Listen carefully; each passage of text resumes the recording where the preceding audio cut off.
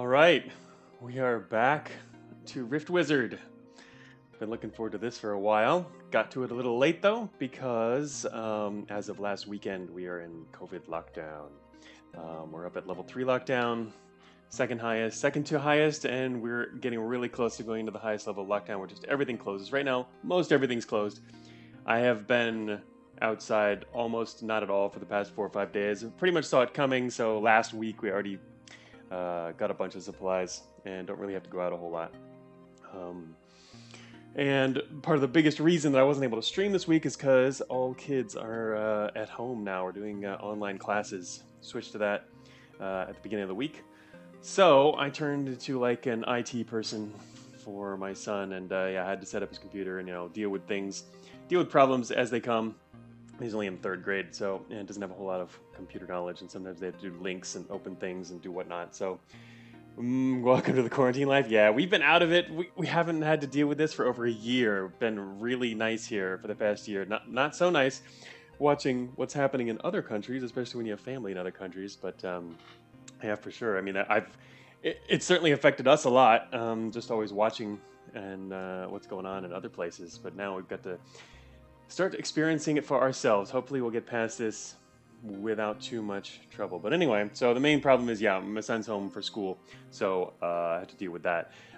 So I postponed the streams. I didn't even know I was going to get to streaming this week, but yeah, it looks like I think today is probably an okay because we've been doing it for a few days, and yeah, he's more or less okay now. I've set him up pretty well every day, keep changing his settings and helping him. He's gotten pretty good at it.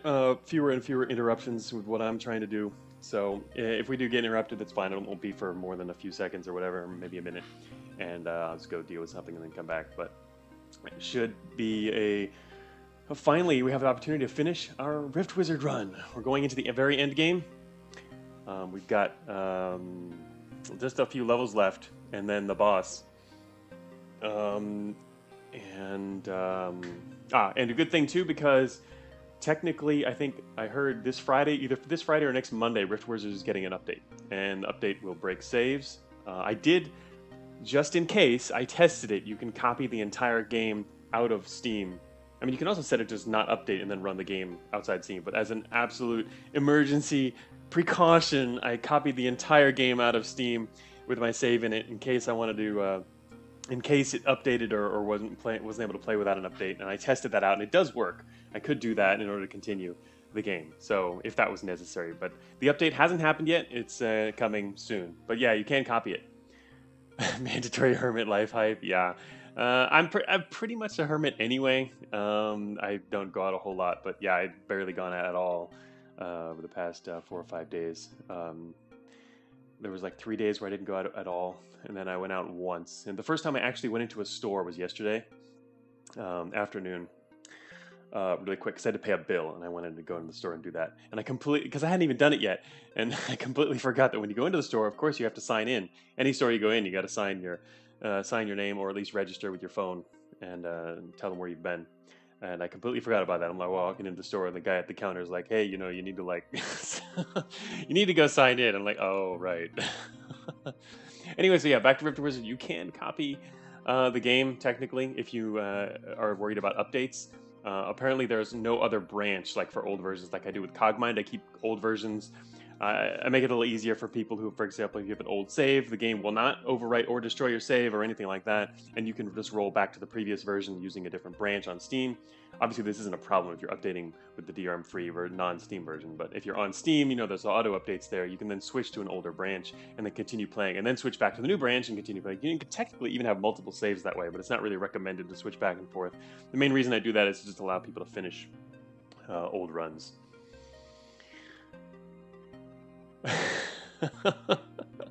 I see what you mean, Chris Sandwich. Yeah, there's a limit to how much antisocial I can handle. Turns out. Yeah. All right. So here we are. We're currently realm 22. There's 24, I think it was. Yeah, there's 24 plus the boss is apparently in his own level. So we have only 2 more levels, and these do get a lot harder. Once you get past 20, these last few levels get really crazy and difficult. So this is where we are now. We're currently on second Still sitting. I forgot. There we go. Okay.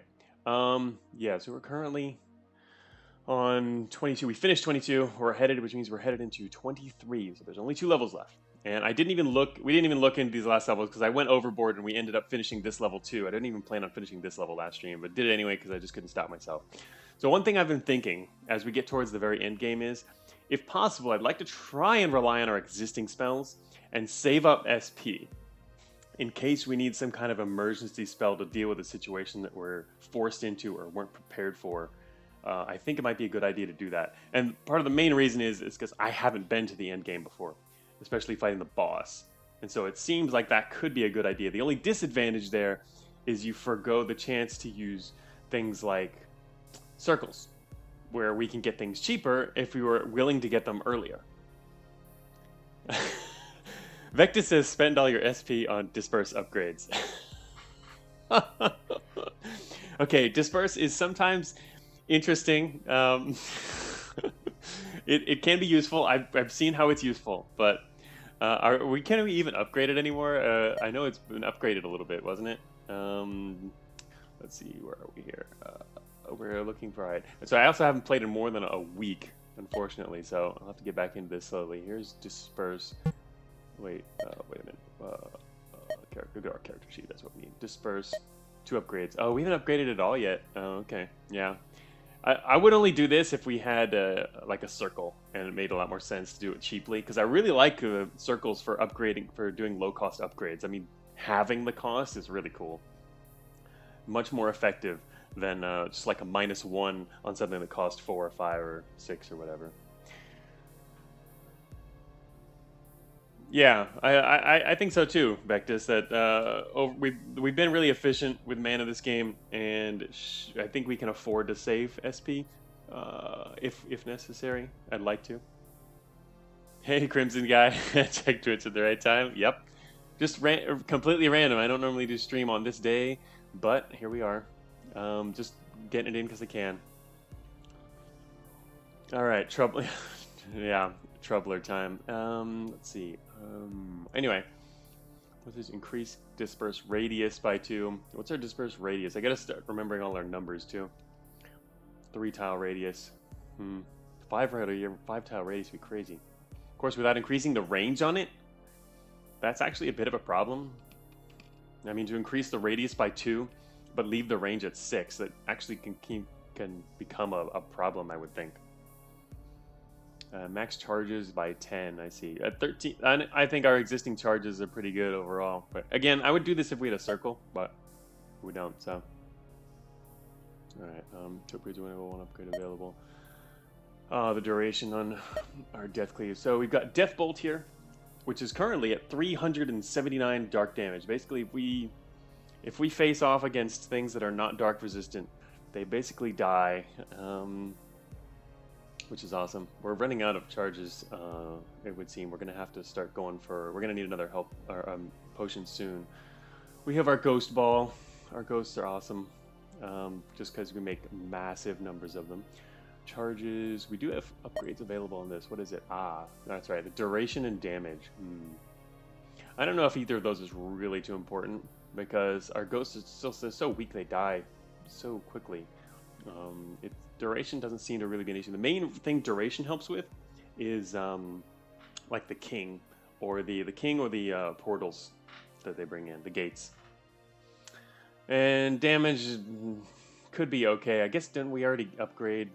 Then what did we get for a ghost ball? Is +2 radius, was that? Yeah, and yes, +3 range on our dominate. We still have 5 dominate charges. I didn't really end up using that much in our last on this map that we just finished here, because I was having trouble getting close enough to stuff in order to even use it without presenting a danger to myself. Couldn't move around fast enough, so I ended up killing everything using other means. We have 5 dominate charges left, which is nice. We definitely don't want to use a mana potion yet. First thing to do would be to try and find an optimal way to get rid of these, because dominate is really powerful. Alright, so 80 HP, but we also have upgraded it with brute force, which means we can dominate things that are weakened. Death Cleave, got 1 left on that. And disperse. Here's our old sorcery bug. Okay. Alright, so we've got an idea of what we've got here. Item-wise, we've still been using very few, saving all these things up. Portal key, we have a lot. We can even skip the next 2 floors if we want to, but this is kind of just emergency there. We also have two disruptors, which is pretty cool. I think those will come in handy in the next couple floors. Can re-roll stuff if there's really just no options. Physical shield, earthquake orb. If we really want to open up a map, we do have the option. So we could take 25 damage from this too. Healing potions, we've got 5 right now. Got to watch our health because we haven't gotten any more since the very early in the game. We haven't gotten any more ruby hearts, which means our max health is probably. I don't know. I don't really know how it compares to other players by the end game, but it feels like it's probably kind of low. By now, it seemed like it was early. It was high early on, but it's probably low for the very late game. And things can do a lot of damage now, so this is pretty dangerous to let it go too low. We do have these for 10 turns. Chaos Spell is pretty awesome. Alright, haven't gotten a chance to use the Chaos Spell. We have used one stopwatch before, which was very helpful. Saved us. Okay, but I'd like to save as much of this as possible too, mainly because I don't know what's coming. We do have Void Spikes, so these are our skills. We've gotten a few of those. Dies to dark damage, so as long as we can zap something, as long as something's not immune to dark damage and we can zap it with our Death Bolt combined with a Cleave, then we can stun everything else around, which is pretty awesome. Icy Vengeance. We definitely just got this a little while ago. Whenever one of your minions dies, up to 3 random enemies take ice damage equal to half a dead minion's max HP. This is pretty good with our just having a whole ton of ghosts and skeletons, especially the skeletons. Skeletons that have lots of HP because we took them out with a powerful Death Bolt. Hey, Jack 9. It's the end of October. It is the end of October, correct. And we have Void Spikes here. Whenever one of your arcane or undead allies take damage from an enemy, deal 5 arcane damage to the source. So that's pretty cool. Again, especially cool with this is cool with both ghosts and skeletons. Just using them all kind of as a way to attack. This is actually really good with the ghosts because they don't do much damage themselves, pretty much any. But just by throwing them out there and letting them die to enemies that especially enemies with AoE attacks that attack a bunch of ghosts at once, they suddenly take a ton of damage themselves and can even die that way, which is pretty useful, like some of the enemy mages and stuff. Okay, so we've reviewed that. We have 6 SP, and we have fire immunity. And we have Fire Circle if we want to go for a fire spell. What is in the next maps? This guy still hasn't disappeared yet. Alright, first thing I always check. I like to check what the reward is, or rewards. There's a Sorcery Circle here. Enchantment Circle, and wait, there's nothing else? There's no items at all, just a Sorcery Circle. Healing Potion and Enchantment Circle. 2 Healing Potions and a Holy Circle. And 2 healing potions, a mana potion, and a holy circle. I imagine this one's probably the hardest. All these seem hard. They all have multiple bosses. 2 or 3 bosses in each one. Masked Wizard is not too big of an issue, I don't think. But there's several of this here I haven't seen before. In fact, there's lots of these I haven't seen. These are late game. Alright, so let's check the Big Troubler. I like how Big Troubler is listed at the end, and it's not red, though. It's not considered a boss, but it's like boss power? I always thought that was kind of interesting to see at the end there. Alright, so yeah, there's a lot of bad stuff here. This one here, so there's the Dreamer. So at the end of the last stream, Vectus was wondering, he wanted me to look at the Dreamer, so let's look at the Dreamer. The Dreamer, where are you, Dreamer? Here you are. Boom, here's boss. 1 out of 1, 10 shields. Seeing 10 shields reminds me of my desire to get that thing that sucks shields from enemies. What is this? Oh my god, what? Alright, this is like a super troubler, basically, which is, now I can see why Vectus likes it. This is just ultimate chaos. 4 arcane damage, 12 range. Alright, so they have a basic little bolt, and there's a 50% chance to teleport each other unit up to 4 squares away each turn. So they're basically just making everything on the map jump around. Best enemy in the game? Right. Honestly, it's not that bad. It's only 4 turns away, but it's each turn and it's 50%. So basically, every on average, every other turn you're going to be jumping 4 turns away, and so are all of your friends. That seems interesting. I I like less the idea that there's also Reapers here, and if you teleport next to a Reaper or if they teleport next to you, you die immediately, pretty much, depending on the order of turns going on. That seems very, very, very bad. In other words, you could theoretically die instantly if you're within 8 turns of 8 spaces of a Reaper. Dominated is nice. Oh wait, dominate what? Oh, what dominate what? You mean the Reaper? Maybe, probably. Obviously, dominating this guy is pointless. Dominating this guy just does nothing for you because the effect is still in play. You could dominate other stuff, but yeah, here's our Frostfire Mage. Like, we can just totally dominate this guy. Hurl Frost, dominate this guy and let him get teleported around. Disperse and dominate the Dreamer. I mean, I don't see why you dominate the Dreamer. What's the point of dominating him? I mean, he teleports everyone. He doesn't teleport enemies. And he's otherwise he's not really all that powerful or worrisome. I mean, you basically either want him dead or not. I don't know. So you want what? Dominate him so he lives longer? You get to enjoy the effect longer. What has spawned into this? An elf lightning artist?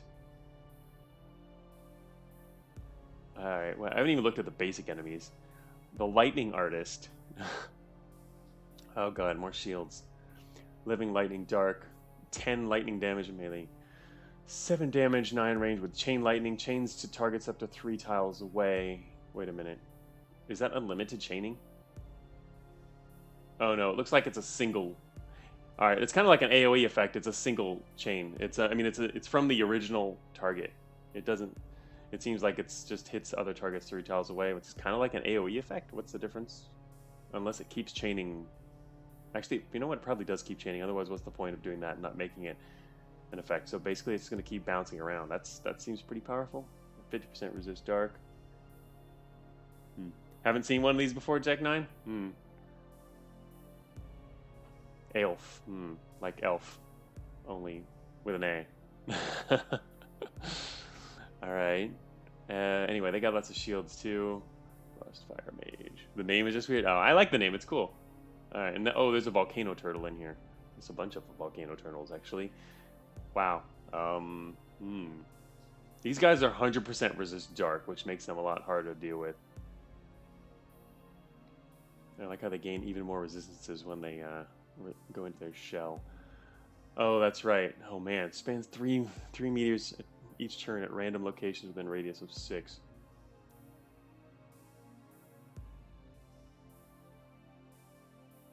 Tiles directly hit take 11 additional physical damage and become floor tiles. Oh, so they really open up the stuff around them too. Enemies hit are stunned for 1 turn. Basically, yeah, you don't want to get near these guys.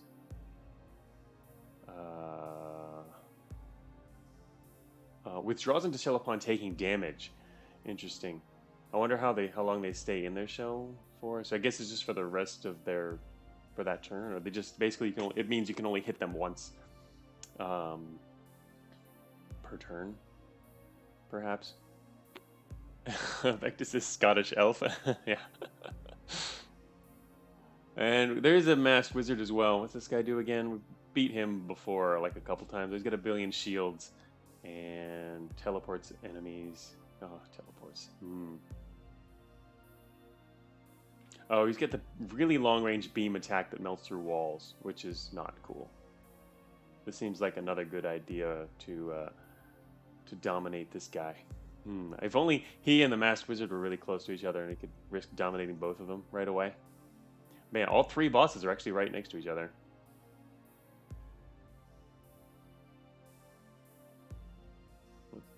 3 arcane, 6 arcane, 14.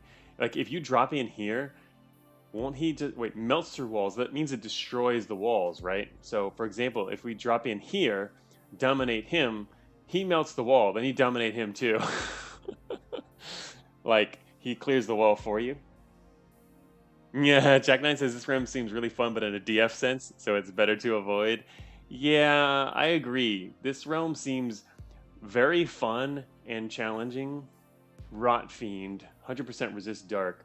I like the idea of this realm. It seems like fun, but I also think it's a higher likelihood of accidental death.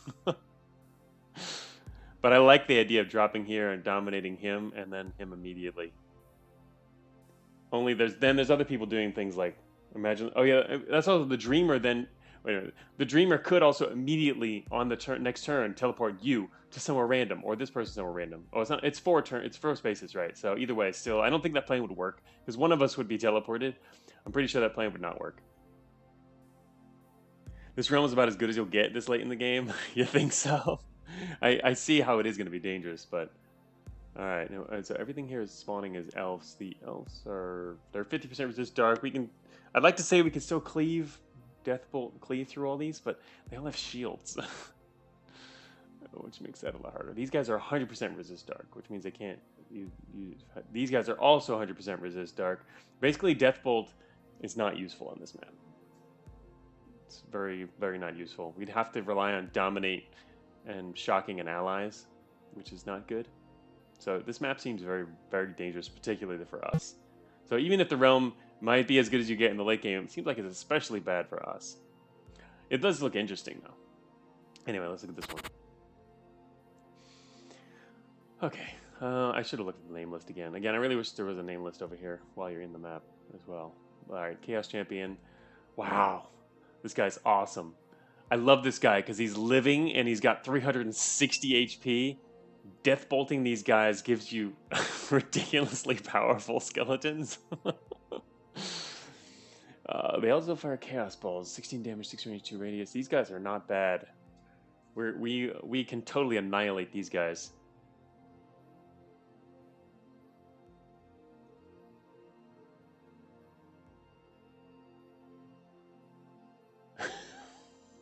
What? I just wanted to chat. What? Oh, nothing. Thank you, Vectus.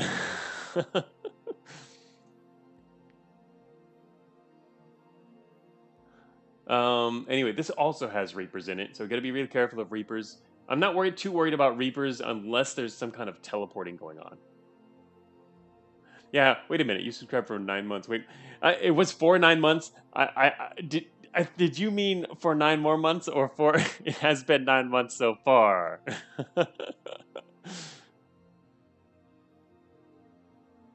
Reapers blink. Oh, that's true, but it's only 3 tiles, so it's not. That's not too big of a deal. I mean, yeah, that's right. I had forgotten that Reapers also blink. Got to remember that.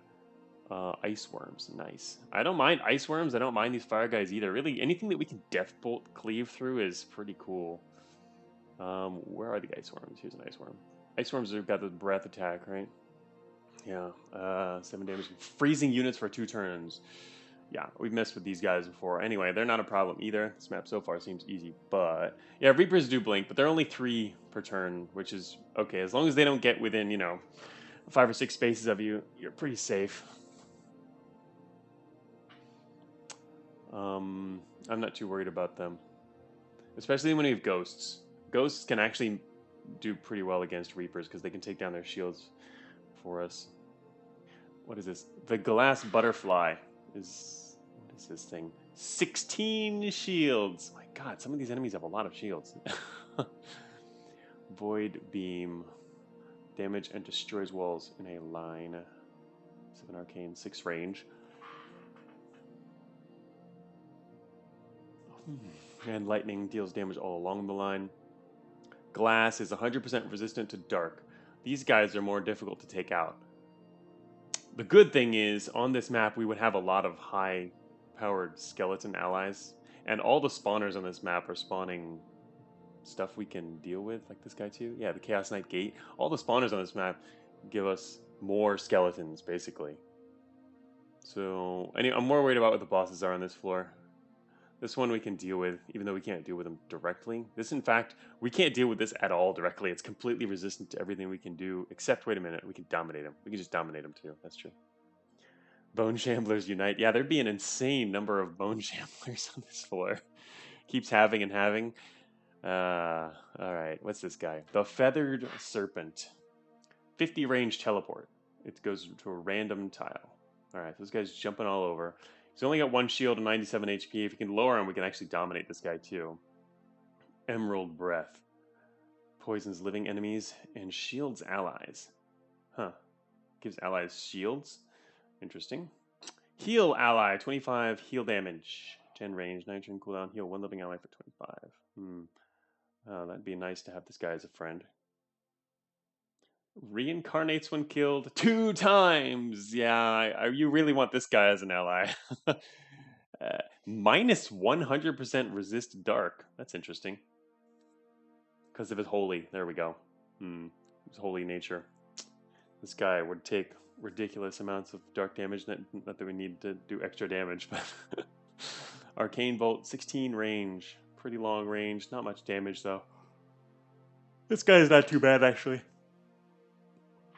He's not bad at all. I'd really like to... Actually, yeah. I would definitely like to dominate this guy. I'd have to weaken him first, but... could weaken him pretty well with... Actually, we could weaken him with a Death Shock. That would weaken him perfectly. It would take down his shield and then also take down his health enough that we could just own him. That guy's not a problem. Where's the other boss? The Translocator. Oh, God. What does this guy do? Teleports victims 4 range up to 3 tiles away. So this guy's hard for melee units to get near. We can also dominate this guy. I think dominate.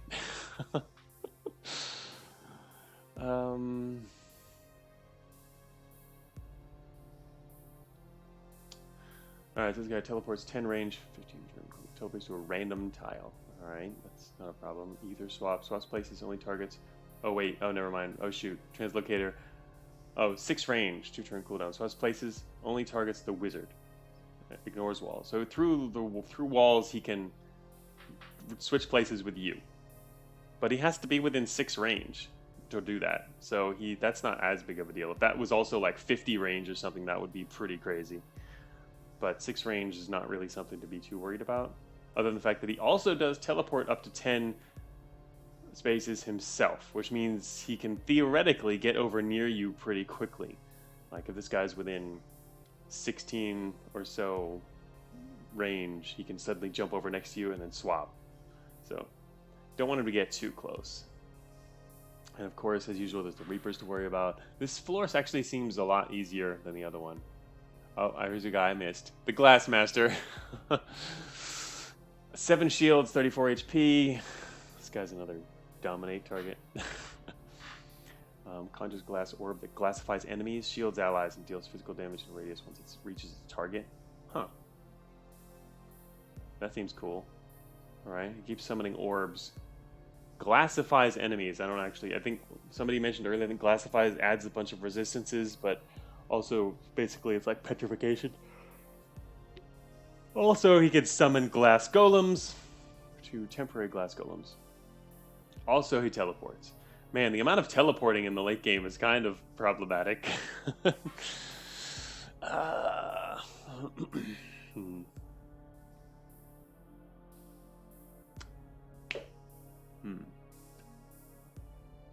14 range on the glass orb. So with 14 range, that means it summons anywhere within 14 range, and then the orb can move around on its own. I haven't seen a glass orb before, but I guess that's you want to know what the glass orb can do on its own. It can also just summon this straight into. Also, wait a minute, 2 radius. What does that mean? I guess it does damage within that radius, and also summons an orb at the center. Seems like that's what it means. Yeah, Jack 9, petrified but prettier. Seems it. Yeah, some people were telling me about it, I guess, last stream. I'm not quite sure how the spell works. It seems like it damages everything in a radius and spawns an orb in the middle of that radius, probably. That would be my guess. Glass shard. Seems like it's the orb's radius? I don't think so. I imagine by orb it means an actual. It's a creature that's spawned at at the location that it's summoned, but it's not going to be like the ghosts where it's spawning a whole ton of orbs. Oh, unless you mean 14 range. Unless, I mean, it summons the orb right next to it, and the orb can move up to 14 spaces away. But, I don't know. And it does 12 damage in 2 radius around it each turn, or something like that. I don't know. Can't quite tell, but my guess is it damages in a radius and drops the orb in the middle. All right. I'm not too worried about that, to be honest. This guy's pretty good, but, I mean... okay, the next question is, so actually I think this map's probably one, so it's definitely better than the other one. I think it's one of the best options, mainly because we can easily take out Chaos Champions with our build and the dragons. Both of the spawners we can easily take out this stuff and make really good skeletons on this map. So I think this is probably going to be where we're going to go, and then have to deal with these other special guys.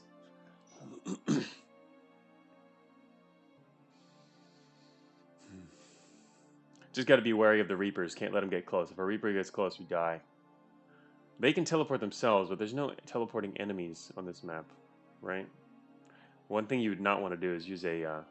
we wouldn't be able to use Disperse on this map because of our Troublers. They could kill us with...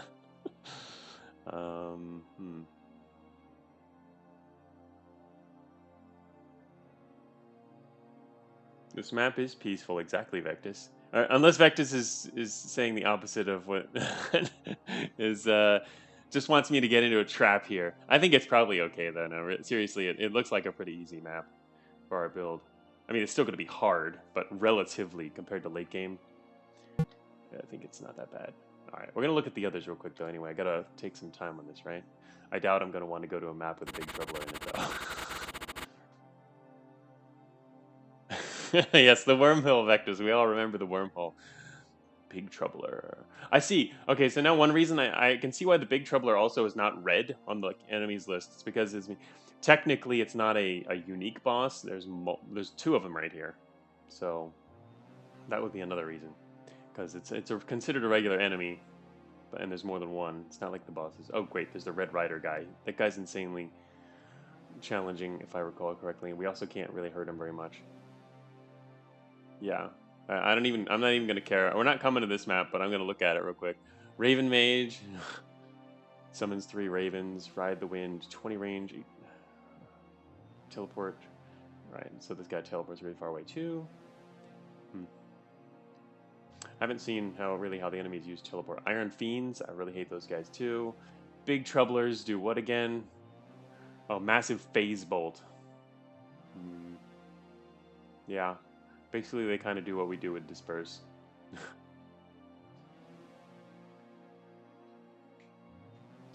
10% chance to blink up to 8 tiles away. Yeah. They're basically just running around dispersing. I hate Rider type enemies. Are there others? This is the only kind I've seen is the Red Rider. This is the second time we've seen him. I mean, he's not a regular enemy either. He's kind of just... he's a boss, but... yeah, seems... not good for our build, in particular. Fleshy Mass regenerates 21 HP per turn. That's some significant regen. Wow. This is also they're 100% resist dark and tons of HP. We can't even take these guys out very easily. Man. Fleshy Mass returns from its debut in Luvera. Yeah. Iron Fiends and Ash Fiends, and where's the other bosses on this floor? I wanted to see bosses. Red Rider, isn't there another boss somewhere? Oh, was it this guy? Oh, the Raven Mage, that's it, yeah. This guy, I don't know if he's good or not. Blind all, wait a minute, what? Mass Blindness. Blind all enemies for 3 turns. Are you kidding me? What the hell is that? Does that, enemies include the player? Something tells me this doesn't include the player. But if it does, that would also be interesting. Blinds all enemies for 3 turns. And, oh my god, Vectus says it does include you. Blinds all enemies. Reduce your spell ranges to 1. But if it blinds, it means you also can't see further than 1, yeah? It reduces all spell ranges to 1. Actually, we did talk about blindness before as well. That's right. I remember the reduced spell ranges to 1 thing. Can you actually not even... Oh, you can... Wait, what? You can see while blind? Because there's no LOS in the game? Oh, okay. So you can still see, it just reduces your spell range to 1. Gotcha. I mean, sure. That's annoying. I guess it's not quite as deadly. I mean, mass blindness in terms of actually not being able to see, except adjacent would be crazy. I guess it's kind of interesting. It's can be kind of misleading there. But anyway, we're going to skip this map without thinking about it much further. And, oh, I should look at the map first. 1 second. What's the list here? Pillar of Worms, Swamp Queen, Lightning Master, bunch of glass butterflies, Ace here, Ice Worm, Brood Mother. Ah, haven't seen one of those Brood Mothers before. Mind Devourer. Yeah, I know what they do. They eat those spells.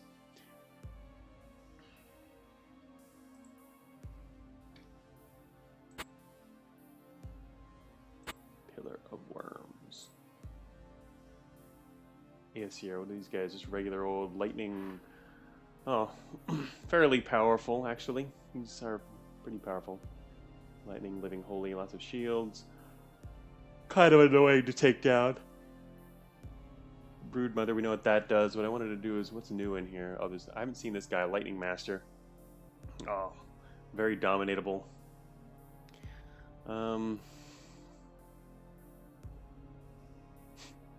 Greatest caster has 50% resistance to lightning for 8 turns.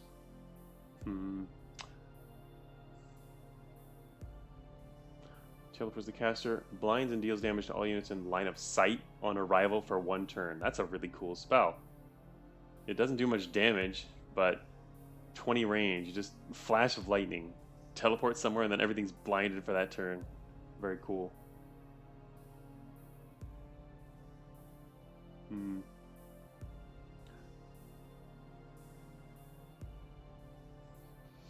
Okay, he is only slightly problematic, I guess. The Swamp Queen. Mushbloom. Not very familiar with mushbooms. 5 gray or green mushbooms. It's probably blooms, isn't it? Is that another typo? We found a typo. Again. Should be mushbloom. Gray mushbloom's a little scary, not much though. Yeah, I don't know what they do. I don't think we've seen them before. Poison, Toxic Gaze. Applies poison for 4 turns. 1 poison damage, heals allies. Swamp Queen doesn't seem especially bad, but I mean, she appeared actually several maps ago before as well, so being able to appear that early, I guess, wouldn't be quite as deadly. And there's the Pillar of Worms. Summon Giant Worm Ball. Can be channeled for 3 turns. Oh, that's amazing. That's really amazing. Because like a giant worm ball spawns worms on its own. And they can channel this for 3 turns. So I mean, if you channel for 3, it means it's 4 results, I believe, yes? So they can summon 4 giant worm balls every 15 turns, and each of those worm balls is then spawning worms. These guys could fill the map with worms, huh? Sounds like a very cool ally to have. Unfortunately, we just have to drop in and kill him with like a single death bolt. And it becomes like a skeletal pillar of worms. It's kind of unfortunate. It'd be cool to have this as an ally, actually. Very powerful ally. Anyway, I'm not coming here. I'm gonna go to the other place. Basically, by process of elimination, and technically, if this other place was considered too dangerous, we do have the option to re-roll. But honestly, I think this one's pretty okay. The question now is, do we want to use any SP? So to the end of the game now, we have a remaining amount of 12 SP, to my knowledge, unless there's something on the last floor which is different. But we're gonna have a total of 12 left over so far. So could use some now or keep saving it up. I guess the question is, do we need it on the next floor or not? And also, do we want to take advantage of the fire circle? I think we've looked at fire stuff before. I wasn't really sure if there was anything I wanted to take. Plus, as soon as I take something, I'm going to want to probably start pumping it up. And you end up spending a bunch of SP when I really do want to save it.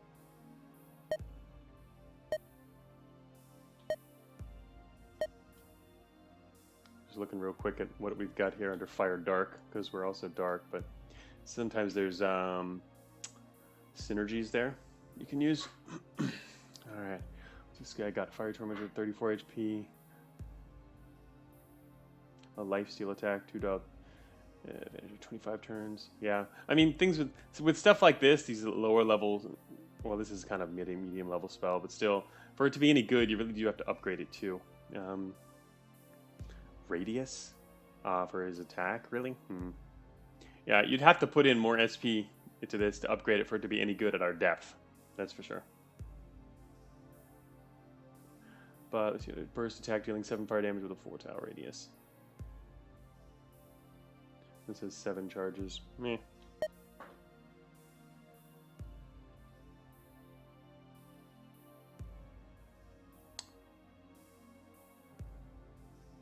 Yeah, I mean, it's really cool when you have these lower level ones, but then you definitely have to put in a whole bunch of other SP to upgrade it. That said, this is already level 1, so that's not even really helpful there, unless the only reason to take this would be if you're definitely going to upgrade its other abilities. Charges, range, chaos, ball. I wonder what those actually do. Would help to be able to look at that beforehand. I wonder how far you can upgrade the damage. The thing is, no. In the late game, it seems really cool that we have Death Bolt, which has increased its own power using the Soul Battery. Whereas some of these other spells, how powerful can they really get in the late game unless you combine them with some other spells or other skills, for example?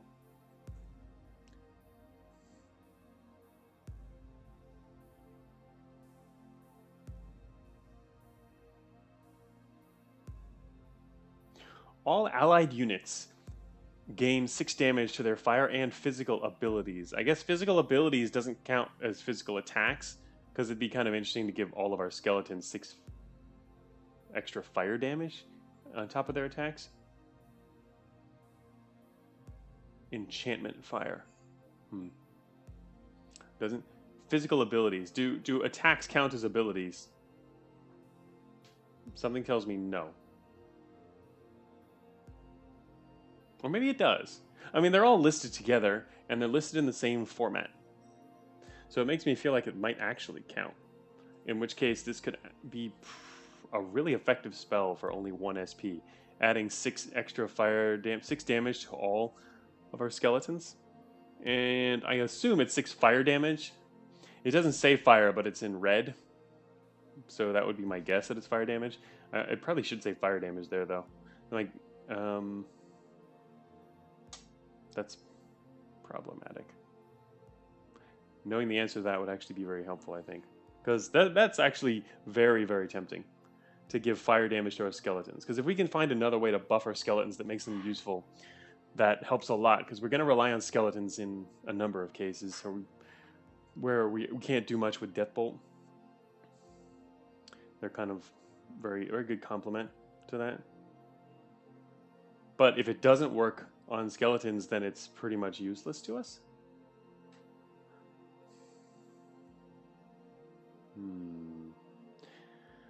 Anyone know the answer to that? Does a melee attack count as a physical ability, as an ability?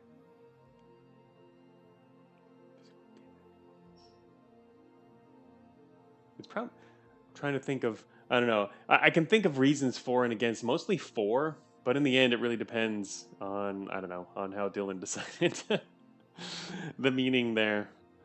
Very tempting, because even if this was it's normally level 2, you half the cost, and then it'd be even worth upgrading it a little bit, if that's the case.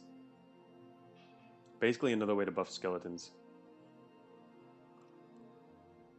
And it lasts 7 turns, and there's 9 charges. It's pretty good.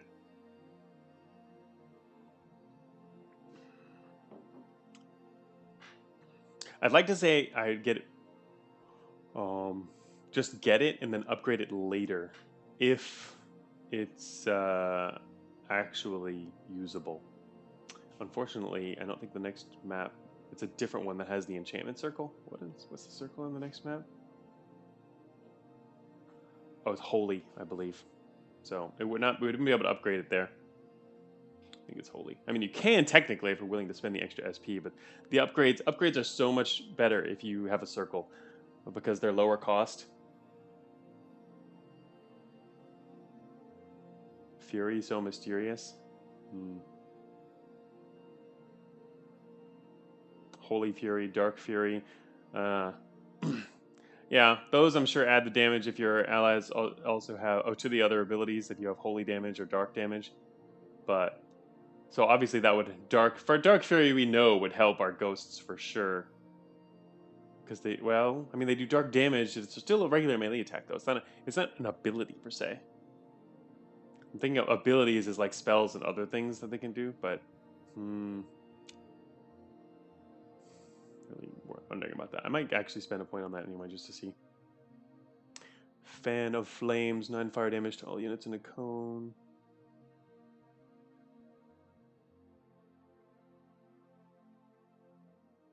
Oh, so got the wrong one. Melt. Loses 100 physical resist. Ha! Oh, wow. That could be cool in combination with skeletons too, actually. If you've got an enemy that you're having trouble with, 15 charges on this, and you can get rid of their physical resist, allowing your skeletons to damage them. I don't think physical resist is too big of a problem in general, though.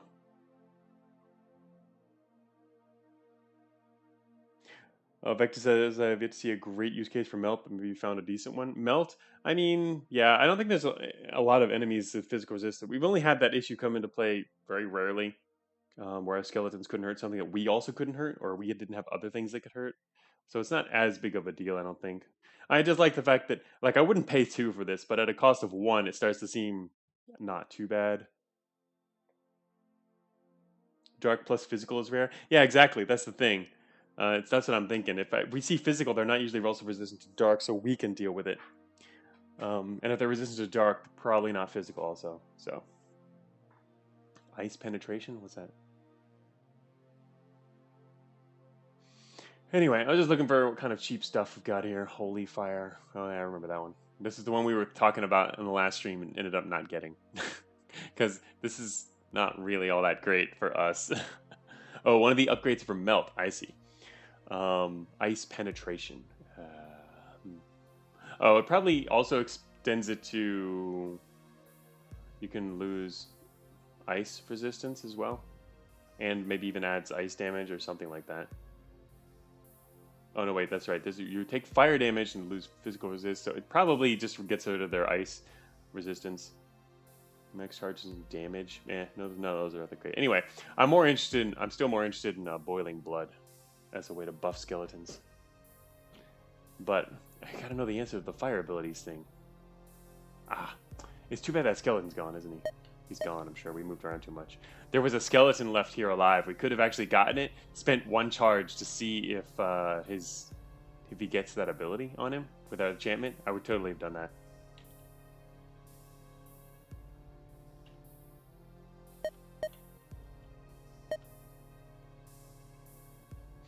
Anyway,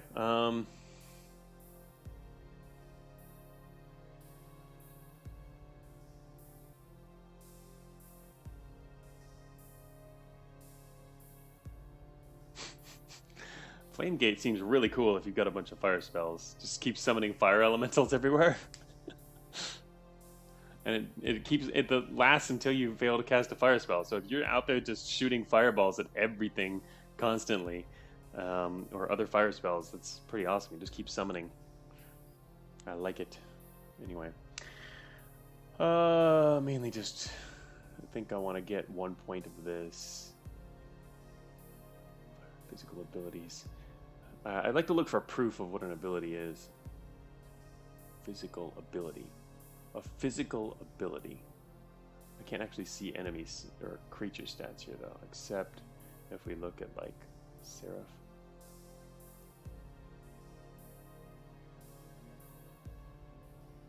Fire Drake. This is a list. This is an indirect list of ability of a creature though, so it's not going to look quite like the creature list.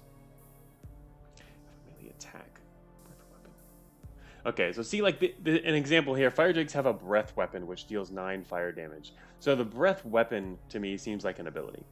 Fire drakes have a melee attack which deals 8 physical damage. That does not seem like an ability. I don't think that counts as an ability. Physical, but what's a physical ability otherwise? How many things really have physical abilities? That seems incredibly rare.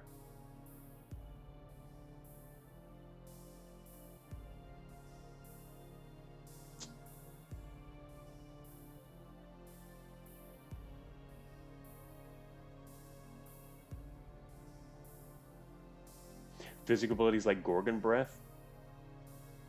You think? Seems like it's pretty rare overall. I mean, I haven't actually seen a Gorgon yet, but I guess I'll skip it then. Mainly just because I don't know what physical ability means. Otherwise, I'd get this if we could buff our skeletons with it. Because that would be really cool. But, yeah, can't guarantee it. Alright. Meteor Shower is also cool. Not gonna do that, though. Alright, so the idea is to go into this map here. Holy Circle, 2 healing and 1 mana.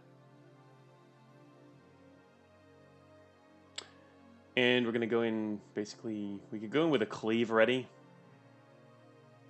And use up the last of our Death Bolts. And I'd like to use the Dominates, but honestly, I think it's going to be hard to actually do that.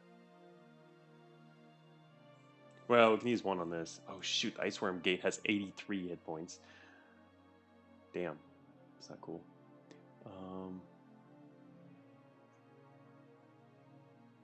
Alright, we can't... We'd have to dominate this guy first. Alright, I'm thinking of dropping into this corner just because it's the least complicated. At the same time, I gotta kind of consider... I'd like to get this Glassmaster right away. Which would be possible, but we'd have to literally drop into the middle of 4 Reapers, and that's not gonna happen. That's just like asking to get killed.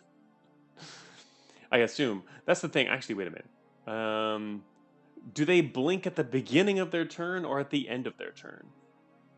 That's something I don't actually know, mechanics-wise. If they blink at the beginning of their turn, then they can kill you if they're within 3 spaces. If they blink at the end, then you always have a chance to escape. I mean, if at worst comes to worst, you can teleport or do something else. But yeah, Vectus, you don't know either. Hey, you've been playing this for a while. Yeah, that's something that's hard to know unless you do like an isolated test case or really pay attention to one. It is really, really important for strategy, though. Like, that would affect what we do here. Like, for example, it might even technically be worth spawning right here just to dominate this guy, as long as these others couldn't teleport on top of you and kill you. Or blink over to you, I mean. And then start dealing with... In fact, I mean, with all these remaining dominates, we could literally, like... land here, dominate this guy, dominate the butterfly, and then just start, and then use the rest of the dominates on all of these Reapers, and then start opening with the Cleave and Deathbolt on these other guys. This is like pretty perfect actually to start right here, as long as these guys can't jump and kill you. This isn't the time to science. No, this is not the time to science. So I'm not going to do that because we're at the end of the game on my first run, and it'd be cool if we won, but this is a very important thing to figure out, because this map I think would be a lot easier if I could do that, is drop right here. It's not only easier, but also save mana, because we will use our dominates effectively really quickly. We couldn't do that otherwise.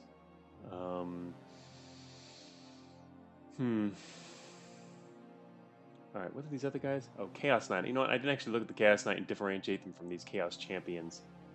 Oh, so Chaos Knights are the ones spawning from this. Okay, they're not as powerful. They do Chaos Ball. 11 damage, 6 range, 2 radius. Pretty big. 3 turn cooldown.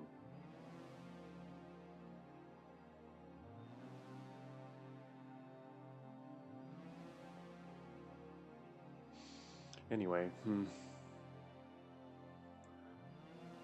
I always like The fact that you can select your location makes it a lot easier to dominate one of the bosses immediately, which is nice because once you lose that first strike option, it can become a lot harder to get adjacent to them, and you end up having to try and kill them with more traditional means, which is it's doable. We've been doing it in the last couple floors, but it's a lot more complicated and than just being able to dominate them and get them to help you.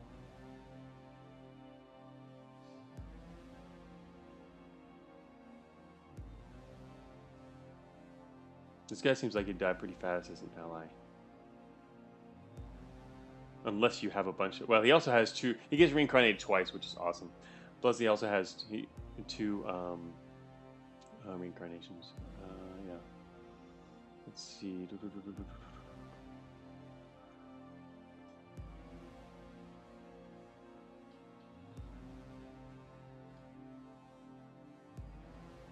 This guy is the least dangerous overall, I think. The translocator, as long as he doesn't get anywhere near you and starts swapping with you, that's fine.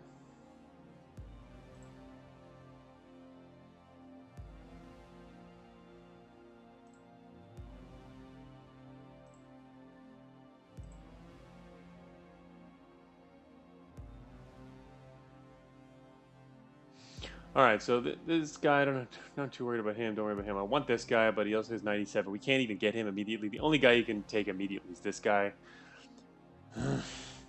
Who, honestly, I really want, but...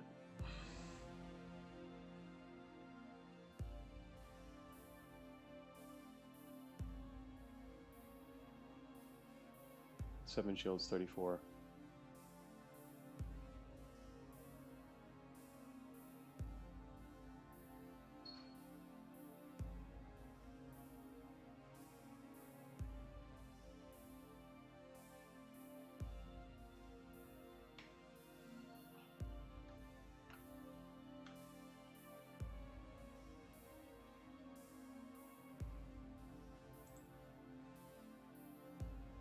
Sorry, I was trying to get my cursor back in the window safely so that I could do this.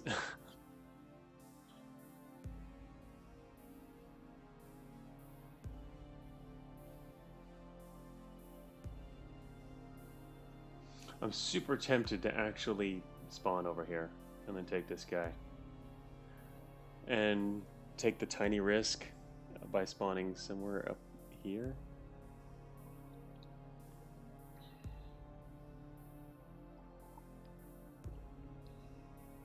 Don't worry, we're going to start playing soon enough. We're done, finally finished. Tiny risk? Yeah, tiny risk. We'd have to use a health potion before coming into this map, I think, either way. And then it totally whacked by too much stuff.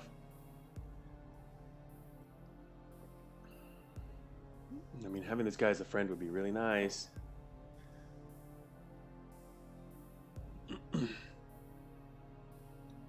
This guy can also hit over there, can't he? Yeah, that's actually going to be a lot of damage.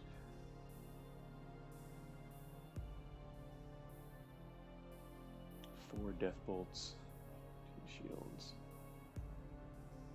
Land here and dominate this guy. I really want to do that. And then death bolt this guy. I mean, they'll start attacking the Reapers.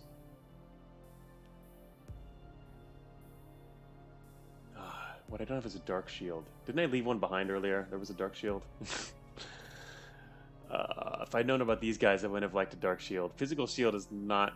I mean, I guess I've used one before, but... Tiny baby risk? Well, it's a mechanics thing. If I knew how the mechanics worked. I don't know whether they can teleport and kill. Shield Siphon is really effective against Reapers if you're sweating over them. Yeah, to be honest, that's what... Every time I'm seeing all these shield enemies, that's why I really want it. Actually... Oh, that's right! Not only that, but if you take their shield... If you take shields, they can't kill you instantly. That's super cool. I keep wanting that shield spell. Alright, before we jump in here, let's go look at that real quick. Because where is it? I don't even remember what it is. It's been a while since I've looked at it. I don't even know what it is. And there's sorcery. I don't even know where it is. It'd be cool, I guess, if there was a little search thing as well. But that's maybe asking too much. Shields protected from them. Yeah, I didn't even think about me having shields and how that affects strategy. That's super useful. It's called Dark Shield. Is it a dark spell even? No. Where does it come from? What's that? What's the spell under?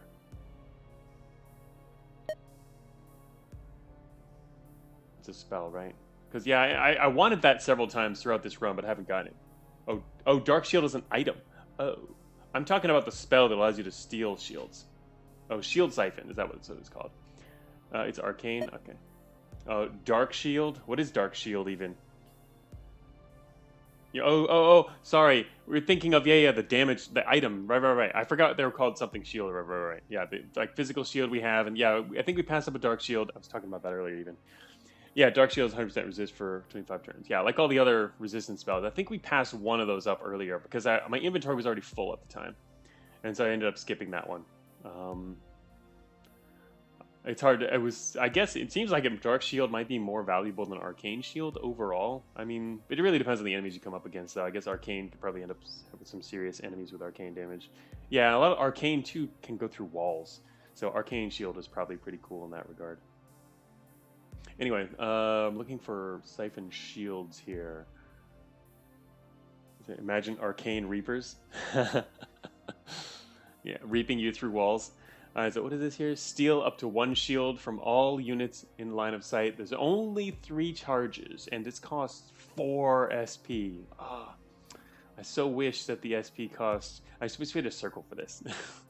So I had the chance to get this earlier. We had an enchantment circle. I say we've also passed on Arcane as well. But I've thought about this spell several times. I still hadn't gotten it, though. I do like the idea of this. But the thing is, Siphon Shields. If you use this... For example, if I use that to drop into that map, that wastes your first turn. Well, not waste, but keeps you from dying on your first turn. How many shields are really in view here even? Oh, that's right, all the Reapers have shields. So technically, like for example, you can come out and even this guy has a shield. He also throws the glass orb. Oh yeah, he glassifies enemies.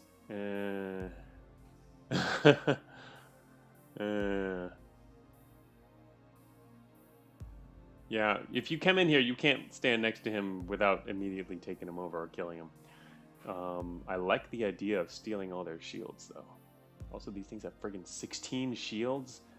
Yeah, I'm gonna dominate that.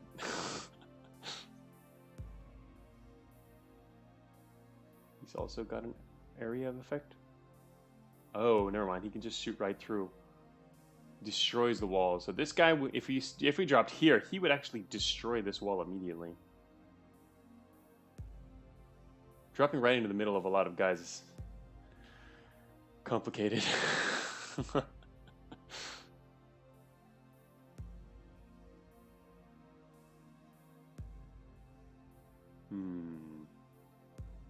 I think I want to do it though. Even if it's slightly unsafe. I still want to do it and dominate 1 turn. Use a health potion, drop in right here. Health potion would give us enough to sustain all the damage, I believe. 16 damage. Gonna 7 damage. This guy would also hit you for 16 damage. I'm gonna take some damage though.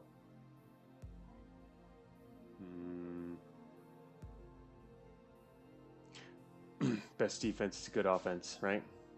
The other option is to just go way out here. My original thought in this map is just to start way out here and just start dominating all these things and then zapping other stuff.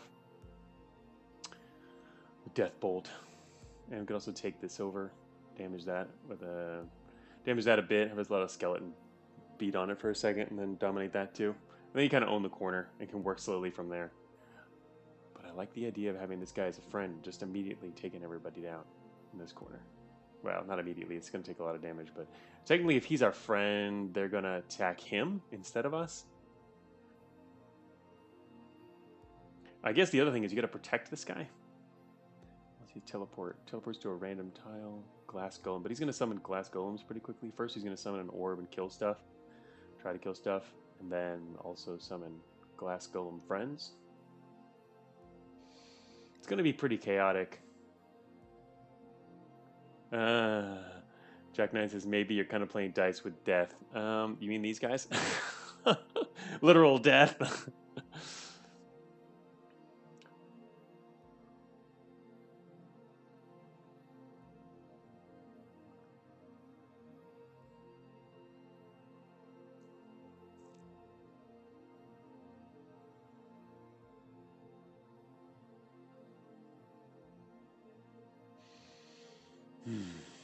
All right, fine. I won't do that then.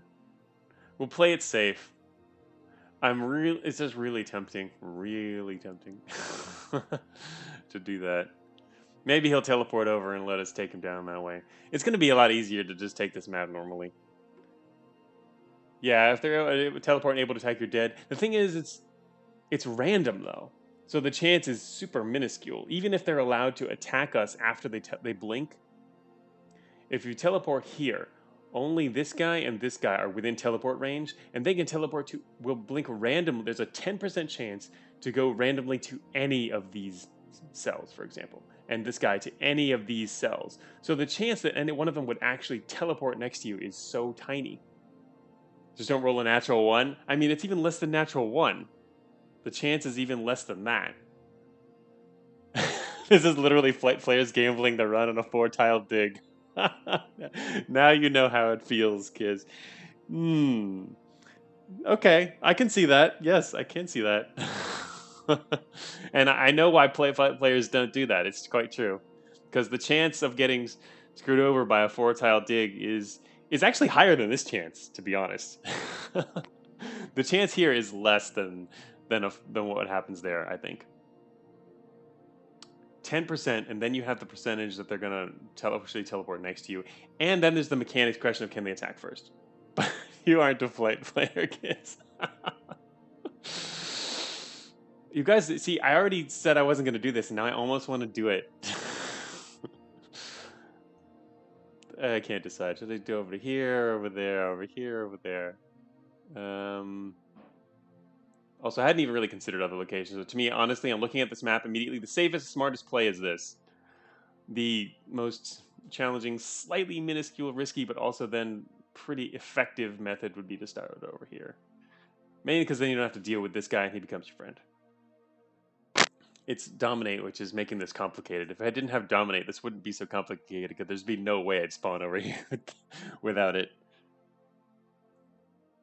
I do also like the Siphon Shields. I think I'm going to get it before I come in here, just because shielded enemies are incredibly common in the late game, and having shields so that you don't die instantly or die from just taking damage alone seems really effective. Now, I say that, but then also there's a lot of sources of tiny damage, but I mean, even those, I tend to avoid them most of the time. This one is Holy Circle, right?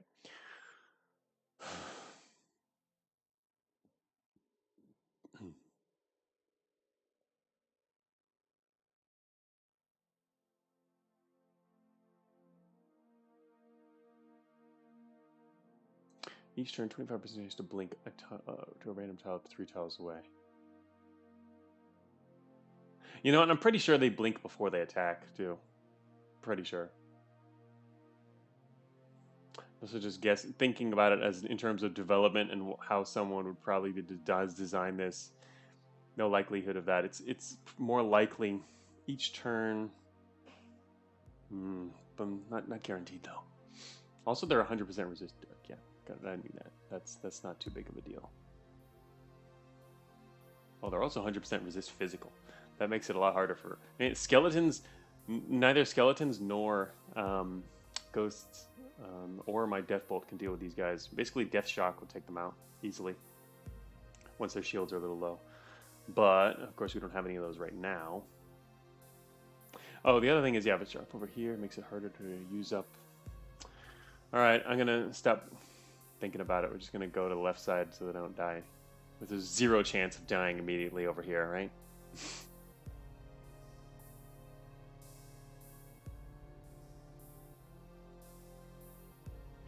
Okay, so what do we want to do on the left side? Checking ranges of these guys. He's not too close. There's that guy.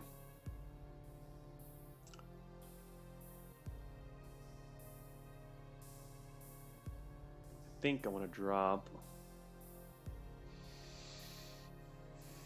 somewhere. Just gonna shoot over there, over here, and I think I'm gonna dominate this guy. Dominate this guy, death bolt this guy. I'd like to say dominate this guy. Maybe he'll be damaged by then, rather than having to kill him with a death bolt. Or do a death shock and also take the worm gate. Definitely gonna want to take that either way, I guess, but it's probably gonna die. Unless, no, it won't die once we get ghost balls and other defensive measures out.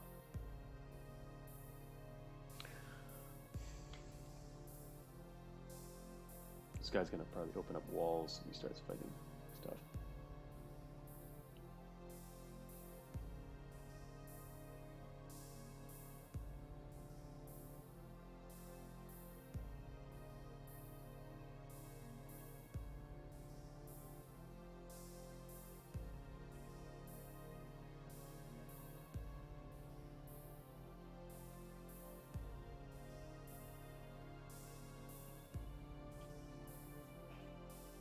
I think I should stand right here. Stand here and dominate this guy. I think actually he might end up getting close enough to hit me on that corner though, which is kind of annoying, but I was trying to stay up there so that once I dominate him, they're more guaranteed to attack this guy rather than me.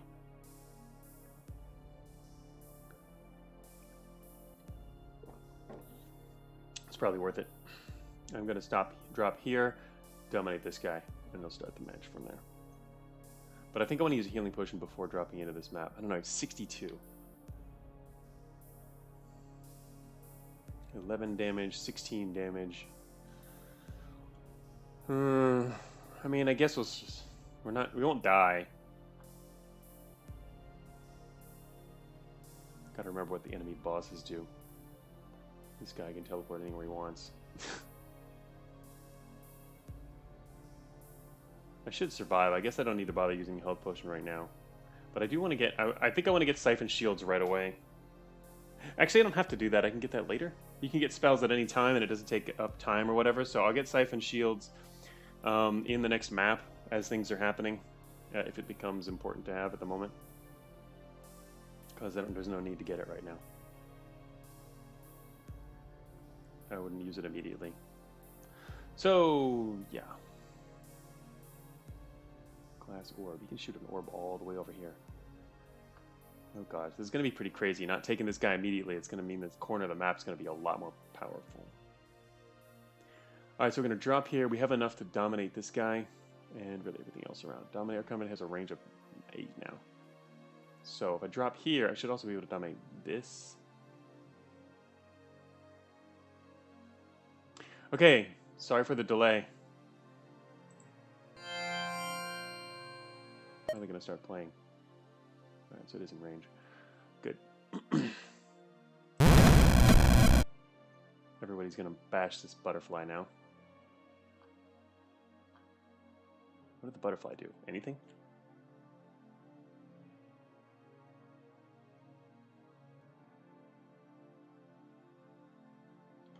Iceworm Gate took damage from Chaos Ball. Wait a minute, does it do damage to all units?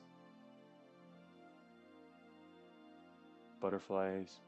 That's right, Butterfly is pretty powerful in terms of resistances, eh? It has a shield, but this Iceworm Gate just got really beat up. Does this do damage to everything? Who's doing damage to everything? Oh wait, never mind, it's probably this butterfly here. So he did damage that. I could dominate that now. I don't really want the butterfly to kill the gate immediately. But...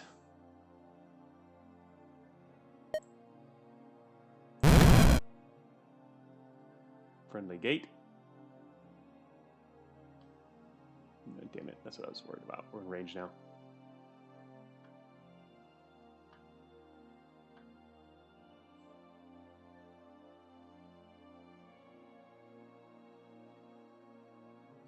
We're currently at 62, which is still good enough.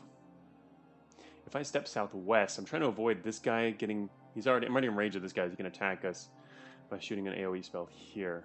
So if I step southwest, though, this guy's probably going to approach, and that's going to be more problematic because I use my turn to move here. I wanted to...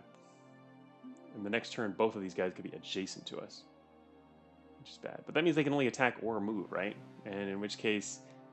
Oh, he's got a cool... He's on cooldown, so he's going to move. That's right, they're on cooldown now. I got to remember their cooldowns. Cooldown. Also, we got to remember what their cooldown means. 2 means that the next turn they won't do it, and the second turn from now they will attack. Okay. Wait. So this guy is unfortunately not yet on a cooldown. Damn it.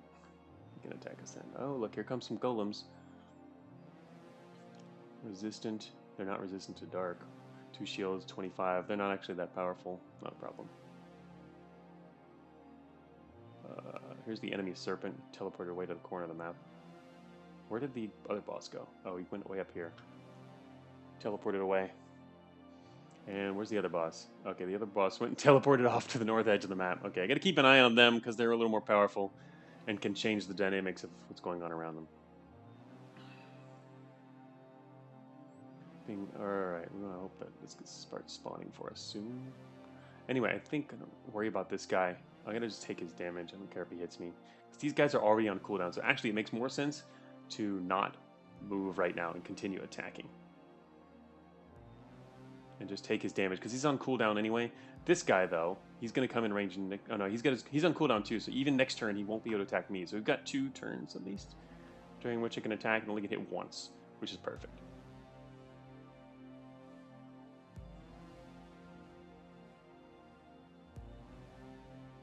It's just what we need.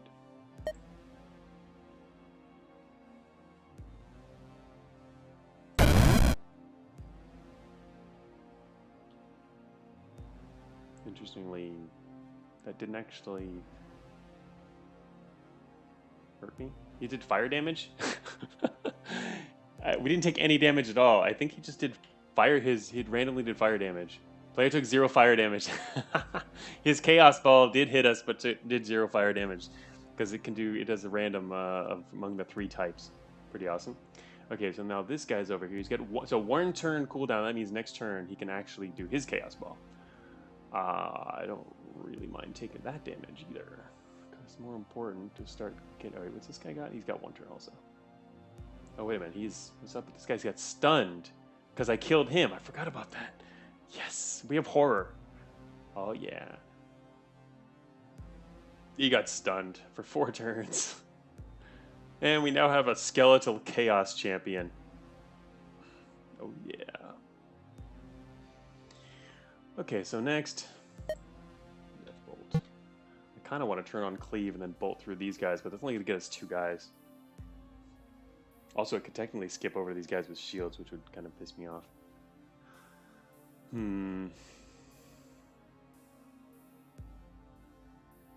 Wow, it's everybody in line of sight. Is it? Oh, it's maximum a certain number within line of sight. That's right, up to 3 within line of sight. So even this ice worm got frozen.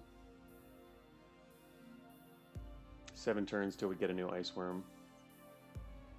I like how this is all blocked up by walls. There's some places. The only way to connect to the north side of the map is right through this. Here's the bottleneck.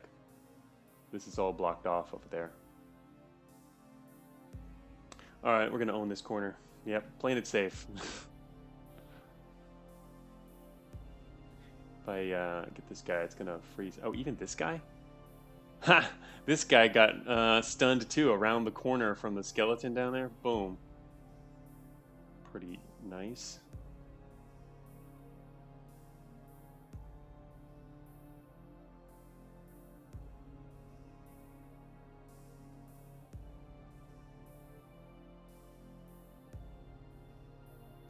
Alright, so next, I'm trying to think mainly just how we want to use up the rest of our charges here.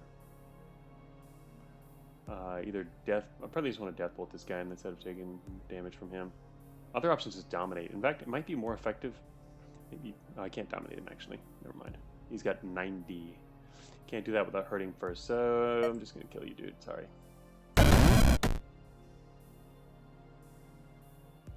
This guy's now dominatable, so I think I'm gonna do that too.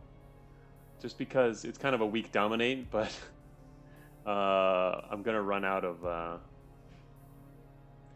I'm gonna have to use a mana potion soon, so I'm starting to use up charges. What happened? This guy just went into the wall? Because he destroyed the wall somehow earlier? Or did he blink into a wall? I didn't think enemies could actually blink inside walls. He does destroy walls in a line, though, but I didn't know he destroyed that wall when he attacked this earlier. He did get one attack on it. Maybe it's gonna be interesting if the diagonal attack does actually destroy walls next to it. Anyway, okay, everyone down here is now friendly, including this Chaos Knight, which is gonna get his Chaos Ball on our side. Now we just gotta think about this guy coming around the corner. Glass butterflies are strong. They are strong. Glass butterflies are pretty cool allies. I mean, tons of shields, fair amount of HP, lots of resistances, nice ranged spells. They seem pretty cool. They have some pretty significant weaknesses though. So they're super weak to 3 types of damage. But the thing is, they have shields, which kind of compensate for extra weakness. All right, we're continuing to stun everyone over there. All these guys are stunned now. Let's see, Reaper. Let's dominate this Reaper. I think shields completely negate the weakness. Exactly. Yeah. All right, so this guy, I assume, is going to come for us. I want to kind of move north to get a view of this guy. Yes. Oh shoot, he teleported over here. Check that guy out, dude. Go away. All right, now he's going to get zapped by this guy. Can't take him out fast enough. If I move up, actually wait. Oh, he's not going to die immediately though. If I move up here, can I hit him? I'm thinking of moving up here. Oh, this guy's actually about to come around the corner. Never mind. I don't really want to get into range of the ice worm. Especially since he'll freeze us. So yeah, no. Shoot. I was really hoping to get, if I wanted to move up here and then like cleave through this corridor a little bit, we might be able to take some stuff. Disperse the worm. I'm not putting any troublers out there. Troublers, I don't think I'd like to avoid using troublers. Disperse the worm. I might as well just destroy him with a death bolt. That's the next option. Actually, can I cleave him? We could probably cleave him to death, huh? No, wait, what's the total on our cleave? I mean, not cleave, sorry. Oh, I meant death shock, and we can't do that, never mind. I was thinking of the other spell.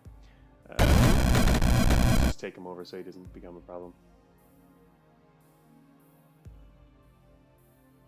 What's going on down here? A friendly knight here. It's going to start spawning some shamblers to help us out. And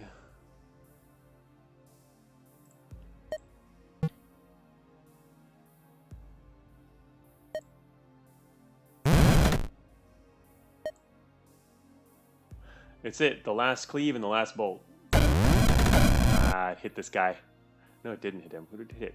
Anyway, I was hoping it would start hitting the Chaos Knight and go up through these knights and the worms, but I assume it hit this guy, but it doesn't look like it did because he's still got 2 shields.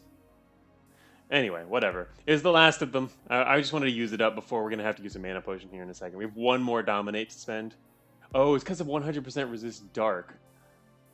Oh, that's what it was. I thought it... Well, 100% resist dark, it still doesn't take out their shields, huh? Alright, yeah, makes sense. I forgot about that. I saw it hit it. I saw it hit him. I was watching for that to see where it would head off to. And yeah, so it couldn't even take out his shield. Either way, it did hit this guy. I was really hoping it would have hit one of the other guys. Alright, can we dominate somebody? We could dominate... This guy's stunned for 4 turns. I'd like to dominate... I guess I could dominate another Reaper. How are the friends doing? Oh, this guy's getting a little closer. The Glassmaster. Where's the orb? I haven't actually looked at the orb. Wait, what? Look at that. You can see the target of the orb. Ah. So the orb is a creature thing. It's got ridiculous number of resistances. Advances towards the target each turn. And when you highlight the orb, it shows its target. See down in the southwest of the orb? Orbs are hella confusing, says Vectus. So yes, this is what an orb does. Looks like it says blowing a bubble. Alright, so this orb here is headed southwest to that. You can see this particular target and explodes if it touches another unit. So it's going to... Wait, touches another unit. That means even allies, doesn't it? It doesn't even say enemy, which means even if it touches an ally, it explodes. That seems not as good for the orb user. Anyway, makes me want him less as a friend, almost. Anyway, so here's the orb there. Glassifies enemies, shields allies. Shields allies. Who's getting shielded? Oh god, this guy got a shield. This guy also got a shield. Everybody in the radius. So the radius is for the orb itself, 2 radius. This guy got a shield, and this guy got an extra shield. It actually is giving shields out. Oh man, I really want this guy. I wonder if we're defensively strong enough here that I could try to advance on him and use my last dominate, but it might be dangerous to try that. If I knew how orbs worked, I would use those as spectacles. They seem, yeah, a little complicated, but also fairly good. Can be. This guy has how many golems? Is every 15 turns? Alright. Golems don't seem super amazing. We only have 1 turn left on them. They don't last a whole lot, all that long. They only had 9 turns or something like that. Anyway, our skeleton's dead, but then of course it spawned a whole bunch of shamblers, which are now going to die, but then spawn more shamblers. Wait, where's our big skeleton? He's up here. Okay, our Chaos Champion is up here. Gonna need some more of those guys. Chaos Champion's good. It's kind of hard to zap through all these things, but... Okay, so what I want to do is... I don't think we're going to make that. I wanted to try to get this guy on our side. Just because he's easy to dominate, but I don't think that's actually going to happen. I'm not going to bother trying with that. I'm going to try to dominate something else. So there's nothing in dominate range right now, though. Alright, I'm going to head northeast. That way we can dominate this Reaper. Oh, this guy's coming closer and closer, though. Our range on this is 8. Oh, man. If he steps 1 more turn over there, I can dominate him. Alright, that'd be cool. He's 1 turn away from being dominated. Is he going to teleport? Yeah, it's pretty certain he's going to come through that entry, too. I think we're going to get to dominate that guy. Even without moving from here. Right, it's better than this guy. Also, I need to stay away from this guy. Wait a minute, this guy blinks. He can blink right through the wall, can't he? Teleport on CD? What's teleport on CD? What is CD? This guy could theoretically blink through the wall and kill us if we're thinking about that. Oh, cooldown. Yeah, I saw his teleport was on cooldown, but I mean just walking. He's not immobile. He's just going to walk right through here. Yeah, I was watching his teleport. That's like the second time you guys mentioned that. Someone said CD the other day, last week. I don't use CD as cooldown. I've never seen that in other scenarios. Anyway, this guy could theoretically blink through the wall. That's worrisome. Teleport now on DVD.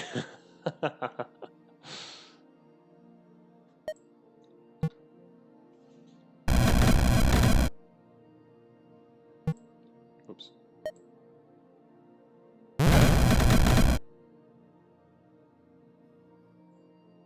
Time to get the hell away from this Reaper.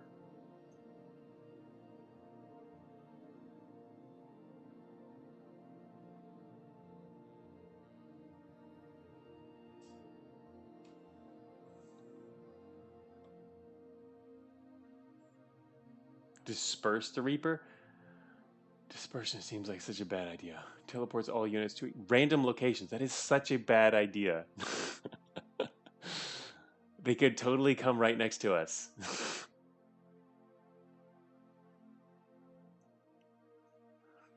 How can you advise me against doing what I was going to do at the beginning of this map and instead tell me to do that? That's such a worse idea. That's the kind of thing you do in an absolute emergency if they're about to kill you, yes. But they're not actually adjacent to us, so that seems like a really bad idea. Also, we now have this Glassmaster as our friend. Alright.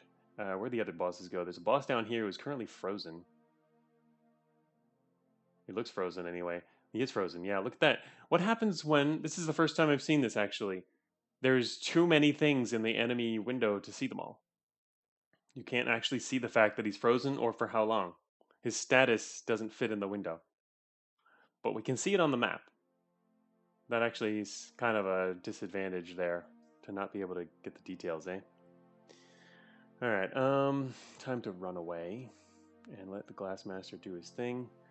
Yeah, I'm gonna run away and use the dev. I guess the dev thinks if something's that complex, you could ignore it. By the way, do you remember Unnamed Buff? Yeah, I talked to Dylan about Unnamed Buff. What were you going to mention? Damage done by Bone Shamblers? Oh, it was specifically Bone Shamblers? I didn't know it was specifically Bone Shamblers, because actually what Dylan told me was that there's multiple ways you can get Unnamed Buff, and he wasn't sure where all of them were. So I was suggesting ways to automate the debugging system to find it for him, rather than relying on player reports to try and figure it out. But yeah, he said there's multiple ways. There's a bunch of possible ways, so he probably needs to set something up to find them all automatically. But apparently, that makes sense that it's Bone Shamblers in our case, because that's what we're using a lot of now. You're really excited when you learn Bone Shambler is one of them. That is interesting that it's called Unnamed Buff for Bone Shamblers. But anyway, yeah, it'll be cool when all that's fixed. Okay, so I'm going to basically take a step back here just because I don't want that guy to get adjacent to me and I want to get a little further away. The other alternative would be to use the mana potion right now, because I'm certainly going to use it in a moment, but I kind of want to get some distance here. Maybe I should go southwest instead. I'm going to go southwest. Alright, this guy is just going to keep coming after me. So...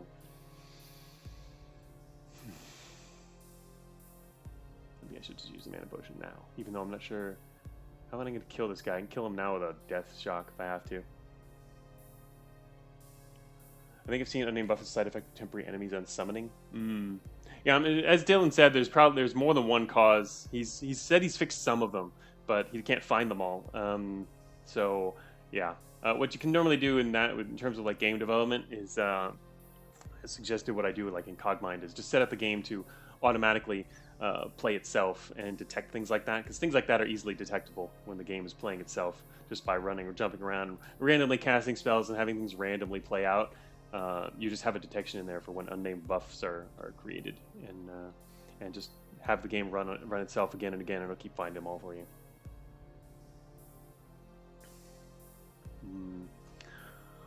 All right. Oh, look at all these guys down here. They're frozen, all of them. This guy's doing a really good job of freezing our Bone Shamblers.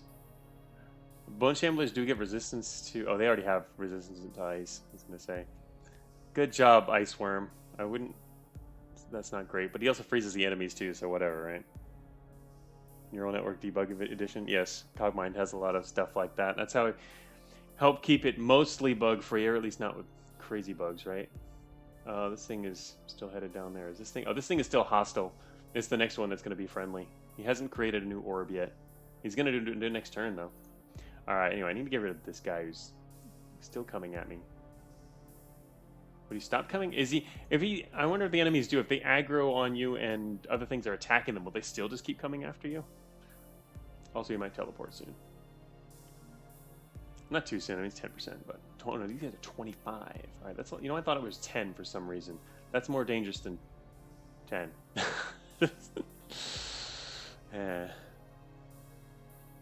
I still don't want to disperse them, though. That would just be a bad idea. Disperse them and drop Troublers here, and then they start moving everything else around here, including these other Reapers, which will start getting bounced around. Stupid Reapers.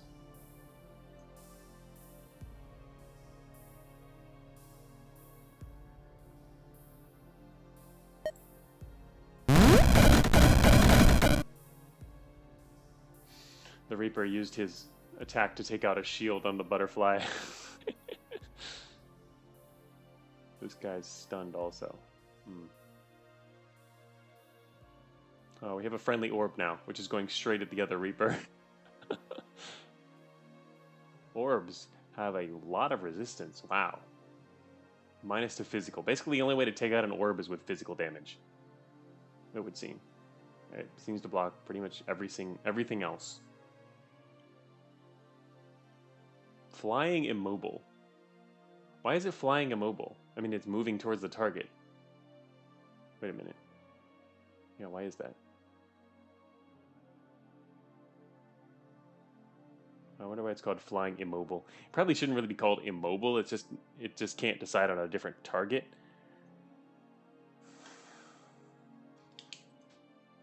That seems like kind of a weird thing to write. Probably should not say immobile. My guess is just because it can't choose its own target or change its target, but Oh, what? Who killed the Chaos Warrior? Did someone kill the Chaos Warrior? Our champion is still alive. Our champion is still in great shape. If you mean this guy, I saw this guy get attacked, and he lost one shield. They have a spell for movement. Oh, Cannoneer's work is extremely convoluted. Alright, so now we're back up to full magic. Oh yeah. We could just death shock this guy to death. It'd probably just bounce off other stuff without doing anything though. We only have 9 death shocks. Not sure I want to use a death shock on this guy, but and I would hope it bounces to this guy next at least. Oh wait, wait a minute. He's friendly. Never mind. In other words, it's not going to go anywhere. If we do a death shock, it's just going to kill this guy and then do nothing else except take this guy's shields down. These guys are annoying. I don't really want to waste a dominate now that we've used our magic, our mana potion on these guys. Mana potion back to full. I don't really want to waste dominate. But the only other thing we could do could drop a bunch of ghosts just to as a shield. But I think they ended up dominating anyway. And then start to work towards death bolting again. That said, oh wait, they're 100% resistant to dark. Can't really do much death bolting until I get rid of all these reapers. Let's see, where's the enemy mage is at? There's this guy down here. Where'd the other dude go? Where's the other boss? There's the feathered serpents in the southeast. Where'd the other boss go? Did he die somehow? Is he already dead? I don't see him. I have to look more carefully. No, I'm raising the very middle right there. Okay, I found him again. Translocator. This boss.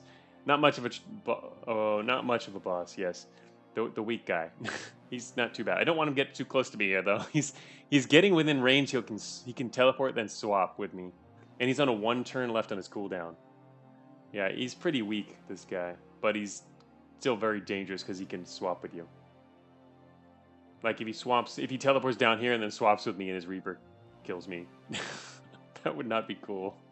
I'm just gonna dominate this guy. Stop worrying about him.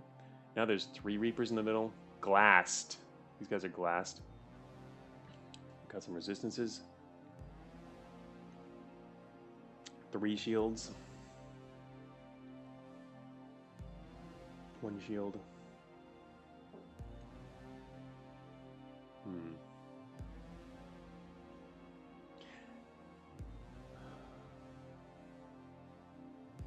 I wonder if I should take Siphon Shields now.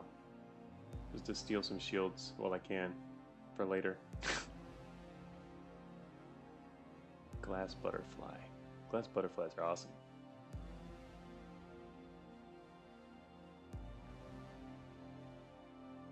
I feel a lot safer with Siphon Shields, that's for sure.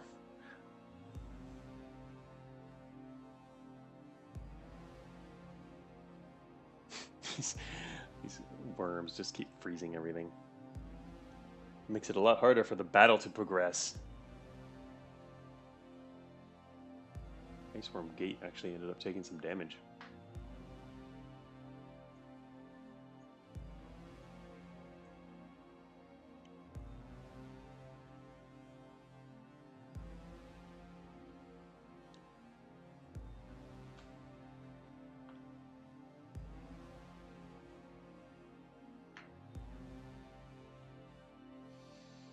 Yeah, this is about to explode. Striping Seal is a fine call, yeah. Yeah, I kind of wanted to do it earlier when I could have been in more view of some stuff to steal from, but it's getting a little late. I'm not going to be able to steal much at this point. But I'm pretty sure I'm going to want that before the end.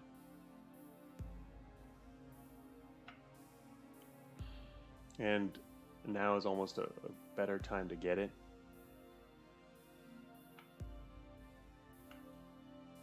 How many shields can I steal right now? I can only steal 1, 2, 3 shields right now. Better than nothing. The main reason in this case is not for offensive purposes, mainly just to give me some extra shields so I feel safe. One quick question. What's in the next rifts? Enchantment Circle. you kidding me? Siphon Shield, isn't that an enchantment? Death Dice? What the heck is Death Dice? Huh. Tombstone. This map doesn't seem too bad. Death Dice is extremely good. Seems like it just randomly kills stuff. And this one is Enchantment Circle. Yeah, I haven't seen any Death Dice at all. It's the first time I've ever even heard of that item. Tombstone. Anyway, I'm looking ahead just because I was thinking, what if I didn't get Siphon Shields now and went for it in the next turn, which is kind of interesting because in the next map because we're almost at the very end of the game, so waiting until the next realm to get it is also kind of pushing it. But also there's a giant soul jar. I wonder what that does. That seems really cool. Enemies can't die until it's dead. Something crazy. Well, they have to be able to die, but they reincarnate until it's dead. Not as good as Stopwatch, but still, yeah. Death Dice is 666 damage to 6 random enemies. Is it really? No, that doesn't seem quite as good as I thought. I mean, I can do that with my Death Bolt. Seems like it's better for people who don't have a Death Bolt, which instantly obliterates so many things. Anyway, Enchantment Circle. Arcane, Siphon Shields is also enchantment. So technically if we go the other route, we could get Siphon Shields next turn for cheaper. But you know what? I'm just not going to bother. I'm just going to learn it right now.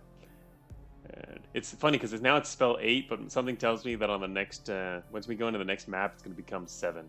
Sorcery moved itself to the end last time. Or that might have been when we saved and then came back to the game. Might have been that way. I'm not sure what did it, but it automatically moved.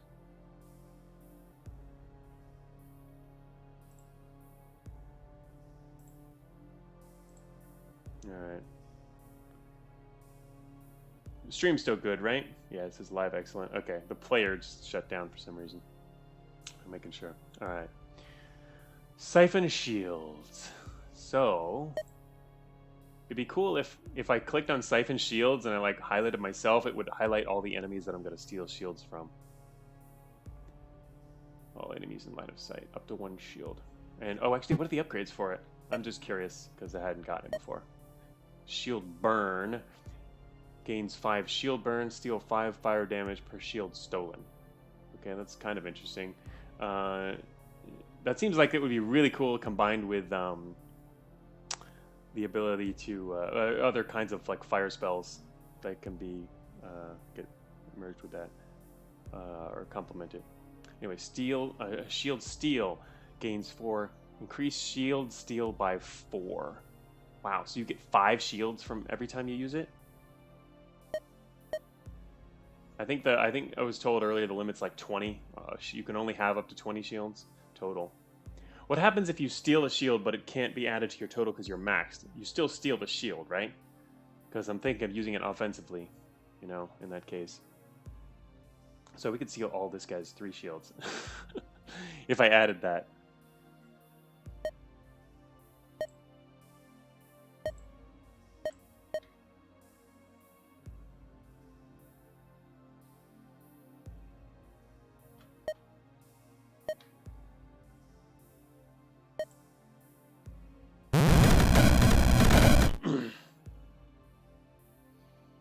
Wow. Did you see that? No, wait, did we take 4 or 5? We took 5 shields. It doesn't say how many shields we got. We took 5 shields, I'm almost sure of it. We just got hit. It's so hard to read this with all the white text. Also, you can't scroll this list. Makes it hard. I know it's kind of still in development. It's probably the next release might improve the message log somewhat.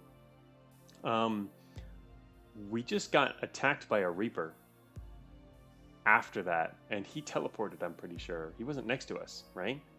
This guy just teleported and attacked in the same turn. I'm almost sure of it. He hit us and took down one of our shields. If that's true, it looked like that's what happened, and that's incredibly close. And it does also say that they can teleport and attack. I'm pretty sure that's what I saw. Unless I can easily... this seems kind of important, but so much stuff just happened that I think it might be too hard to find. Yeah, it's not on this list.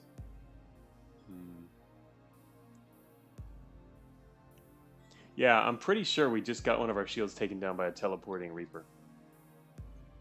Anyway. Yay, still have 4 left, and none of you have shields left.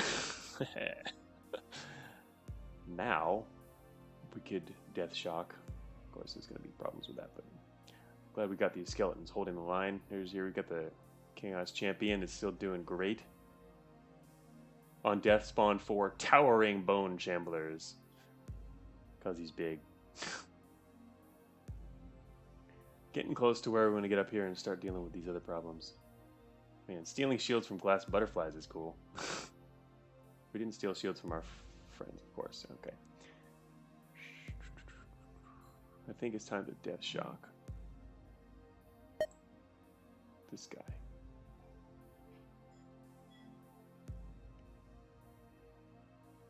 Because no one else, they don't have shields anymore. So, I mean, this guy's friendly, he's got shields, but this guy's almost dead. Just want to get rid of these. Sort of worked? No. Got 2 of them.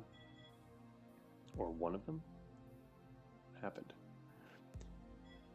Glass Master's in good shape. I really want to get our Death Bolt going up in there, but then there's that guy. Anyway, we've got 28 Death Bolts. Time to start making more friends. This guy needs to go away. Damn, how am I going to get rid of this guy? Why is he still alive, even? Oh, that's right. The Death Shock skipped this guy. You can make me do another Death Shock, aren't you? I can't use ghosts on him. But wait. Ghosts could indirectly... They block him and indirectly kill him by taking damage. Because ghosts... we got our Void Spikes and whatnot, which can have our ghosts dealing damage to enemies. These guys are doing really well down there.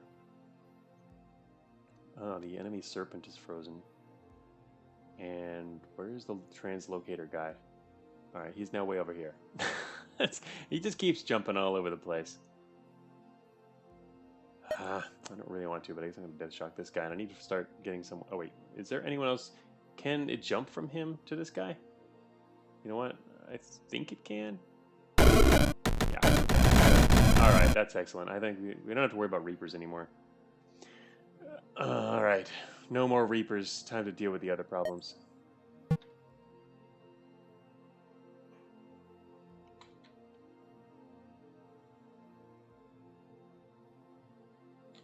Everything up here is frozen because of this friggin' worm.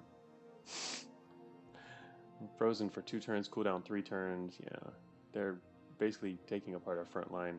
But this guy's got... The Chaos Champion's got so many hit points, he's cool. We need to take the rest of the Chaos Champions now. Unfortunately, these guys are getting really damaged. Can I hit them with a Death Bolt? No. Stuff is in the way. That's a problem. We need to get out. There's 2 fronts now. I kind of want to take the champions, get them on our side on both fronts. But to do so, I have to move towards a given front. And I'm not sure which one is more useful. If I go to the north front, this north front is going to basically just start taking up all the attention, probably. Try to get an angle. Nope, can't get out of there. You gonna be dead soon? No, he's in good shape. I still can't get to that guy. Why can't I still can't hit him. I feel a lot safer with 4 shields. Shoot, I still can't get him. Anyway, all these enemies are now stunned. Oh, you know what? Wait a minute. Are they stunned because of our Reaper? Reapers killing things with their... Reapers killing... Does that work too?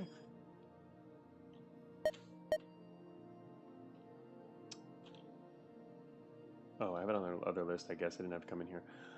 Yeah, it's whenever they die to dark damage. Wow. Having Reapers killing things is stunning stuff, which is really awesome. Oh shoot, the southeastern corner just fell, and this guy is now over there. Are you kidding me?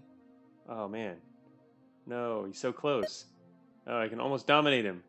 He's actually visible to dominate range. Alright, now I don't want to move north. Because, is he going to stay there? Oh, he's not. He's going to try... Oh, wait. He's got 2 turns. He's going to fire an arcane bolt next turn at this guy, which means he is going to stay there, and I can dominate him right after that, as long as he takes some damage from the worm, which is not going to happen, actually. The worm's not going to hurt this guy, because the worm has a cooldown on his breath, so he can't use his breath attack. He's going to have to move to the east, so he's not going to actually hit this guy. He's 1 point above our dominate range. Then we could dominate him. Shoot, so close. So close. I mean, not that he's an amazing ally. He does heal a lot, which is cool. I'd like to get some healing from him. But he hasn't used any of his reincarnates. Shoot. Unfortunately, it's going to take 2 turns. What's this guy going to do? He's going to just shoot him. And the other things on our cooldown. It'll take 2 turns. So it looks like within 2 turns, our Ice Worm will actually be able to damage him. And then we can do it. So, but I can't leave from this position. He should stay stationary unless he teleports, which you can't do. Okay, I think we can take this guy just by standing right here. I'm going to try to find something else to do then. Our champion is up front. Glass butterfly. Ton of shields. Which we could steal. But no, we can't. It's not in range yet. You could use sorcery. It doesn't have enough range, does it? Yeah, it's out of range. Yeah, sorcery could speed it up by 1 turn, maybe? I mean, if he moves here, it's gonna 2 turns. Yeah, it would speed it up a little bit, but he's out of range. It would be pretty funny to use sorcery to do that. It would actually work too, because he's not resistant. Disperse for troublers. No. I'm not too worried about it. I would use disperse now. In situations that might be okay, because I've got 4 shields. I feel a lot safer using disperse. What's the range on our disperse again? Ah, here we go. Yeah, we can technically disperse stuff. And not that I want to, but we could disperse all that stuff up there. Nope, don't need to. Don't need to. Unfortunately, it means I don't have anything to do right now. Drop a ghost ball. I have nothing to do. Except, I mean, there's an option. I could, like... Unfortunately, I can't death bolt anything useful. Oh, wait. I can actually death bolt the serpent and just kill him and put him somewhere else. Ghost, maybe? I don't know. Ghost for what, though? I don't have a reason to drop him. I'd rather save him. Because it'd be funny. Yeah, exactly. There's no real reason. I think a death shock against an... I don't know. Like a death shock, our own bone shambler, would then bounce north and hurt stuff. That's the only thing I can see sort of maybe mattering at all. But even these guys are resistant to lightning. Everything, other things are resistant to dark. It's kind of just a waste of a charge. You know what? I think I'm just going to sit here for 1 turn. Waste the turn. Move enough allies anyway. Okay. We're getting close. 1 more turn. This guy's going to get whacked by the worm. And then he's ours. Make sure he's in range. That is highlighted, that cell right there. It is highlighted right. Triple check. Yeah, that's going to be highlighted. Okay. I'll wait 1 more turn. Actually, can I death bolt anything now? No, we're still not in range. Okay, fine. 1 more turn. Alright, serpent's ours.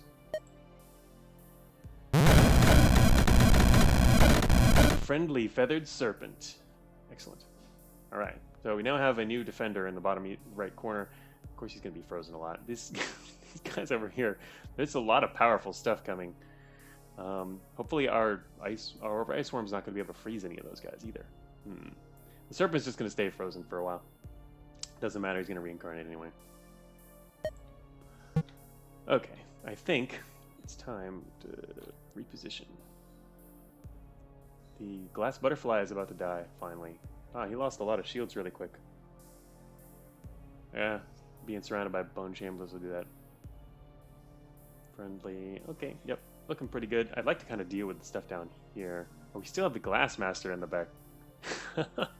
Where's his orb going? He's going after this guy. Glass Master is down to 2 shields. And he's currently frozen. Stupid ice worms.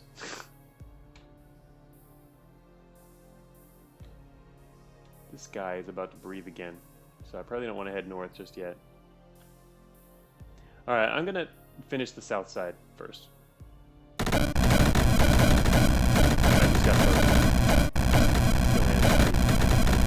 Good thing I had friends and shields. I lost a shield too. Clarity. Immune to disabling debuffs. Wait, oh, that's right. That's the first time I've ever had that happen. I heard you get clarity. You get clarity for 1 turn after you come out of being like frozen or petrified or any of those negative effects, just so that you can't be permanently put into that state. That's literally the first time I've ever seen clarity, because I always avoid it. I'm super careful, right? Alright. Where did he just died too? The enemy ice worm also died. A lot of things just died. Well, a couple turns just passed. This guy is really close. I can actually deathbolt this guy. I can deathbolt him, which will automatically mess with the middle horror a bunch of his friends over there. A lot of them are frozen too. Alright, yeah. We just stunned this other guy. Pretty good. Pretty good. Anyway, the champions are unfortunately getting really beat up because I kind of wanted them on our side. But even this champion, all the enemy champions. Oh, actually, wait a minute. The skeletons are restored to their max HP, of course, so that actually is not a problem. We can still want them on our side. It's kind of annoying. Everything's in these walls are in the way. I kind of like a way to get rid of walls. Let's see, we've currently got 3 shields.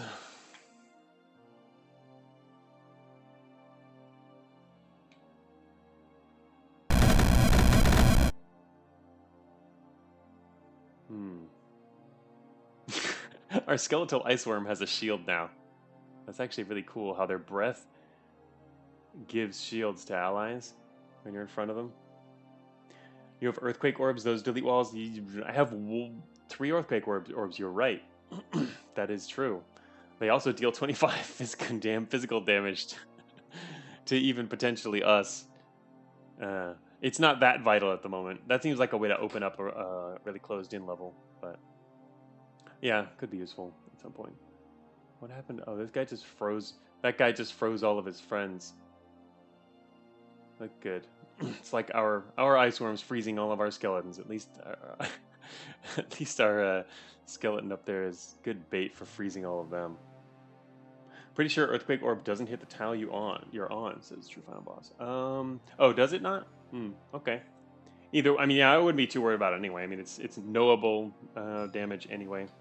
But yeah, a lot of things in the game do seem to geared towards making sure that they don't also affect the player.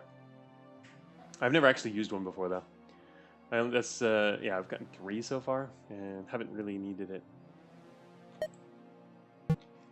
All right, I'm still gonna head towards the southeast and clear that part of the map. Oh, you've never been hit yourself, Vectus? Maybe that's why. Yeah, I guess it'd be nice if those things were kind of a little more clarified with the description, but we can generally assume that that's the case with pretty much everything. Oh, Reaper friend here doing his job. Just going down here to make sure this part of the map gets cleared. This guy's poisoned for 12 turns. Alright, how many enemies are actually down here? Oh, there's this guy. I'm gonna deathbolt this guy because he's got a lot of hit points.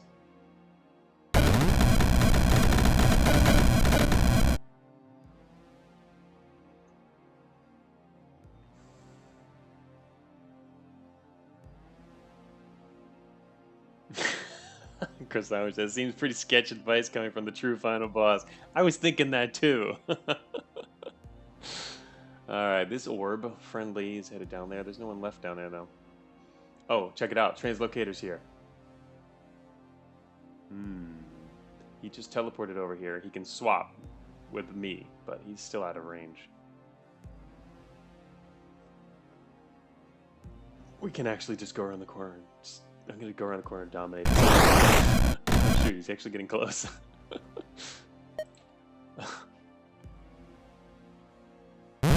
Alright, we now own all the bosses on the map. Wait a minute, did our friend die? Aw, I think the Glassmaster's dead. His Golem is here. His Golem is here, but the Glassmaster himself died. We had all 3 bosses a second ago. Now we've just got the Translocator Yeah, we didn't own all the bosses on the map concurrently. You're right. We almost did. The serpent's also about to die. They weren't. This isn't really a frontline. This is none of these guys are frontline bosses. That's for sure. I'm just taking them so they're not annoying, really. Okay, now we can own the rest of this map fairly easily. At this point, is it possible? I was gonna say, can we chain a death bolt now? I think we can. Yeah, we should be able to chain a death bolt. Kill everything. Yeah. I'd rather take over the Earth Cube. Alright, I'm gonna do a death cleave. Wait, what's the range? I don't want all these things to die. This one is. Oh wait, this one has 3 shields. Oh, he's friendly. Never mind. There's only 1 in range, which means it would be if this guy dies next turn. Is he gonna die next turn? I think he can't die next turn. Because if I use a death cleave, it's gonna be really annoying if he dies. I think I need to move forward a little bit, but no, I don't want to get frozen by this dude. Now, if I move forward, I get frozen. I think I can manage it. Yeah, there we go. That's what I wanted to do. Alright, I got several of them. Killed one of their gates and got a bunch more skeletons. Can I bolt anybody else? No, I don't think so. I can bolt a friendly. If it'll bounce to something, but it won't. Alright, gonna waste the other cleave turn. Figured that would happen, but that's okay. It's still worth it. Not really necessary, but at this point, I think we're gonna take this map fairly easily.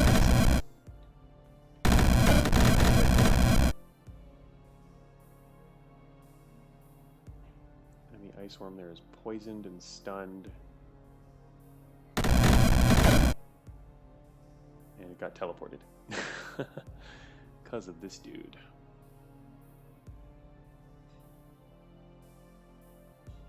There's a Reaper coming. And a Glass Butterfly. I could take some more shields.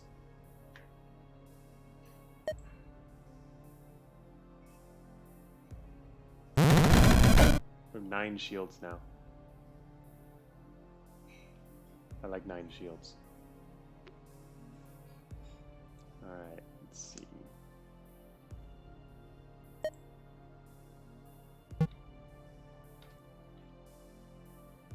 Oh, that Ice Worm just got teleported over here. This guy.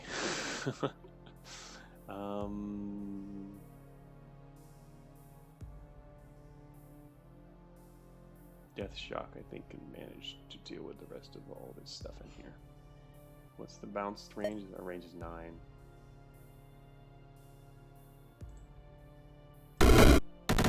What the hell did that just bounce to? Okay, fine. Just gonna start death bolting stuff. This Reaper here, can we hurt this Reaper? It's immune to physical. Somebody can hurt the Reaper. I'm not worried about the Reaper. Got shield. Not be careful anymore. Did he get hurt? He got hurt. Okay, good. Whoa, check it out. Towering Bone Jamblers. It's not dead yet. Oh, it's about to die.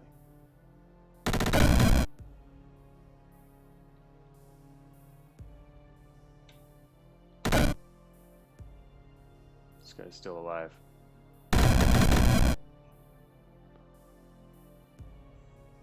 Translocator keeps moving things. Maybe it's time to start begging the serpent for heals. That's a good point, Vectus. I was thinking about that. But to do that, wait a minute, doesn't it have to... That's his breath weapon? No, never mind. The breath weapon shields. Heal ally, 9 turn cooldown. Heal 1 living ally. Do we have... we don't have any... Wait a minute. There's no... Oh, there is a range on that. You're right. Let's go find him. Our allies are doing fine. Let's hang out with our serpent. Heal me. Hey. We count, right? He's got 10 range. I don't think we count as living. Yeah, it seems like not. Oh well. Yeah, we don't count. Darn. Oh well. Yeah, we have noticed that the Idol of Life can heal you, and I think you might have seen another ability, but apparently Serpent can't heal you. You're not living. Alright, fine. Well. Everybody's frozen. Everybody's frozen.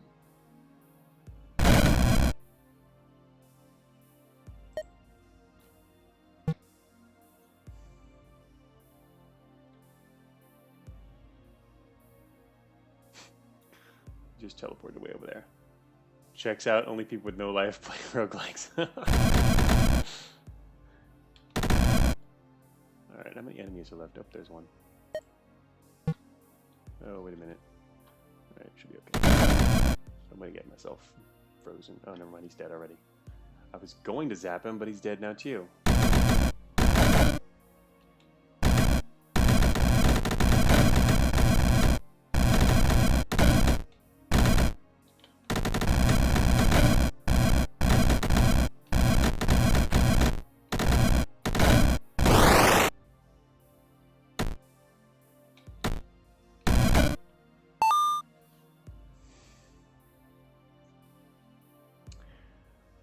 Okay.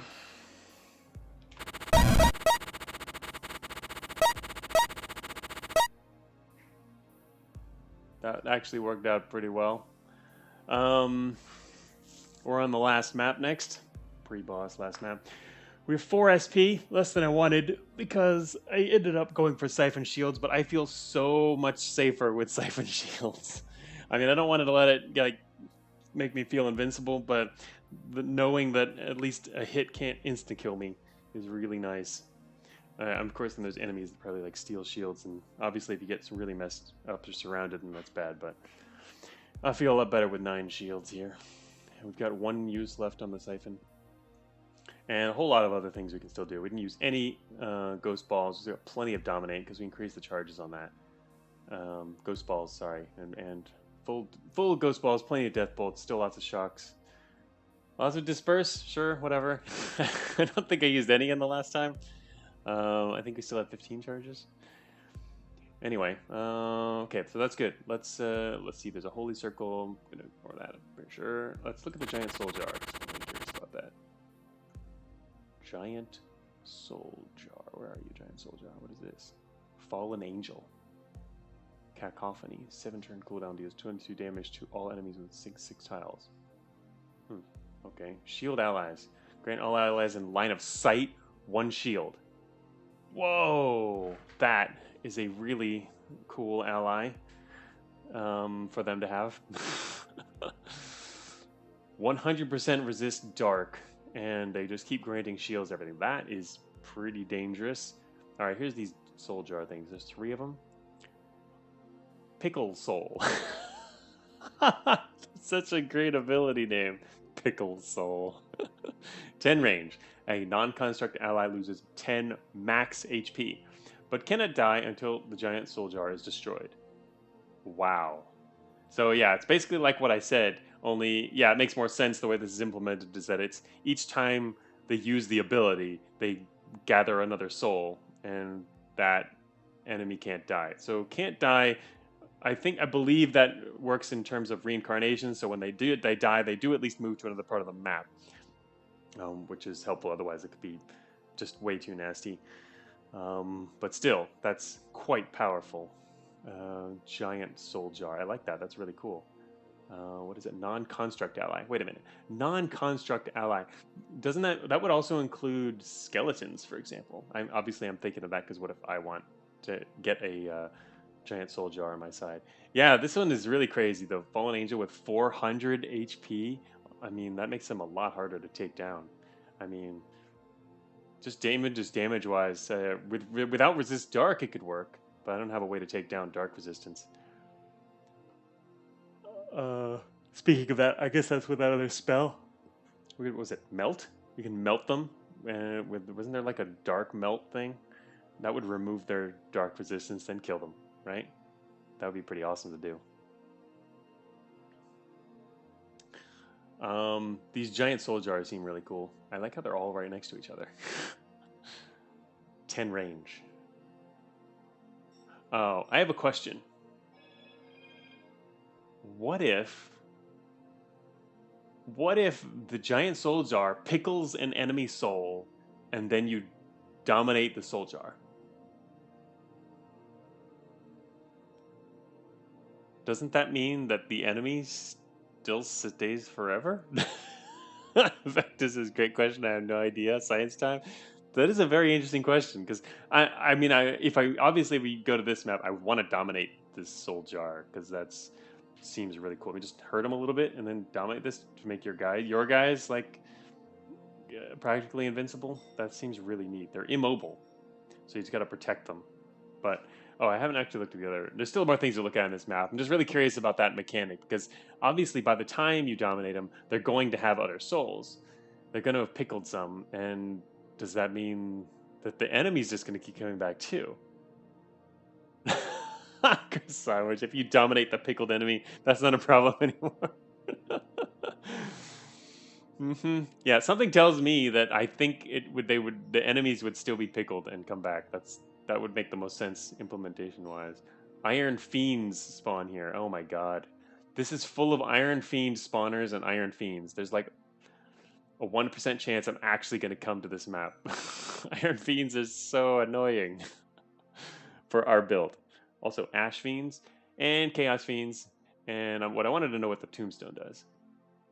50 range, fortune cooldown, summons a ghost near the wizard. That is awesome. Every 4 turns they summon a ghost next to you. That's pretty funny. Yeah, that'd be hilarious. What if they try to the cooldown's coming on and instead of what if there's no space? First of all, what if there's no space next to the wizard? Like what if you surround yourself with 20 ghosts? Then what do they do? It's like, I've got more ghosts than you, Tombstone. There's 2 of them. So technically you get 2 ghosts spawned right next to you every 4 turns. The funny thing is with the shields, that would be effective against shields, having ghosts spawn right next to you. I mean, you can still kill them, but very annoying. Anyway, this place spawns iron fiends, which are they're like one of our toughest enemies to kill. They're metallic demons with 100% dark resistance. We're not very good at fighting dark. I mean, it makes sense because we're dark, right? Same with fallen angels. This is a dark map. This is a dark aligned map. Wait a minute. These guys are 100% resist dark, right? There's like no chance I'm coming here. I would use a portal disruptor before I went to that map. Here's another tombstone. I'm not really scared of tombstones. And a masked wizard. Like the masked wizard's like nothing. Also a ruby heart.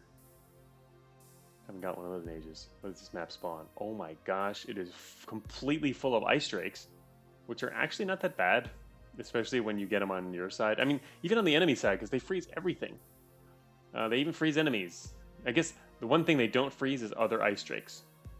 So if the number of ice drakes the enemy has in an area overwhelms your guys, then you're in trouble. All right, so there's an idol of life. All friendly living units are healed for 3. Wait a minute. Doesn't the idol of life... Wait, does the idol of life heal us too? It does heal us, right? If so, that's contradictory. We've used the idol of life before. Yeah, I guess I should tell Dylan about that one. Let me write it down.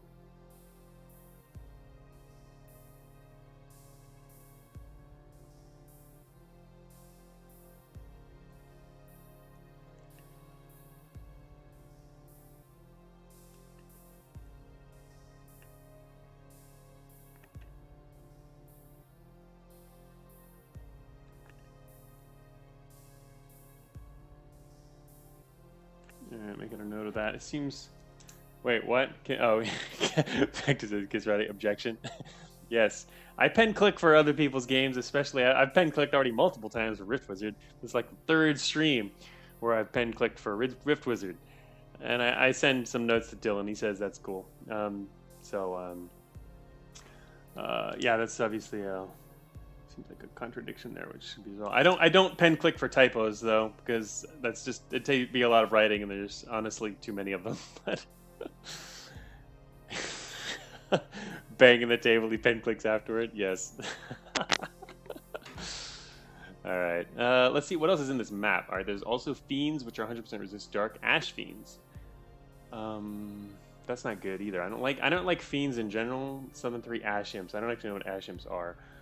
I still think this map's better. I mean, it's not full of dark enemies. This guy's 75% resist dark. These are the Aesirs. They are not too bad.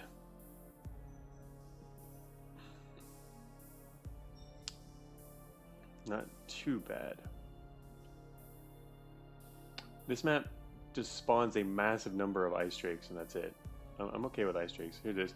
Here's death dice. Yep, roll the dice to deal 666 dark damage to 6 random enemies. I can see how that could come in handy, but I can see it's definitely not as good as some of the other items. Also, technically, when we come into this map, if we want to actually take the death dice, I would have to use up some of my other stuff. I wonder if you have a physical shield. I guess you can use... Yeah, you could. 25 turns. I was going to say use multiple. Little Nog is asking pen click. Pen click is a joke from my Cogmine streams, where I'm always taking notes about... Because I'm usually testing about builds or fixing stuff, and I'm taking notes about things I want to change, and most people have come to perhaps sometimes fear the pen click because it might mean I'm nerfing something. Or yeah, changing something that people take advantage of, that kind of thing. So you can hear my pen clicking when I do that because I take notes with my pen and piece. I always have a piece of paper in front of me, and and Vector says also the weird bit is because he takes physical notes on pen and paper in 2021. But yeah, that's why you noticed it initially. Yeah, I always take notes on a piece of paper sitting in front of me. So the Iron Gauntlet clicks the pen. I was there. Yeah, I figured you knew. I was wondering what you had the question mark on it for, Little Nog, or if you didn't know what it was. You just didn't know what it was referencing in this case. But yeah, I know you'd been in the Cogmine streams. Oh, I see. It was just in a contradiction. There was a little contradiction in the wording of two different mechanics for healing the player. We're not really sure about the different things that can or cannot heal the player, and it seems like it might have been based on the fact that you're not living. But then another thing that restricts it to living creatures does heal you. So anyway, it's kind of contradictory. Something to deal with. Clarify a little bit more. Okay, I mean, Rift Wizard is interesting in that, I mean, it's really focused on, I mean, the mechanics and the rules. Like the details of all the rules are incredibly important, considering how dangerous a lot of the enemies and maps are, and how one little mistake can ruin everything, or one misinterpretation of the rules, and the fact that it's deterministic. So you can plan out in advance, but you can only plan if you know how the rules are going to work. All right. So anyway, there's also tombstones in this map, which means ghost summons. How many? There's only one tombstone, it looks like. Oh no, there's two. Okay. Tombstones, apparently so far they've always spawned in pairs. There are a lot of idols of life though. How many living units does the enemy actually have? They've got Aesirs are living. 1, 2, 3. There's 4 idols of life, which means enemy units, living units are healed for 12. There's also, I haven't even looked at this. Okay, this is not living. Look at that in a second. The Spider Queen. These are living. Yeah, the Ice Drakes. The Ice Drakes get healed a lot.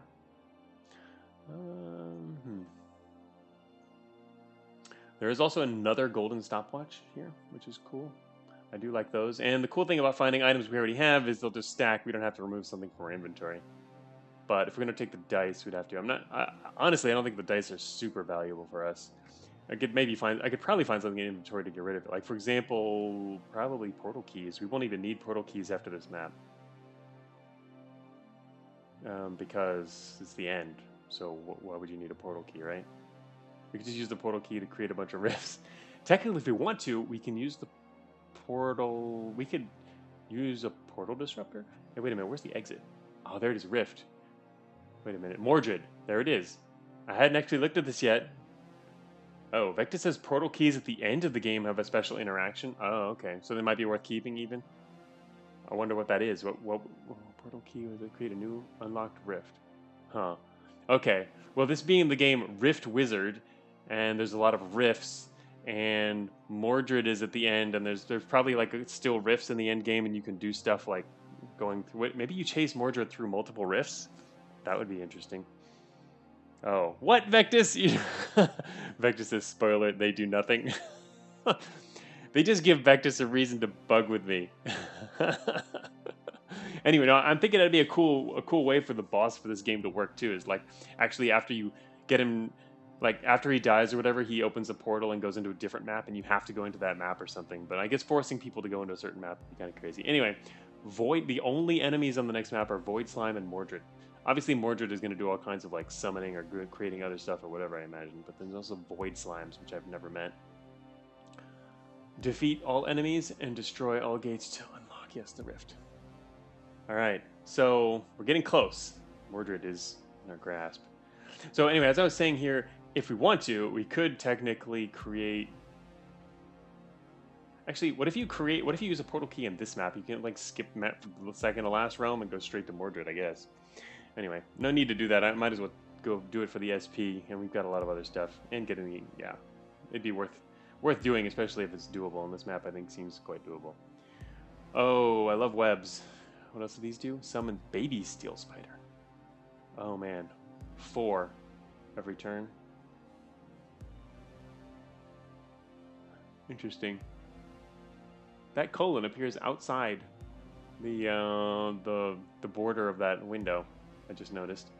Summon baby steel spider. The colon is outside. You can see the right white border. You can skip the second to last round if you don't want the SP, but at that point the run is lost.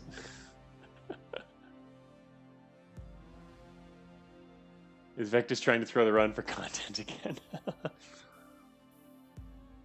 Alright, okay, so anyway, back to this. These guys are constructs... Hey, wait a minute. Oh, that's right. So they don't resist dark, at least, so we can technically just outright kill them. Or even... if they get weaker, taking one of these is kind of cool to summon baby steel spiders. I don't really know what the babies do, but there's 1, 2, 3. There are a lot of steel spider queens here, which means there's going to be a whole lot of baby steel spiders coming. And they're 100% resist lightning. They're probably not too powerful though, so even like a death shock could, or even a death bolt with cleaving could go through them and just won't get skeletons out of it.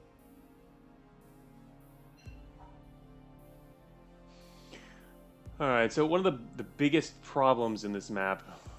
Wait, what are the other... Oh, sorry, the Masked Wizard. I was thinking, where else are we missing here? There's this dude. Can teleport randomly and shoot through walls. He's only got 1 HP. This guy's actually pretty easy to take out with ghosts. He's really a pushover. In fact, even having him on our side is kind of like pointless. I'd do it if we have to or if it's important or useful, but honestly I don't think it's going to be super useful. He's going to die really fast on either side. So, yeah, ghosts also take care of him really well. Ghosts are going to be pretty useful, I think, on this map, as long as there's space to use them. Wait, what's the range on this guy? 14 beam melting through the walls. Yeah. So even if we like drop down here, he could hit us. That's pretty powerful.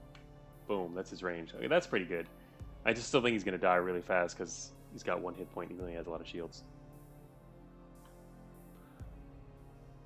Glad I brought some shields into this map because there's not really a whole bunch of shields to steal. I guess these guys have shields which are stealable. Kind of nice to steal all their shields too. There's only 3 of them. 4 of them. Okay. The biggest problem in this map is Ash Fiends, which are going to summon Ash Imps, which are probably also problematic, maybe? I'm not sure what Ash Fiends are. I've never actually seen one before. But these guys themselves are dangerous because they have a lot of hit points and resist dark. Other than that, not too bad. They also blind things in a wide radius, which is not cool. I wonder what blinding... Does blind only affect you, or does it affect... I guess it affects your allies in the same way, that only their ranged abilities are reduced to 1, basically. Otherwise, they can still move towards things and attack with melee and do that stuff normally, so... That's not too big of a deal, I guess. Just... mainly, we just can't get near these guys and fight them as effectively. So there's 1, 2, 3, 4, 5. Those are the biggest problems. Alright, so the other thing about this map is a lot of things are going to be spawning. Like a whole lot. These Drake gates are going to spawn a ton of Drakes, which I'm not worried about. But what I am worried about is the spiders and the Ash Fiends both spawning lots of stuff every turn. This map's going to be so full of enemies.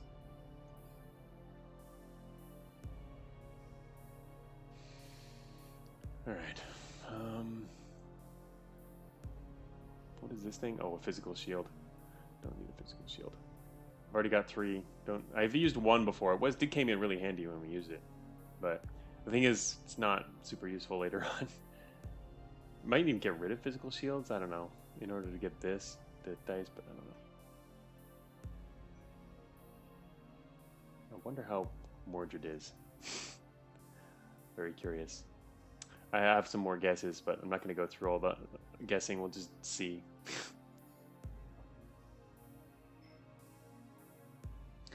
All right, thinking here, but I will be right back. I'm going to take a break for a second and then come back and think about exactly where to spawn here and deal with this.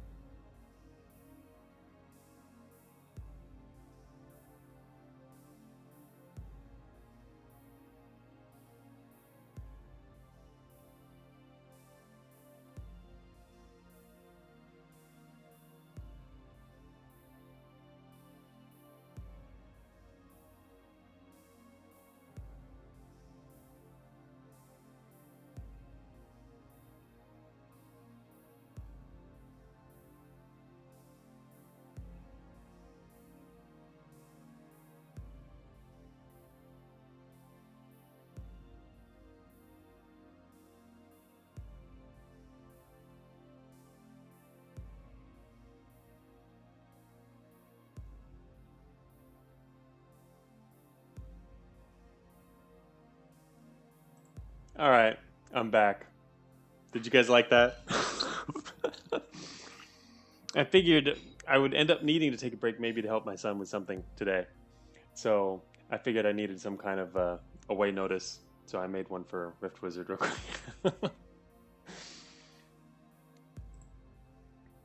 Like it a lot, yeah, it's pretty good. I may have to use that when playing Cogmind now too, or find some others. All right, we're back. Pretty cool, huh? All right. Okay, now where to spawn? Again, the other option, technically, if we wanted to, we could do a portal disruptor. But this seems like an okay map to take on. I mean, a portal disruptor could end up. There's only 2 portals in that particular map. But technically we could use it twice. If we want to go for another map, I'm only slightly worried that these are going to spawn just so many things into the map. And I don't know if we can actually take... I think we could probably take the... Can we... You know what? We won't be able to get imps as friends. The only skeletons we're going to have a lot of ice drakes, I think, which can probably manage. Okay. Oh, Vector says a good option would be to use the portal key on our current map, then we have even more options. Only reason to save portal keys is if you plan to skip Realm 24. That's true. That's a good point. In fact, I guess I like the idea of saving one portal key as an emergency exit in this map. For example, if things just get so bad that I want to leave immediately. We've never had that happen before, but I mean, and it doesn't look like it's going to happen. To be honest, I think we can take this map right here. But we could open a couple other portals just to see. So right, exactly. Spend 2 right now just to see what other portals open up. Never actually used this before either. What does it do? Where do they go? I'm gonna use them now just to see. I get we use it on the location.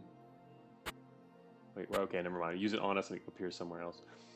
Giant Soul Jar, Nightmare Shrine, enhances Dark Spell or Arcane. Redeals 50% of Arcane damage as Dark damage and 50% of Dark damage as Arcane damage. Oh wow.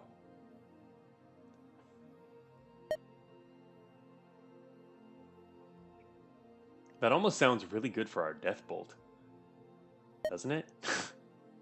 That sounds really good for the Death Bolt. This also has a troubling mass. Oh my gosh, I gotta look at that. um, Nightmare Shrine does seem pretty cool though.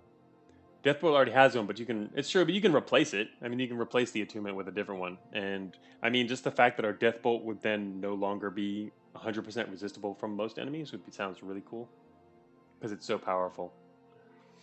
Cannot be applied to conjuration spells. Oh, this is a conjuration spell. Never mind. It doesn't even work. Earthquake. Anyway, so yeah, nothing super special there. I'm curious what the troubling mass is. Obviously, it's just spawns troublers. Anyway, I'm just gonna look at it real quick. Oh, there's also these massive eyes. Troubling mass. On death, spawn 9 baby troublers. Huh. Okay. Yeah. Right. Similar to like ghostly mass and stuff. There's a bunch of them here. I actually don't know what a baby troubler is. I mean, I know what a regular troubler is. Baby troublers. 9 of them. That sounds completely chaotic.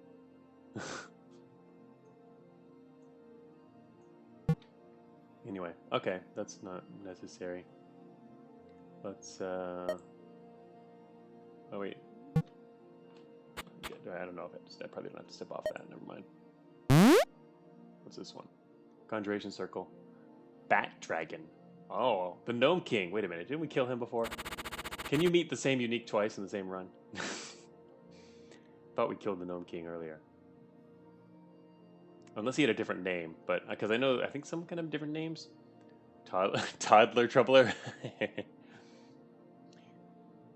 Gnome King is back for revenge.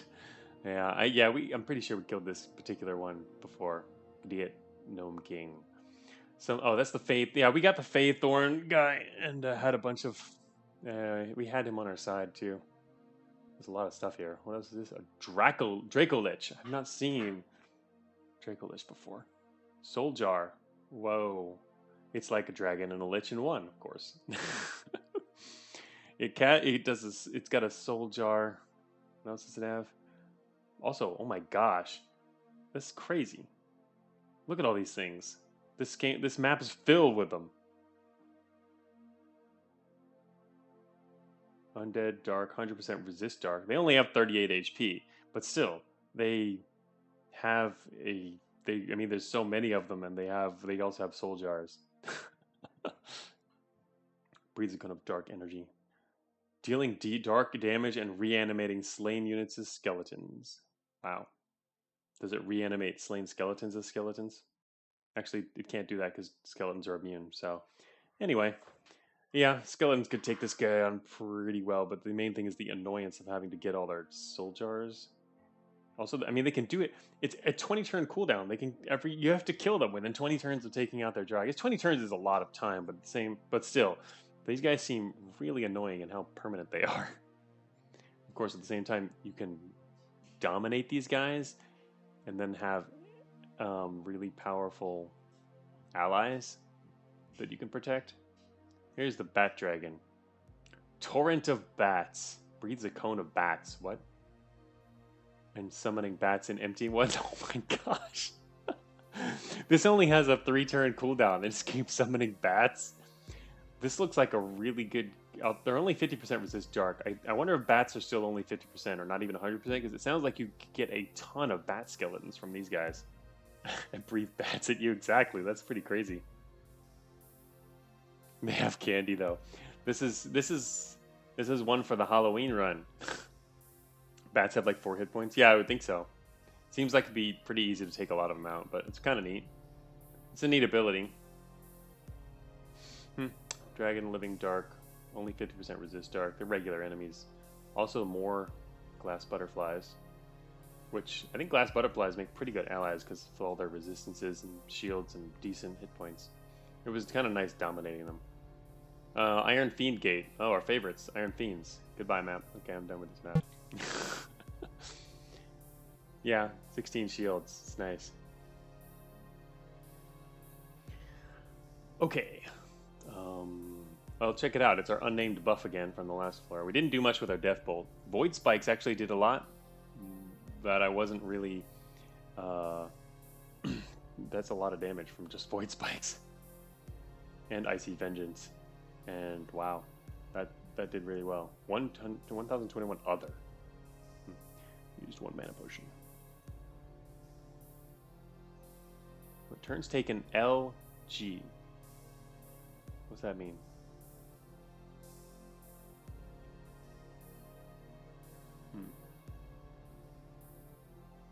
I'm trying to decipher what L and G mean. Anyone have an idea what L and G means on the turns taken list?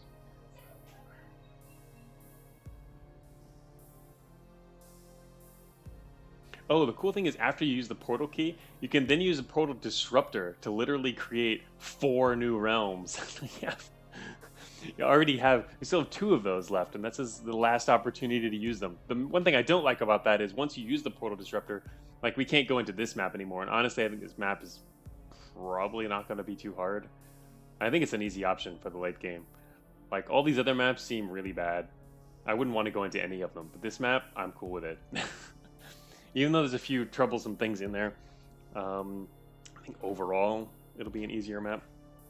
Proto Disruptor, yeah, Proto Disruptor exactly. Vectors, I think it's risky. I think Proto Disruptor is probably only good if not to make something that's okay even better. I think Proto Disruptor is if you have no other option, everything sucks terribly, and you have to. That would be a good excuse for using Proto Disruptor. I kind of want to get rid of Proto Disruptor. Can you drop an item without using it? Because I'm just going to get rid of it, and when I go into the next map. What if you disrupt the portal towards the boss? Does it just do nothing, I guess? If so, then it's an easy thing to drop. Anyway. Yeah, we're going to head into this map. As expected. And the fact that we can use Ice Fiends to our advantage. Ice Drakes to our advantage here. I think that'll work out pretty well against most of the enemies that we're going to have to face here. There's just going to be a ton of stuff being summoned, but it's pretty okay. Also, all these spiders and stuff we can deal with. We have our physical shield if we want to block that, but... Alright. Not like things are really going to get close, but the main thing we have to worry about is we're going to have ghosts dropped right next to us every 4 turns. 2 of them. Not that that's a huge deal, but just something to remember. 2 ghosts. We can't just let them sit there and eat our shields away and attack us. It's especially annoying because of the shields. I like our shields.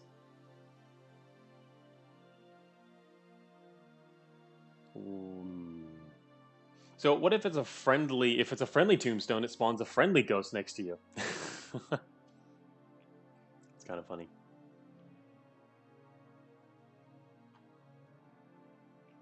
Idol of Life.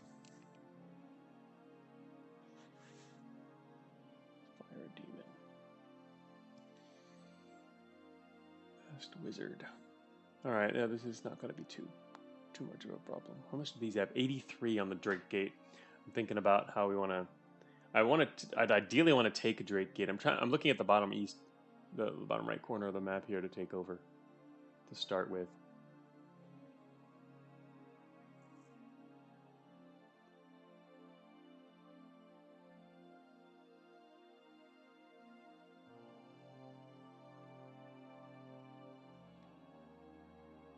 We can't actually dominate these guys.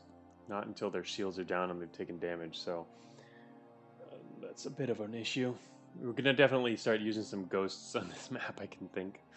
We're going to end up that way. Let's see.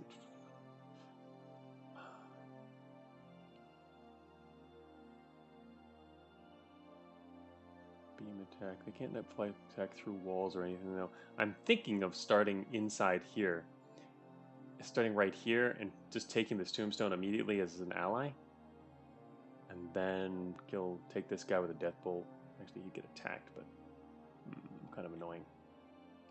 Can't take him with a death bolt until he moves back out into range, because if we take this, he's going to attack it instead of approaching us.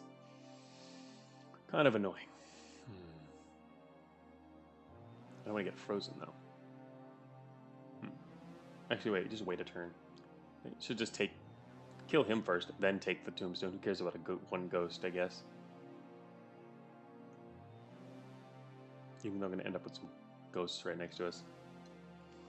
Um, I'm trying to think of that because this is a safer way to then just work out from here because nothing can go through or fire through walls. So this is a much more controllable map in terms of direction.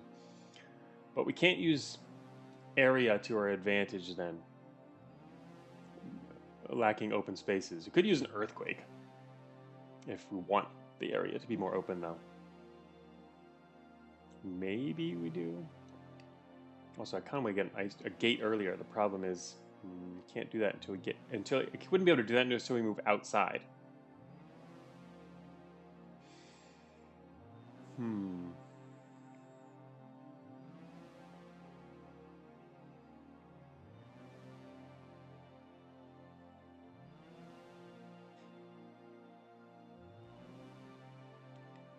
So this map might be easier compared to the others, but it's not at all easy. It's still going to be pretty challenging, I think.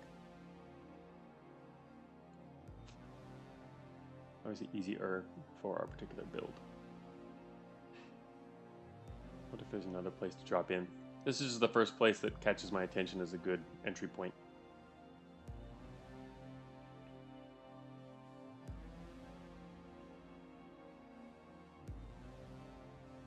Got to remember a few of the enemies are going to be healed a lot. But most of the enemies aren't even living. Well, these guys don't really count. They're going to die fairly easily, but I guess it would make it harder for the skeletons to take them down. But they're going to get healed so quickly.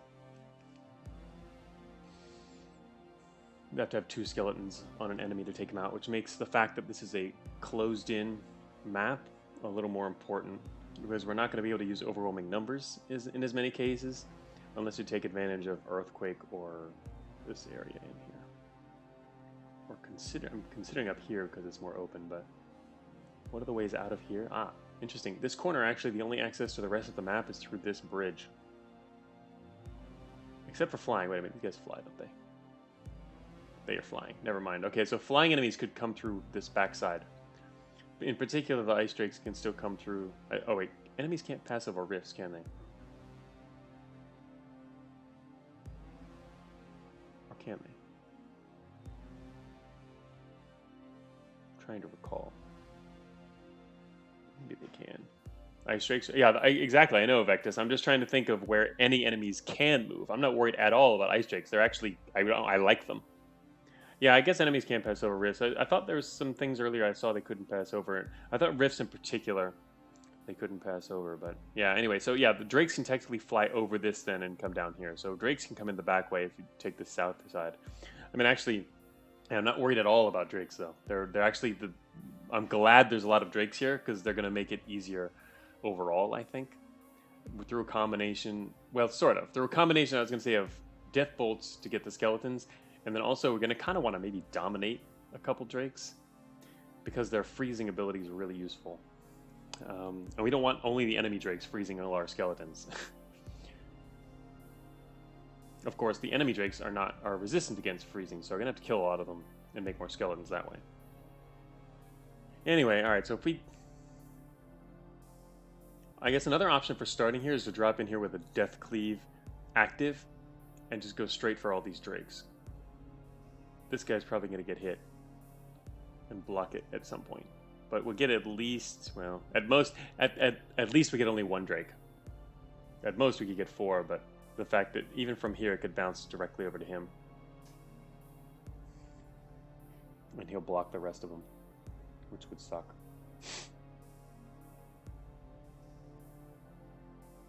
Oh wait, did these guys fly? No. Alright, Ash Fiends do not actually fly. They look like they could be kind of flying, but they do have legs out.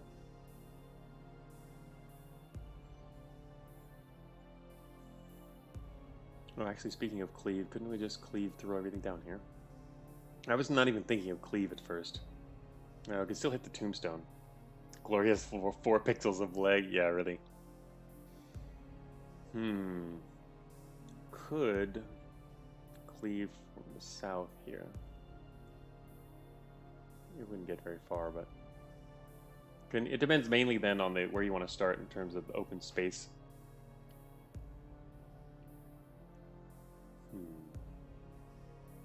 There's 3 gates here. I like the idea of dominating these gates sending a bunch of ghosts out in the open and then dominating these gates in the middle. The problem is they'd all fall really fast because we wouldn't be able to protect them in the middle. What you want with the gates are protectable gates. I mean, unless the pure point is to just destroy them, but destroying gates is easy. I'd rather be able to dominate them.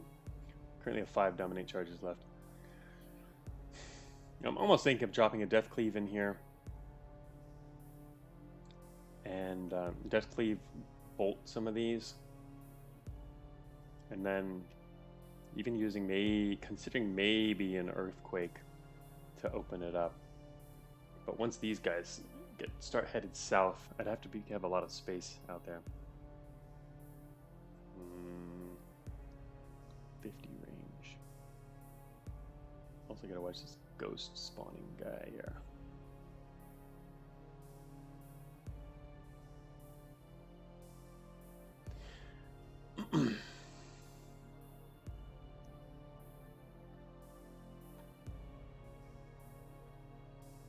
If I drop here, I can't actually hit him. But if I drop here, can't hit that. I think I'm dropping. Shoot. The only reason to choose the bottom right corner over the top left is by fighting out of here, we can also take a gate. I'd probably die first, actually, to be honest. Hey, welcome, Shake the Box. It's a raid. We're raiding the very slow Rift Wizard Think Forever stream. We're getting close to starting this, though. We've already gone through everything. We've already gone through most all the possibilities, and the planning is almost done. Just got to decide where to drop in here. So as I was saying a second ago, the main difference that we'd want to spawn in the southeast versus to northwest is because down here it could also dominate this tombstone for 1 less annoying ghost throughout the entire run. Otherwise, there's going to be 2 through pretty much the entire run every 4 turns. And also, it could take the gate. So I kind of prefer the southeast corner. The advantage to the northwest is there's more open space to spawn ghosts and utilize. And we could also use the same strategy, which is drop in here and death cleave through these guys. And then we could also technically get some idols on our side. They're not going to be super helpful for us because we're mostly going to be using skeletons. But I mean, they heal us, which is nice. And there's this guy who's kind of annoying, but we'll take care of him. Either way, I think we can own this corner or this corner. It's a choice of which one's best. And I can see advantage to either one.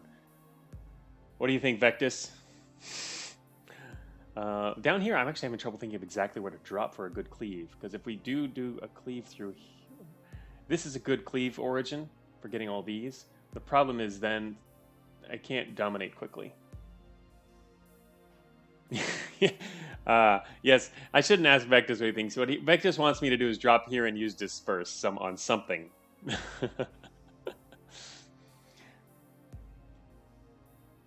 What do you say? This is like if Gauntlet were a turn-based roguelite featuring a wizard? How'd you know? Yeah, sort of, yeah. It's a lot more overwhelming, that's for sure. You should see it if you've never played Rift Wizard before. Man, this is actually my first run, and we're getting close. The boss is coming up. He's on the next map, right through here. But I've been playing extremely slowly because when you first start the game, you're literally faced with pages and pages of spells. You can start with like anything you want, and skills too. There's just ridiculous numbers of stuff, and there's just so many rules for all of them. It's a lot of fun if you like strategy. These monsters are dancing to some sweet dubstep. I had the music turned a little down, but it's actually it's less dubsteppy, more subtle than that. All right, so I gotta concentrate on this here. Let's see what's shoot. Anyway, but yeah, in this game in particular, Rift Wizard, where you can choose where you spawn when you go into each map, and that choice is obviously going to have a massive impact on how the whole thing plays out. So yeah, it's a big decision, especially since we also have the ability to come in firing. You can, I mean, especially with a map this full. This map's really full at the end game, so you're really you drop in immediately and attack stuff. It's pretty effective strategy. I kind of like the idea of not dealing with 2 ghosts spawning around Have you taken the advantage of one thing you can do before entering the rift? Not yet. I mean, what I'm going to do before we come in, I'm probably going to death cleave, because you can come in with that active and immediately cleave through stuff. But it's only going to affect one thing. It's only going to use it for one turn. Yeah, we do know. We've cleaved into maps before. It's I did know that the effects you can buff yourself with status effects before entering a map, even if they're duration effects. Just do it while you're standing on the rift, so you don't waste turns. Yeah, we do know though. I'm gonna do that. Cleave a few ice dragons. Yeah, I plan on doing. That's the thing. Up here, we could try and cleave these. The thing is, if we cleave this guy, it might literally jump straight there, and we don't get it. Or any of these, it's probably going to hit stuff with this. And we're not only going to get 1 or 2 dragons, which is unfortunate. Down here, we can cleave more stuff, probably. Obviously, if we drop in the middle, what if we dropped into like an open space here and try to cleave all this stuff? The only worry, would it leave this area? Because if it doesn't leave this area, we could actually own the entire section. Can a cleave get out of here? It can't. Huh. Alright. We can literally own this entire block by dropping like here and cleaving from this point. All these would be our own skeletons. That's actually really cool. Maybe that's a good start. I didn't realize that they're all blocked off from anything that would be shielded.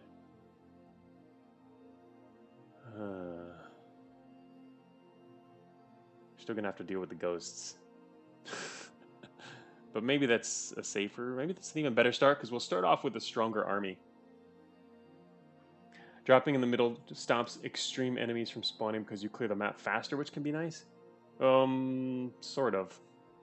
I don't think it's gonna. It'll have some impact. That's true. If we start in this corner, it's gonna take a while to fight out from this edge, especially with the single corridors here. So yeah, all these enemies here, the queens, the spider queens, and these ash fiends are all going to start summoning tons of stuff. And if we're fighting out from here, this map's going to be chock full of enemies. And if we start in the middle, we'll probably start clearing them a little faster. It's going to be really hard, though. Yeah, I don't think we want to stopwatch right away to start the map. We're going to pick up another one here, which is awesome. I have one in here. And also the Chaos Spell is cool, too. I still haven't even used Chaos Spell, actually. I can see that being super effective, for sure. But I'm trying to save all that stuff as much as possible, because I've never seen the boss. So, yeah, I'm going to want to save. And I'm going to want to save as much of this important stuff as I can, because I'm not too worried about dying on this map. Chaos Spell is good for ripping apart those spawners. Oh, I didn't even think of that. That's true, huh? Everyone will start attacking spawners if they're nearby. That's really cool. I like that idea. Anyway, that's cool. Yeah, I like that approach. I think maybe I'm gonna spawn in here now that I like the idea of going even more on the offense and taking all this out. I'm kind of annoyed at we're gonna get a bunch of ghosts spawned on us, but throughout the entire time. Which almost makes me want to use Earthquake Orb afterwards, just to open it up and get this tombstone, and then make it easier for us to expand outward. But probably not going to start that way. Disperse any ghost that spawns on you. Maybe. Actually, I guess dispersing isn't going to be a big problem here. Plus, anyway, we'll see. Yeah, I think using Earthquake Orb would be fine on this map, especially considering all the ice drakes and the fact that nothing's shielded. Except, the only thing we have to worry about is getting rid of these fiends more quickly. And actually, these guys are shielded. All right, I think I'm going to drop here, because it's pretty sure. Oh, can't wait. All right, wait a minute. All right, no. If this guy gets hit, all right, all right, there is a chance that actually Death Cleave can get out of this room. If it hits this guy, it goes to this, and then the gate here. That would actually leave enemies out here, which means we instantly get frozen. Actually, if we have shields, we don't get frozen, right? And we'll still get hit, though. I don't want to lose all my shields, too, but... Yeah, I know. I'm not going to forget to buff up. I'm thinking, though, about I'm still thinking here. I think it's possible now for this to get out. But we'll have a second Death Cleave, and I don't think we'll be frozen, right? Yeah, this guy does have line of sight of the gate. Because if you're standing on a corner, oh wait, is it the other way around only? I think if this definitely has line of sight of that. He has line of sight, and you can look at it from his breath weapon. Yeah, you have line of sight around corners, as expected. Remember, if you're on a corner, you can see around the corner. So these have line of sight, so it can technically get all the way down here. Anyway, like I was saying, I think we can probably get everybody, though. Death Cleave does go that far. We have increased the range. We have a range of 8, so it's going to hit that range. It's actually, our range is down to there. Okay, I'm gonna drop here because it seems like it'll probably work okay, though. Because we're going to cleave at least some of these guys. And then everyone else will still attack the others. It's going to be pretty crazy, but let's get ready. Alright, Death Cleave.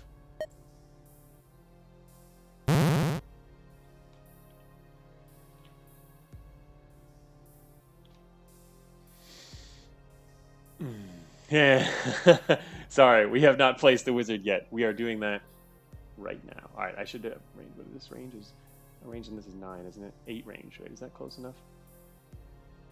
This guy has 7 range, so if I'm standing here, I should be able to... what I want to do is hit this guy with a death bolt, the furthest one away. Alright, we're finally in. We have Death Cleave. Time to bolt. Let the fun begin. Oh look, it's a baby spider. Will become a steel spider. Are you kidding me? What? Oh, baby spiders actually grow up to become steel spiders? One physical applies poison for 10 turns. Okay, that's kind of nasty. Anyway, we can bounce through these guys. That's cool. Good thing you had the horror buff. I guess so. Maybe?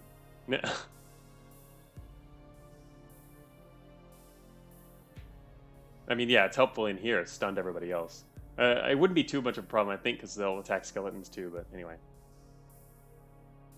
Alright, let's do another Death Bolt. We are going to continue. We have 2 turns left on our... We have a total of 2 turns for our cleave. These ghosts are going to block my bolt. That's going to suck.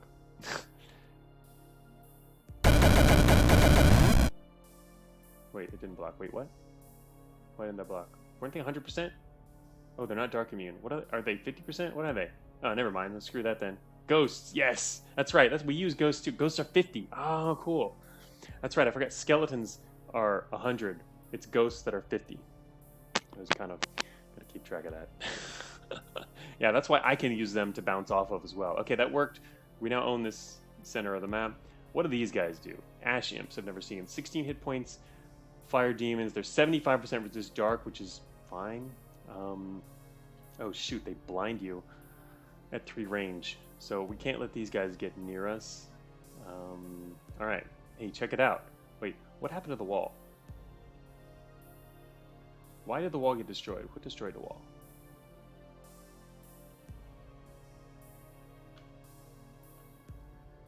The tombstone is here. I can dominate that. The masked wizard. Oh, where is he? Oh, he's down here. Oh shoot, is he attacking? Didn't hit. He hit us, didn't he? Yeah, we're in range of the masked wizard. Okay, that's kind of annoying. We've got 8 shields. Hurt his friend. Anyway, yeah, he can actually get to us. That guy's maybe more annoying than I gave him credit for. At least he's got cooldown on the really long range one, so he only can do that every 6 turns or so. Alright, so he opened the wall, which is actually not a bad thing. We could dominate this.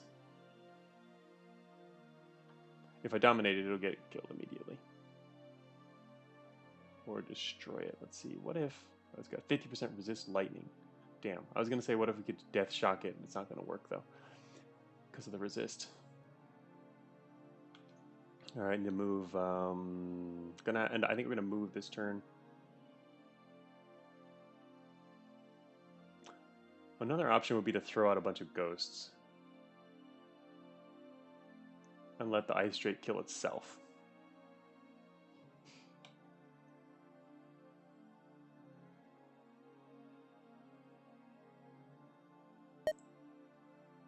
That's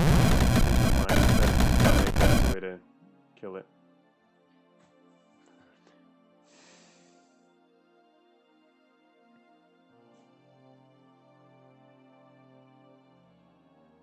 We got frozen too, yes. What did we get frozen by? By this guy shooting through there? It's annoying. Gotta be careful. Oh, the mat? Wait, that's not, I'm reading back too far. And the masked dude is now going that way. He's gonna actually keep hitting us unless we deal with him. Death bolt.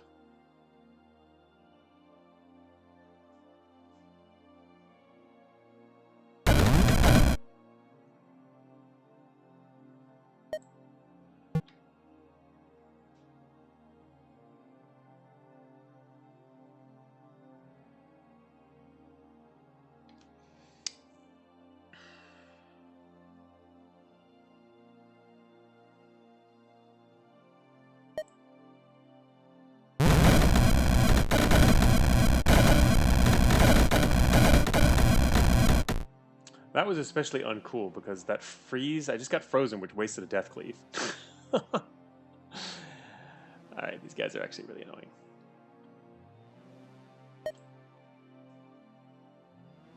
I was hoping that would not happen.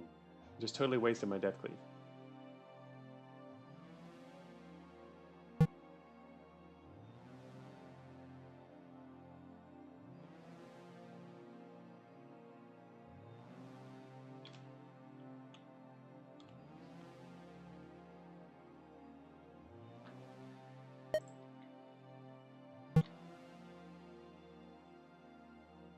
This thing is gonna die next turn.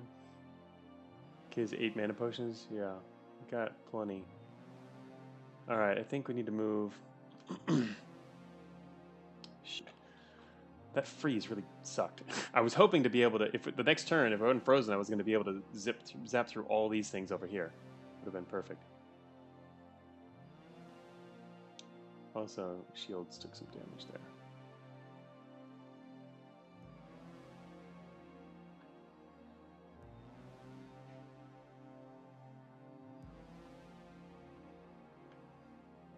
How much does this do? 7 damage. Is it not going to kill that, is it? Oh, it's 100% resist dark, though. I was thinking if I could cleave through my own tombstone here in order to get to that guy or these guys over here and just send a ripple off to that side.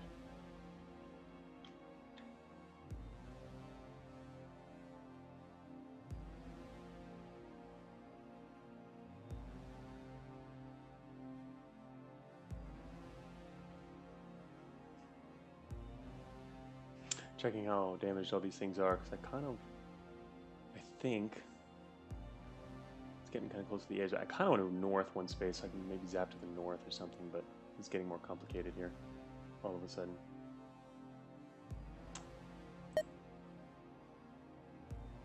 When things get complicated, drop ghosts. A bunch of things just killed themselves over there.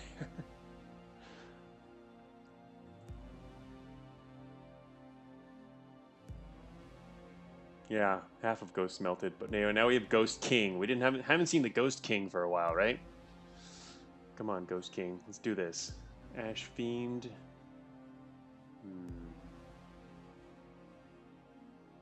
I don't like the position I'm standing in, but there's not a lot of options here now. This guy teleported again. Did he? Yeah, he teleported again to our side. He's getting closer. I'm now thinking it'd be kind of nice to take him over, but I can't move through this immobile tombstone. Makes it a little more difficult. Now kind of wishing the tombstone is actually dead. Don't need the extra ghost.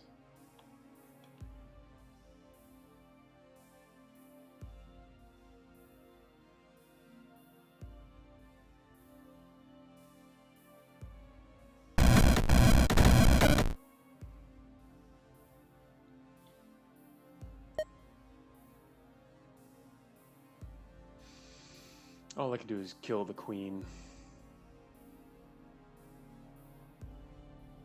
Can't actually get him to do anything else.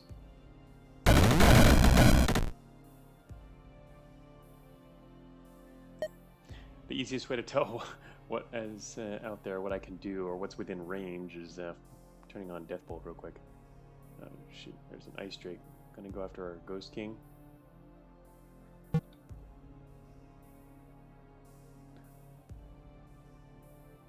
we're gonna get maybe attacked by the masked wizard soon. I think I'm gonna head northwest.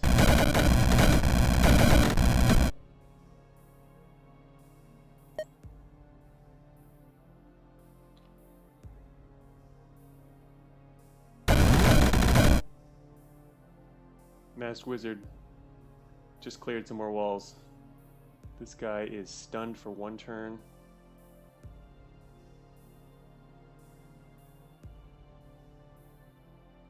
Getting very close to being able to dominate the masked wizard. Actually, dominate range is 8. If I move south and he attacks us, he's going to have more turns to go. Alright, we're going to get close to dominating him just to deal with that. Alright, I think I want to cleave this guy. He'll still be alive, right? Yeah, he should be okay. Is there anything else I can cleave? He's the only guy? Because the thing I hate is wasting cleaves. Set up a cleave, and then the whole reason you can cleave goes away. I think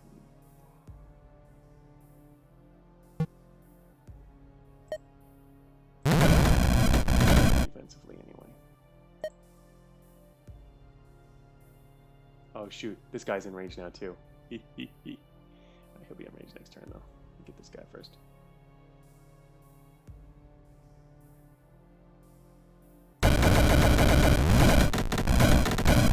Enemy weakened. Everyone else stunned. Oh shoot, he died. I was hoping to get this corner up there, cleave that corner. That would have been perfect. Would have taken out all this stuff back here and let them all kill each other. So close. Oh well, can't cleave that too. Looks like I'm gonna waste the next other turn of this cleave. Too late.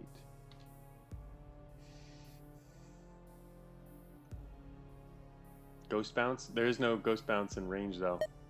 There's the only ghost is here, and I was thinking of the ghost bounce, but I could bounce on our king, and maybe get over there, but it's not super effective. Gate bounce even. Yeah, I mean it's just down here. I could get this gate, and that gate should bounce to this guy, I guess. It's something. The gate bounce is probably better than the king bounce.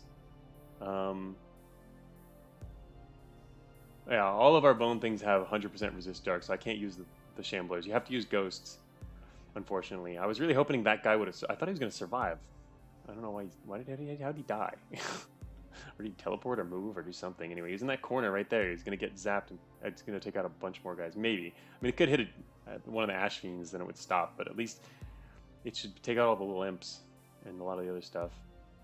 Especially all this ice stuff back there. But anyway, it looks like we're going to be doing okay. I think I'll bounce through this. I mean, I got 1 cleave left. It'd be worth it if I can end up bouncing. Well, is it worth it?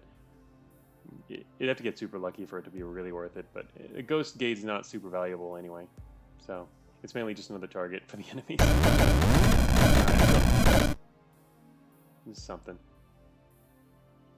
Yeah, it was worth it with a cleave. Kill several enemies. Definitely worth it compared to the ghost gate.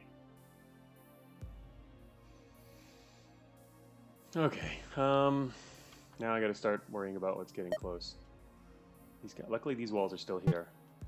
This masked wizard is... What's he doing now? He's probably gonna attack the tombstone, isn't he? Next. I kinda want him to take out the walls so I can own him. But to do that, I'd have to move. To own him on my own, I'd have to move way down. I'd have to spend at least a couple turns moving. Hey, Salamander! It's going pretty well. Boss next floor, yeah. Hey Marlin, welcome. Yeah, we're alive. If I live, I think we're gonna live. This is a lot of enemies, but we'll deal with them, right?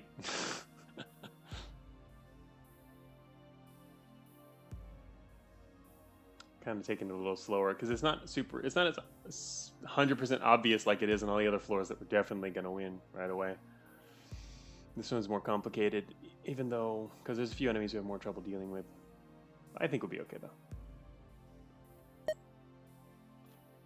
There's a lot of stuff going on. And I want to get this masked wizard dude. Oh, he's stunned for 4 turns now. Ooh. Alright.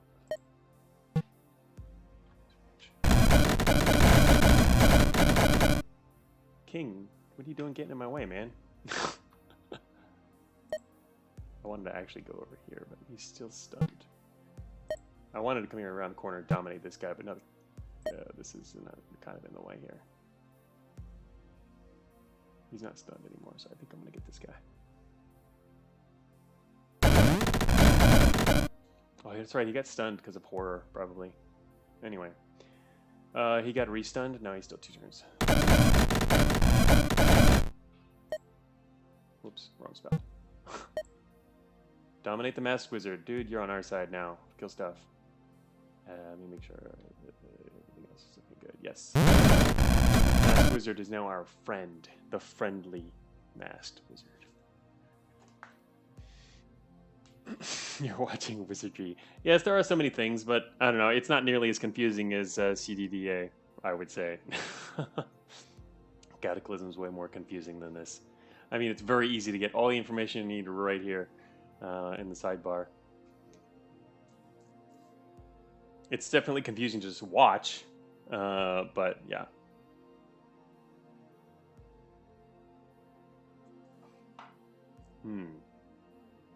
I mean, if you just drop into the middle of it, I mean.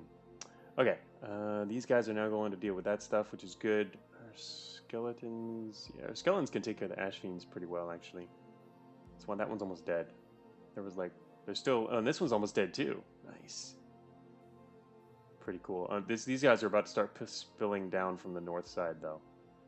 I think that's the next thing we need to deal with. Is this north side. They're 100% resist dark. Maybe you just throw some ghosts out there. Let them kill themselves.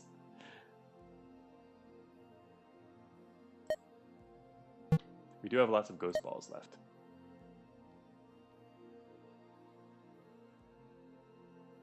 When did Death Cleave with North be all it takes for an excellent run in a day? A Death Cleave to the North? Sort of, but not really. I mean, Death Cleave can be blocked by the Aesir and also one good one if you're lucky, yeah. But for the most part, yeah, that's why I'm not too worried about it. The main problem is these demons up front can stop it, and so can this guy. So once you take out the demons who are also already hurt, that's why I want to throw a ghost ball out here. And a lot of these ghosts will get killed by the demons. And I summoned more imps. Anyway. We'll see.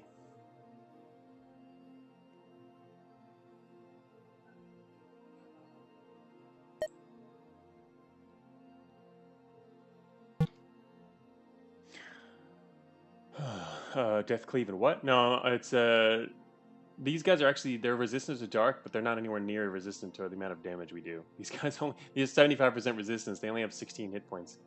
And our Death Bolt now does 399 damage.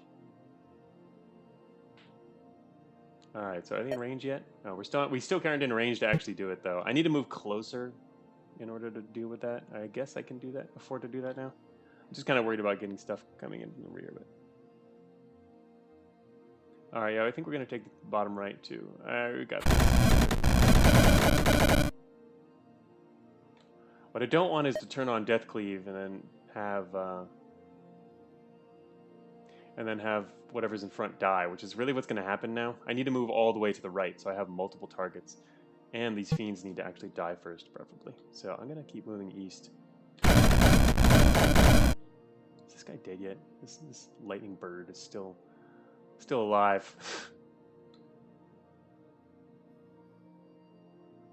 It's taking forever for everybody to kill him. You could dominate one of them. Oh, that's true. When they're weaker, I can dominate them now. That's right. I could dominate the one on the north side. He's kind of far away, though. Yeah, we'll see. Alright, what's our range on dominate? Yeah, he's a little far away. I can't quite dominate him. I'd have to move 2 spaces closer. And then I'll be in range of this guy. Beam attack. Could risk it. See if it works. They're spilling through. Oh, they spill. Wait, what? Oh, shoot. You know, did the Masked Wizard do that? They are spilling through. Shoot. My whole plan was to take the north side. Now it's the west side. The wall's been opened. Our Masked Wizard did that. Okay, time to play this more defensively then. That's okay too. I was going to attack, but Masked Wizard can't be trusted. Yeah, good job, dude. Anyway, at least he'll stop zapping us. All right, I'm gonna have to head back west then. Wait, how can this guy? I have one. Oh, he killed himself. Never mind. He killed himself because of all the ghosts. All right, what else?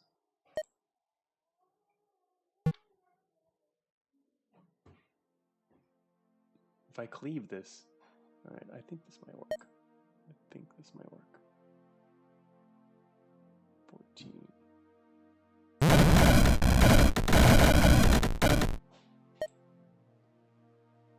Ah, shoot, there's an Ash Fiend here now. Oh, that's not gonna work anymore. I should have dropped Ghosts first. I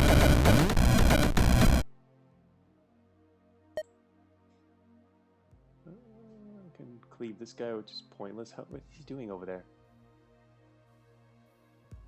Cleaving that guy doesn't work. Shoot.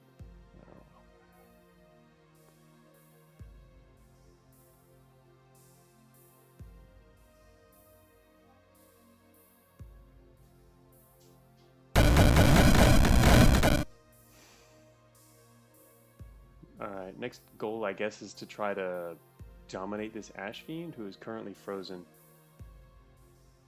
The only way to hurt the Ash Fiend? Yeah, Ghost Ball, Death Bolt, all those are skeletons. There's a lot of ways to hurt them. I mean, most of them are, half of them are dead now. There's one over here, one here is almost dead, and one here is hurt at least. But yeah, we have a lot of options, I think. They're not too bad. This guy, I kind of want to dominate him, but I have to damage him with. I guess I could shock him first. Is that going to bounce to anything? No. Oh wait, it actually bounced into here. Anyway, whatever. Let's. Whatever. He's low enough now. I'm going to dominate him. I'm getting shot by some. Did something just shoot me? This guy. No. Wait, what was that? Or something zapping around. Yeah, Death Shock has electric. Void Spikes are super useful though, yeah. That's where throwing out the Ghost Balls has been really effective. Alright, finally they killed that other owl thing. There he is here. Oh, the king is up there in the front line. He's about to die. Kind of bad because he's about to summon 2 gates. Too bad. Anyway, let's see. Oh look, this guy was ready to summon more imps.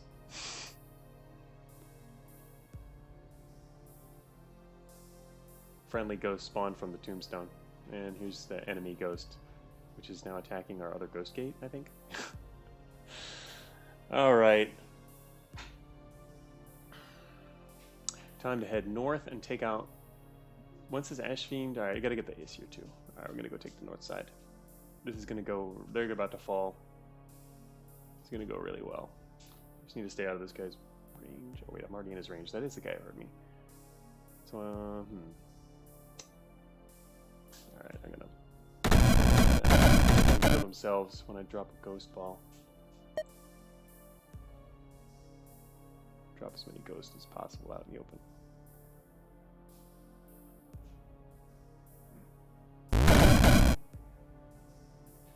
He's dead.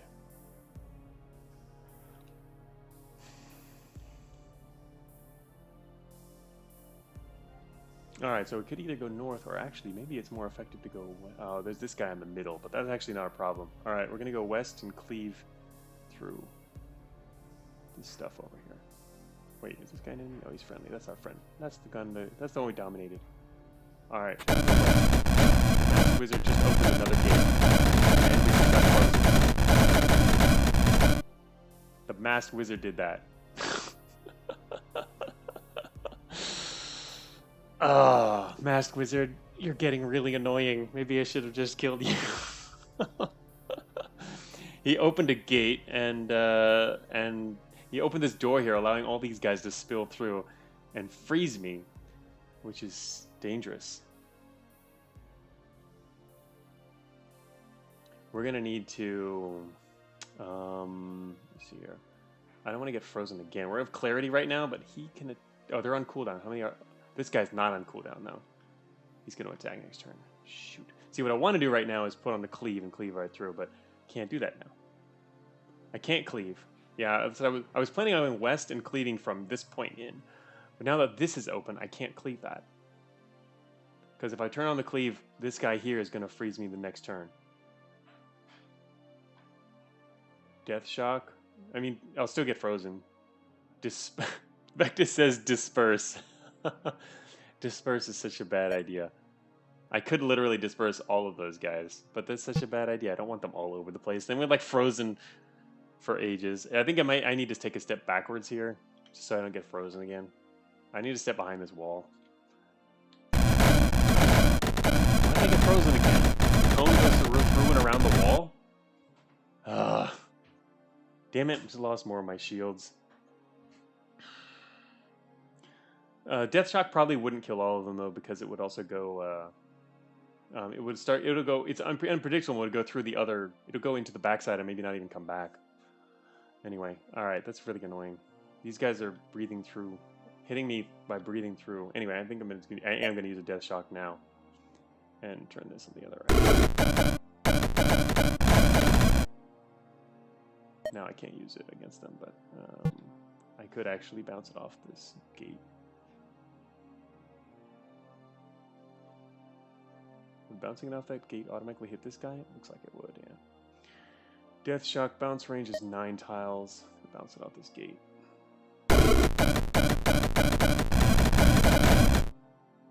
Very annoying. Shoot, here comes another one.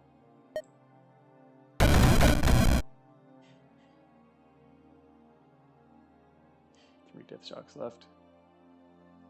Okay. Stunned over 2 turns more. Good old horror. Okay. This AC is getting totally surrounded by stuff. A lot of shamblers. Gotta love the shamblers. Friendly fiend. Yeah, the ice is really annoying. Alright, so the main thing I want to do is get around that corner. I need to be able to push in. Stupid masked wizard changed everything. Maybe just throw a bunch of guys out there. Maybe it's a little early for that. Yeah, I can move north. I can't shoot through this corner though. Too many angles. Damn it. Which means they can get me and I can't get them.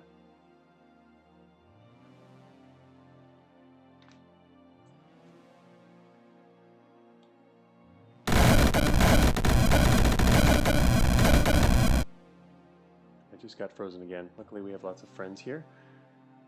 I'm still in range. Being in range of these drakes is annoying.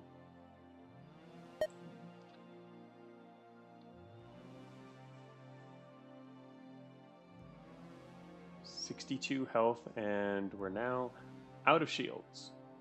I want to steal more shields from this guy. Oh, he's out of shields too.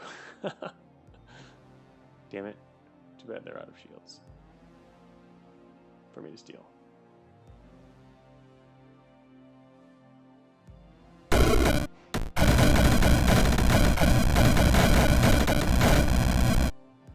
Alright, this is way too dangerous now. Have you tried the slime form spell thing? I haven't, this is my first run. This is the only time I've ever played. That was really dangerous, 34 HP. They need to get away from these guys. Yeah, potion time for sure. There's just too many of these guys, and I need to cleave through them, but there's just... Yeah, our max HP is really low. Shoot. Stopwatch time? Well, I could also teleport.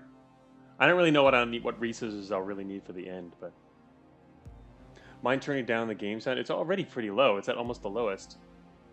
Teleport to a better position? Yeah, I was thinking of using teleport first. And then using it. It should be pretty low compared to my voice, though. The thing is the relative audio cover. Can't you turn down the audio? I didn't realize you had tele. No, it's not the absolute lowest. No, the music is at the absolute lowest. But I wanted to make sure you could hear it. I actually already, when I first started streaming Rift Wizard, I first recorded it, and I set the volume levels based on on my OBS voice settings versus the game audio. So you should be able to lower the volume of the Twitch stream. Yes, there's music. It should be, you should be able to set the, yeah, I know, it's higher. Oh, the sound is at 100. I based my OBS output sounds on this. It should be, but it's only, what is it? No one else has been mentioning it, though. I've been streaming for a while. I mean, several weeks. And the other people were fine with it. Can't you lower the... I was thinking of... in fact, I was thinking of increasing the music to 20. If you couldn't hear it.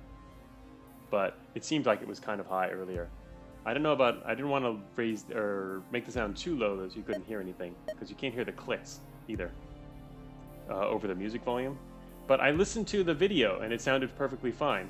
You sure you can't just lower the volume on your audio? Because otherwise... Anyway, well, we'll see. I lowered a little bit more, but yeah, like I said, I tested it, and the comparison to my voice was that if the volume settings are right, the relative volumes seemed like they were right.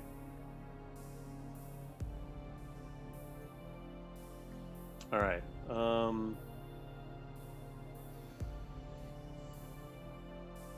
Oh, but I was actually basing it on the clicks, I think, at the time, not the actual end of turn sounds. Those turn sounds might be different volume levels. That's a good point. The Masked Wizard is a terrible ally. I wish he was dead. He actually ruined this map. He completely ruined this map. Completely. Alright, I can't retreat out of this. I have to teleport. That should make me waste a teleport. Can you shield siphon allies? No, only enemies. And there's only, yeah. I can't do shield siphoning anymore. Plus it wouldn't be... Oh, he's got 10 delicious shields. Yeah, seriously. No, it wouldn't work. Damn it, what a waste. I did not want to waste this.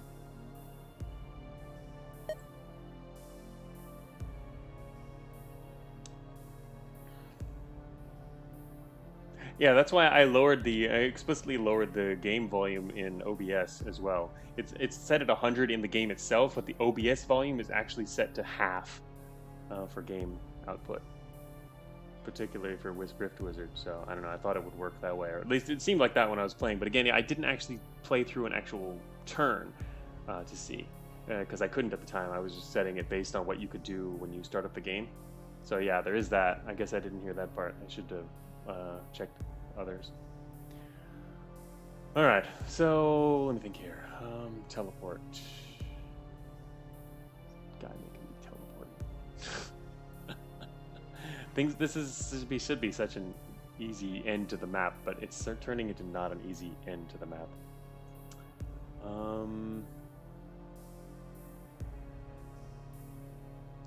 All because of this guy. He ruined it by destroying walls. Alright, I gotta decide where to teleport to. Range of 8. It's not a good range. I don't really have to teleport very far, to be honest. I just need to teleport to a range from where I can throw out ghosts. And yeah, Rift Wizard is really cool. I need to be at a range where I can throw out a bunch of ghosts and like just do a cleave bolt through them all. So really just somewhere down here would be fine, I think.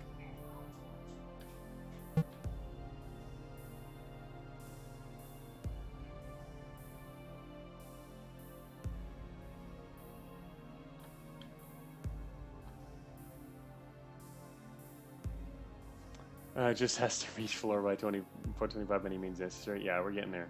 Alright, I think I'm going to drop down here, drop ghosts, and then cleave, and try to kill everything out there, finally. I just needed to check his range, and his range. Well, once he moves to that space, though, he's going to spread out a bit more. This should be enough space, I think, down here. I don't know if I do need too much more safe than that, but...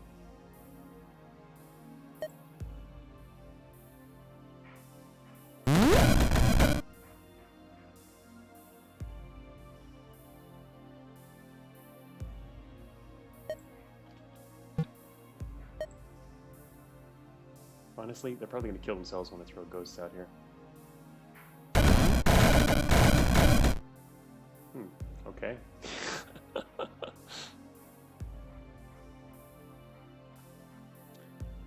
need to wait a turn.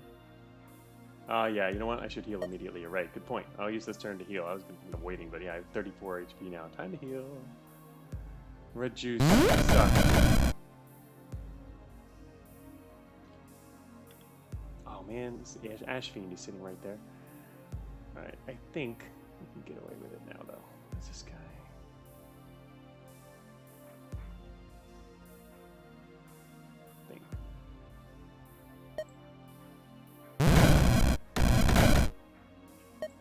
That was very unfortunate. Well, wait, what's the range on our cleaving? It's 9? 8 tiles. We should be able to do that. Wait a minute. Shoot, do I have to cleave the king?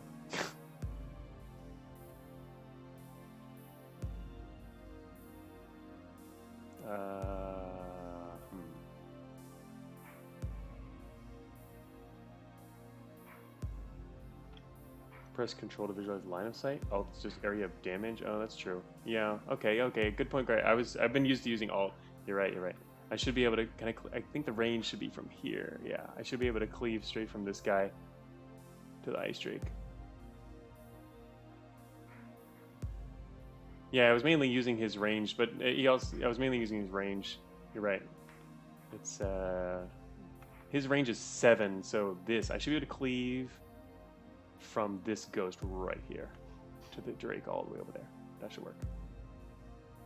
Trying a death bolt, cleave. It sort of worked. We got one skeleton on their side. That's all I got. I know. Well, I mean, they got the front one, of course, but All right, there's another one though. Here comes another one. Bring it. Yes. This is what ghosts are for. Actually, it'd be better if I didn't do the frontline ghost, but can you hit me? No.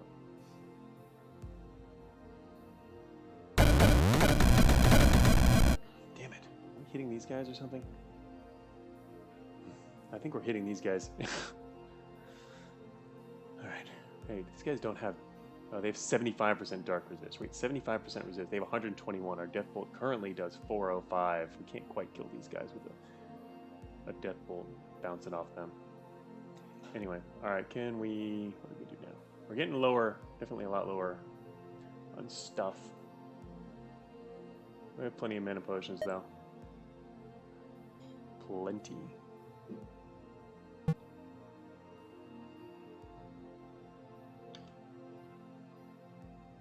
End of turn sound is 5 times volume. All right, I'll lower it again then. I need feedback on that in order to change it. Like I said, I lowered it already. The game volume is really low in OBS, so I don't know what the relative volume is. Do you actually hear the background anymore? I was asking for feedback in my first stream, but didn't get much in that regard. Because actually, the background volume of the game is now in OBS. It's going all the way up to 1/3 of max. Oh, True Final Boss has seemed fine to me from the beginning. I'll have to watch I'll have to check one of my videos then. I mean, the sound is not super important anyway in this game. The main sound I wanted to hear, which I thought was kind of more important, was the clicking on stuff. Like when you're going into options menus and stuff to get the feedback from that. For the viewers anyway, for all of you, not myself. I mean, I can always hear it even if it's even lower volume, but just to have a little bit of the feedback. All right, what are we doing here? Still haven't finished this section. Yeah, and things are going down. Main thing I'm worried about is just these ice drakes becoming unstunned and start doing their thing again, because that's not cool. Hey, wait, I can't check. Oh, never mind. I'm not back in the game yet. I have to actually click on the game window. There we go. I don't want to get sucked into fighting ice drakes at close range again, because that's why I had to use a teleport. And there's these guys who are coming. Is this lightning? Is this dark? Need skeletons to take care of them. These have a long range too.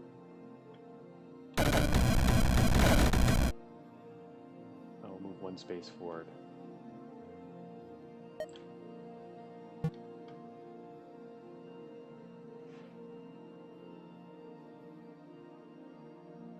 Throwing out more ghosts would do a good job of killing a lot of things. These guys, anyway.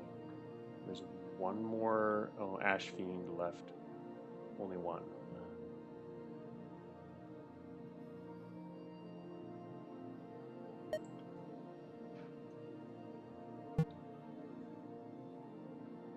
These two guys are the problem over there, and this is going to become unstunned. They still have several more turns, though. He's stunned. This guy's blocking this whole entrance for 3 turns, so that's pretty good. Alright, just need to take those things out. Oh, they're frozen now for 2 turns because of this ice drake. I kind of actually want them unfrozen so that they'd approach and I could throw out a bunch of ghosts and have them kill themselves. Or at least weaken themselves enough so that I could use Dominate on them. Doesn't look like that's going to work, though.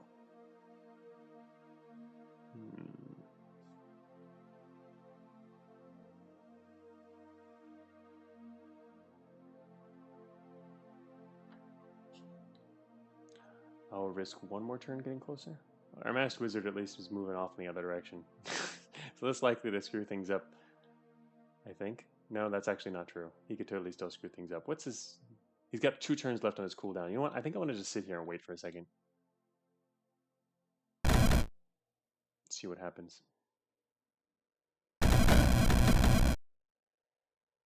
Masked Wizard is frozen. He's going to keep getting refrozen, probably. He probably can't even do anything then. He's going to get frozen locked.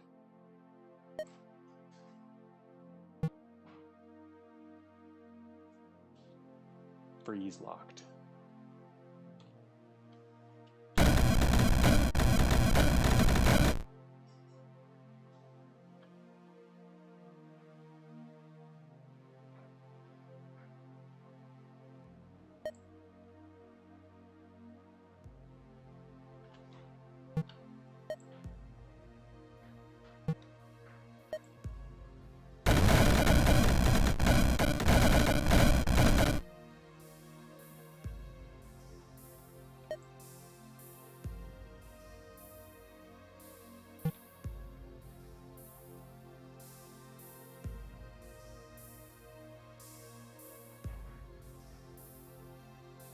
Time to death cleave this guy right here. Yeah, Ice Drakes are about to get saucy and really fast. We got this. I think we can get ready to cleave this guy here. Is he gonna? He's gonna move on me, right? What if? Wait, what if he doesn't? If he doesn't, it'd be a waste of a cleave. Shoot, I don't know what to do. I can actually shock him right now. Maybe I'll just shock him. Actually, that makes sense. Should shock him first because it's gonna kill him. And then kill other stuff too. Got 2 of those left.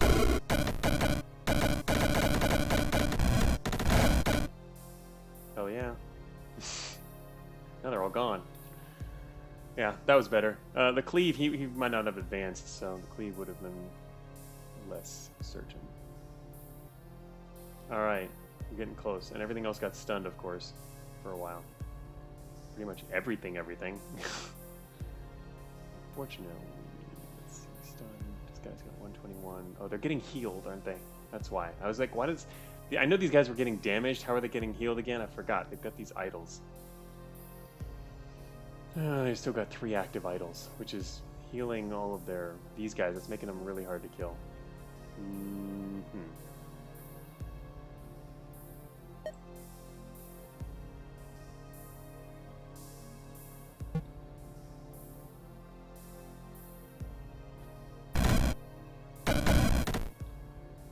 Forgot about the little heart things, which are obvious. Alright, get a death board.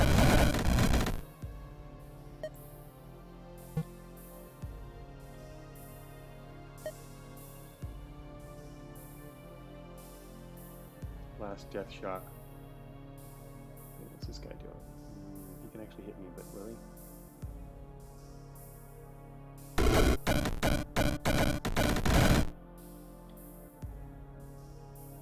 This guy's gonna die right now. Actually, wait a minute. We can take him on our side. Do I want him?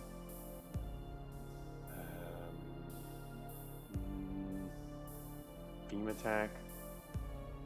He's in range, I think, for dominate. Yeah, he is. Could dominate this guy.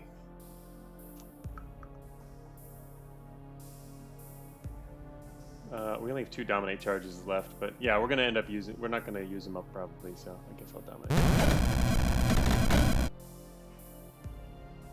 And the other one, probably just kill him. He's getting healed, but oh shoot, he's out of range of Deathbolt.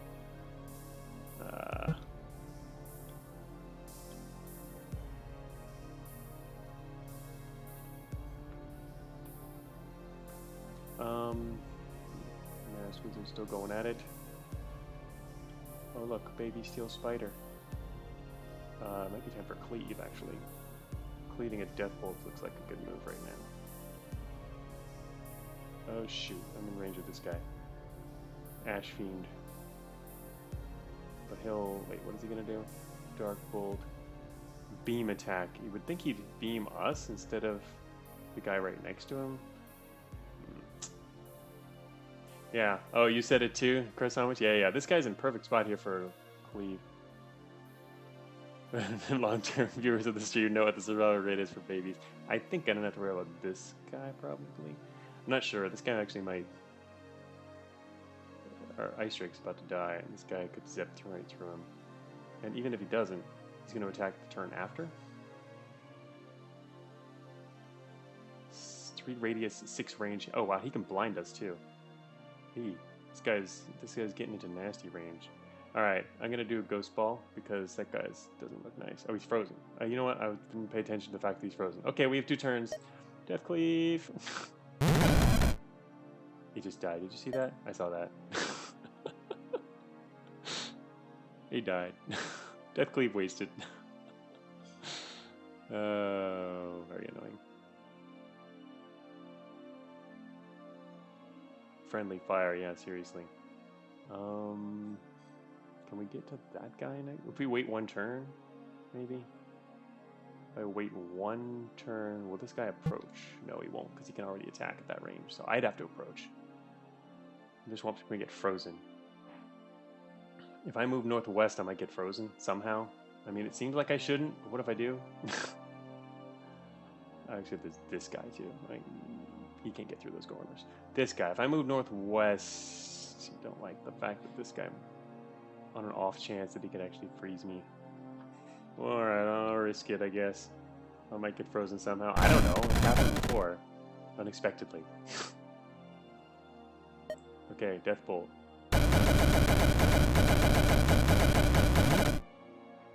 Okay. Everyone's dead. Finally.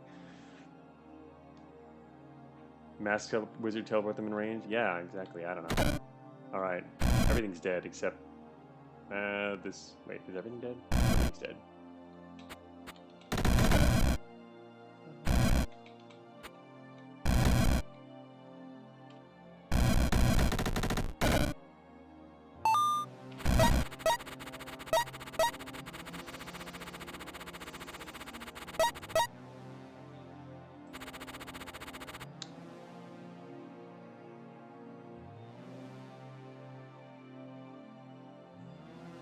Boss time. Yeah, no inventory space for that. We can remove something though. Ditch the portal key. How do you ditch an item without using it? I mean, oh wait, it creates a new unlocked rift at the random location in the current level. Okay, yeah, we can just do that by using it here. Wait, what is it gonna? Where's it go? Yeah, I know. I was wondering if you could just throw it away. Oh, look. Oh, so it actually does matter to have a portal key here. I mean, you can create a portal with a different type of enemy in it. Along with Mordred. I don't know how much meaningful that is going to be, but we can go look there. Anyway, I'm going to go look in a second. Let's, I wanted to see... Alright, we're going to pick that up. We have death dice now. Trust me, kids, it doesn't matter. I figure. I mean, I'm sure he'll summon stuff, and there's like all kinds of gates and spawners, whatever. We're going to look at the boss in a second. I'm going to take a really quick break, and be right back. And we're going to put up our nice little going away message. Boom. I can't move that. Alright, 1 sec.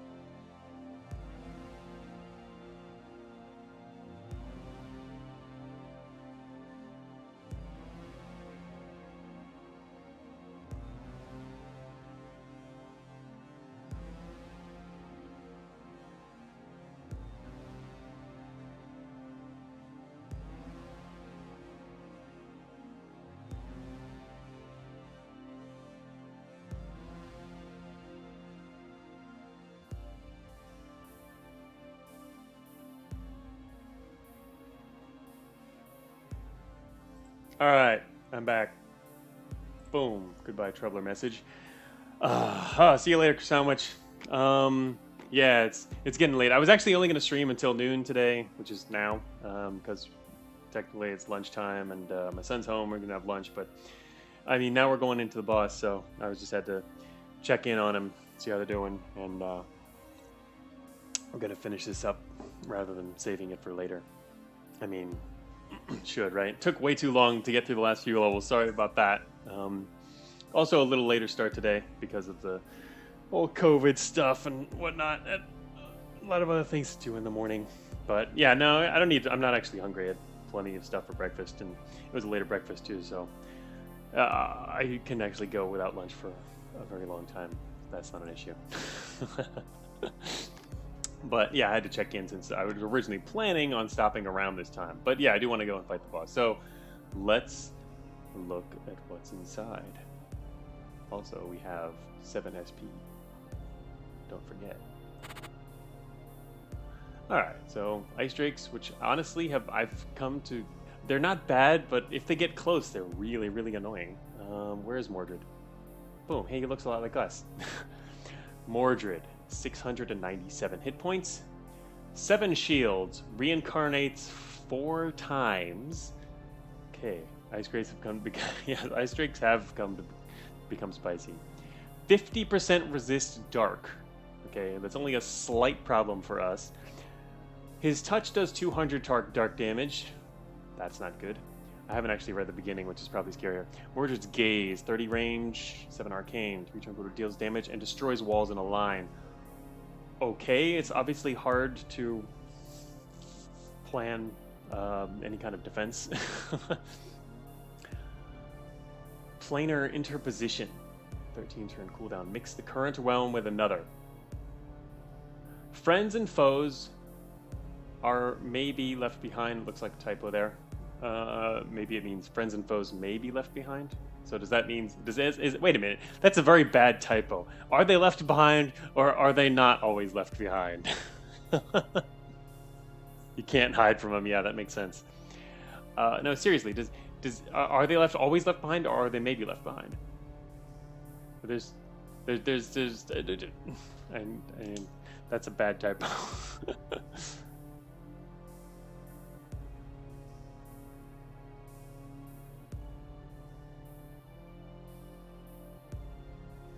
It's sometimes, yeah. I figured it would be sometimes, but so I couldn't tell though. It could be either one because of the typo. It depends on what the typo was.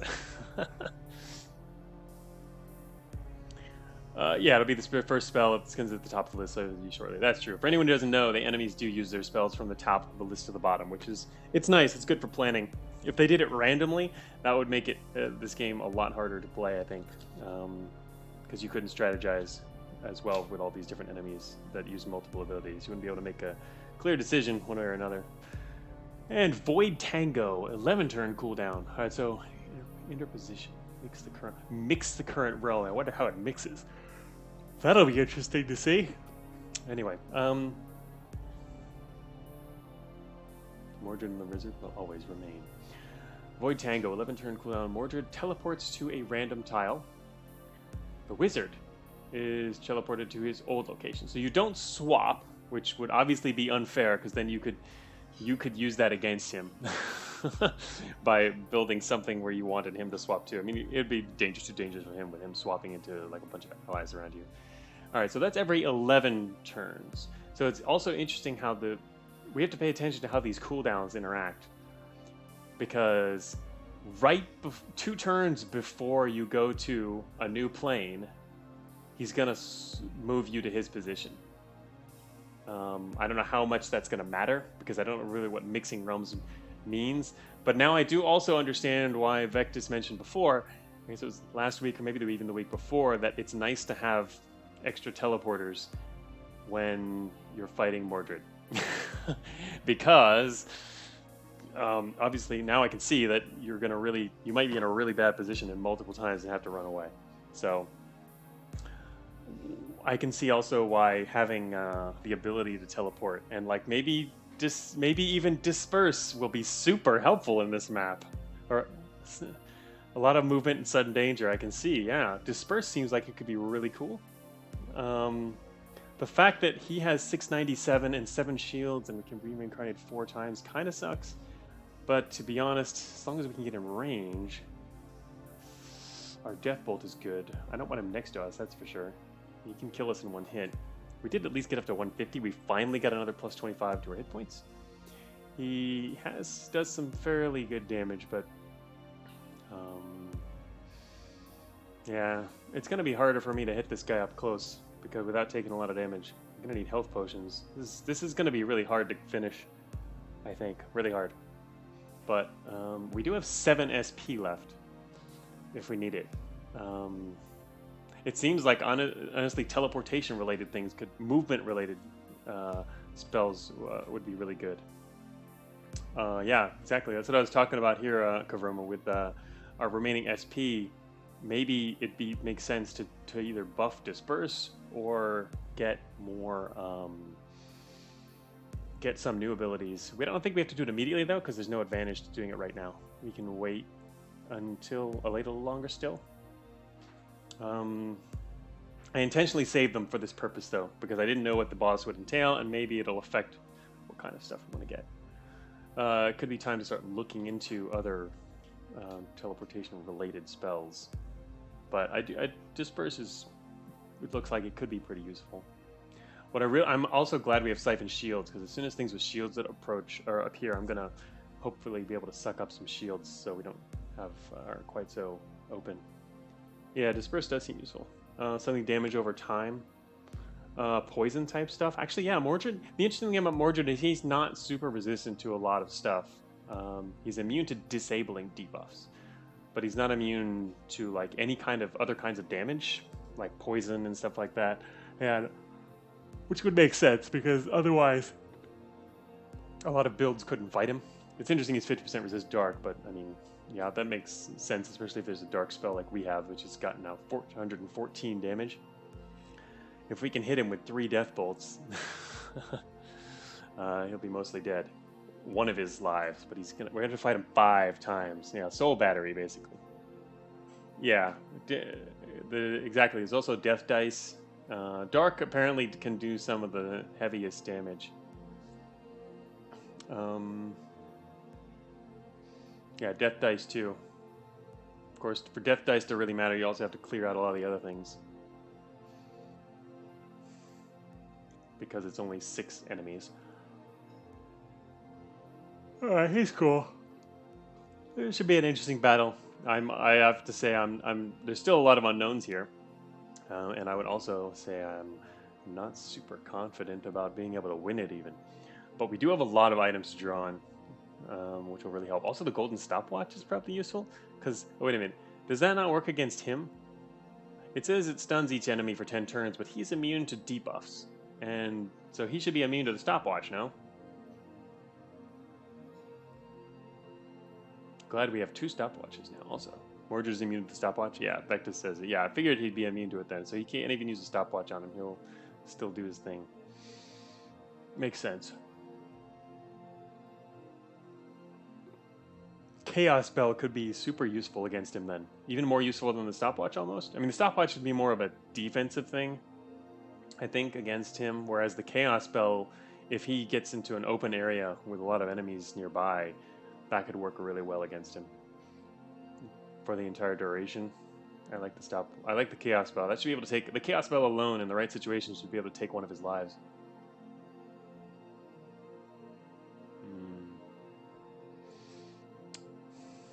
Now I'm just taking stock of what we have, what can maybe be useful here. What's this thing do? It says arcane damage. Oh, we have an arcane shield. I mean, it's only in the last 25 turns, but we can technically we can shield ourselves from his damage. We have plenty of mana potions for doing this. This should be all right. At least we have enough mana. I'm guessing each of his lives would take maybe at least one mana potion, if not more. Just if we're gonna be spamming as many spells as possible. Teleporters, we've got 5 teleporters. 5 teleporters seems like a lower amount than I would want right now, though.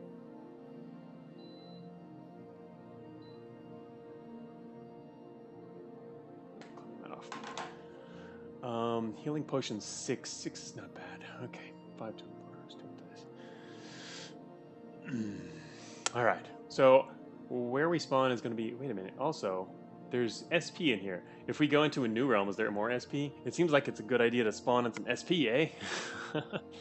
I guess the other option is you can literally spawn in view of him as an option to.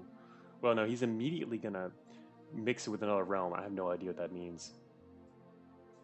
If you spawn nearby him, though, you'd have to be able to kill him before he reaches your position, otherwise he's gonna whack you with dark damage. Just thinking it's kind of a nice way to get a drop on him. Actually, wait a minute. What if we drop in and siphon his shields? Ooh, I like that idea. I like that idea a lot, actually. Drop in and siphon just his shields.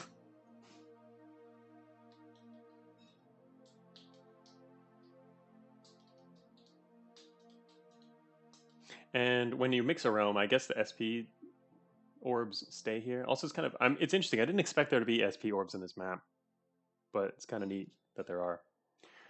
I kind of want to drop right here and siphon his shields.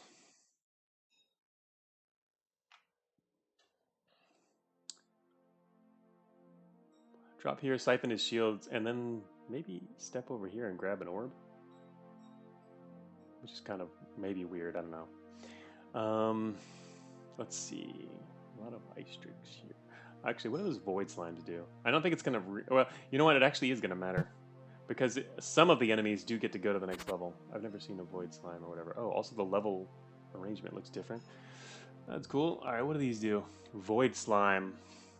5 range, 3 arcane damage. Beam attack melts through walls. That's kind of nasty.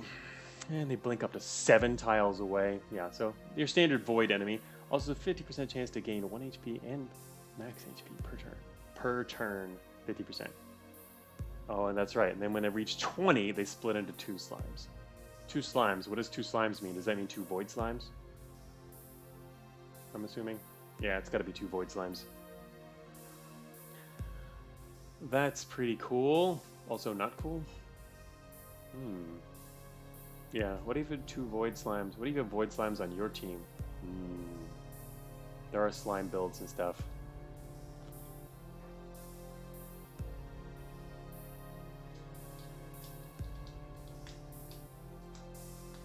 Yeah, it seems like dominated slimes can be pretty cool.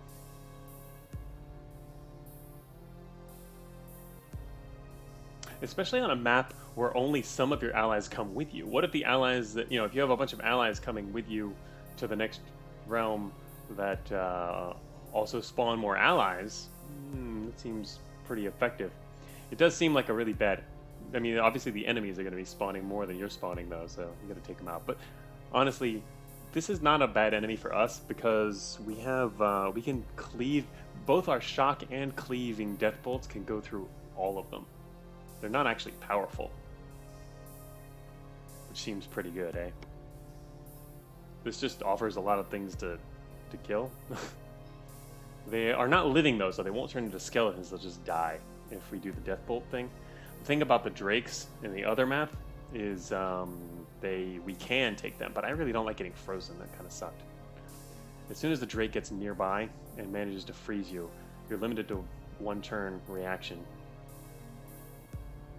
And then also you've lost a couple turns, which is really dangerous. Every turn is very valuable in Rift Wizard. The only reason it didn't matter so much last time is because the battle had already mostly played out and we had a lot of allies nearby, but it could have gone really bad otherwise. In fact, we did get almost killed since we were low on hit points on being frozen that one time.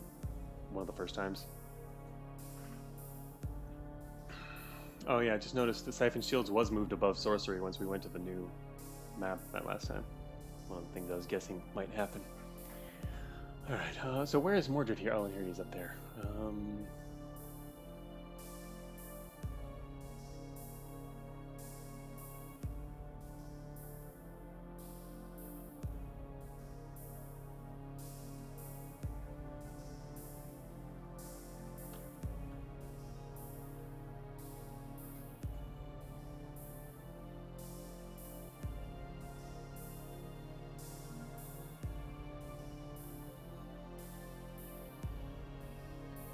So what does anyone else think?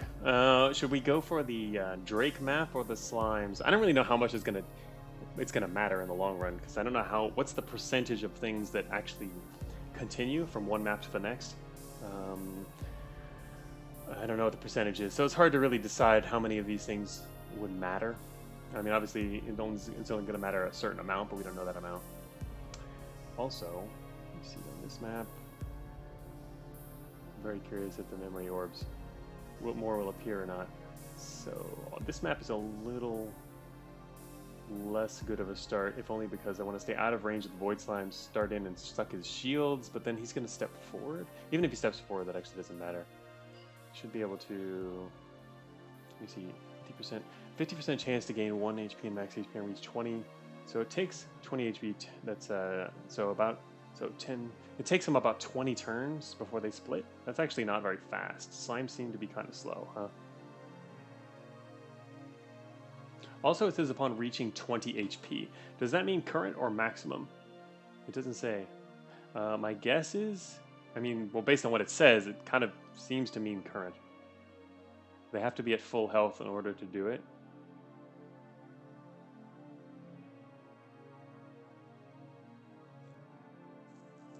Well, not full health, but they have to have at least 20 current health. So it's the fastest they could possibly do it is like 20 turns. It's not that great. I mean, I can see how it could be good if you're able to keep them, but I guess it's not that great. I guess the more important thing is where to start and what you can do with that starting position. I do like the idea of no matter where you start those, to take some of his shields right away. Not for weakening him, which is kind of nice, but honestly not super important because we have Ghost Ball, but mainly so that I have shields, because I want some shields too. And we have plenty of stuff here to do that.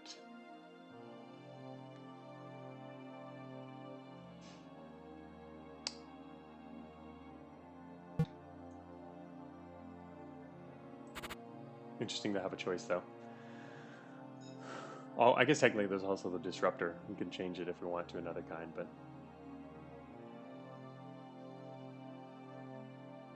There's no spawners, which is kind of interesting.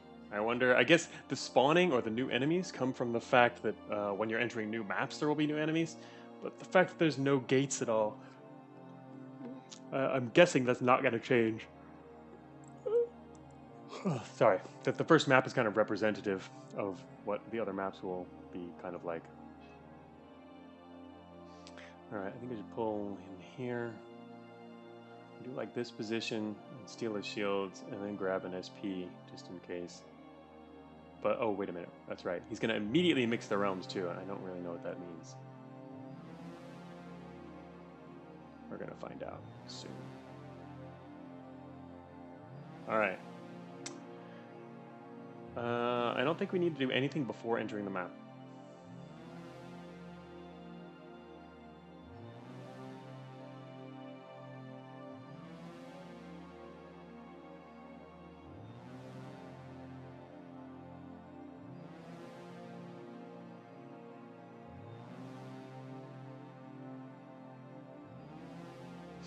Also, wait a minute. If Dion says you just go and go and do your best with whatever happens, yeah. All right. I'm trying to make the best decision. This has been a long, long run. Very long. So much planning. So much planning. All right. I'm gonna go up here and siphon shields. We're gonna end up using magic pretty soon. The only option we don't have available to us right now is Death Shock.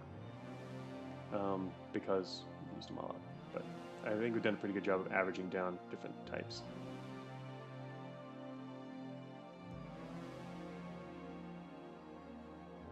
You know, alright, so anyway, one thing I was thinking is, you can't dominate Mordred with brute force persuasion, can you? I'm just really curious now, because there's nothing in his list that says you can't do that. Can you dominate Mordred? If you drop him below 80 hit points? You think it must be a disabling debuff, Vectus? I don't know, I mean... maybe? It technically doesn't seem like it should count. It's not listed under debuffs or anything. It's... anyway, yeah, I don't think it's possible. I'm just the wording seems like it doesn't exclude. I mean, it's the boss of the game. It wouldn't let you do that, right? It'd make it too easy. All right, drop here, shields, and then go from there. I don't know, actually, dropping in the middle of the map seems like it could be a bad idea, depending on how the realms mix. That's something I don't know, but you know what? In the end, we're gonna be using a lot of teleports and the crazy stuff anyway, so I'm just gonna like do this.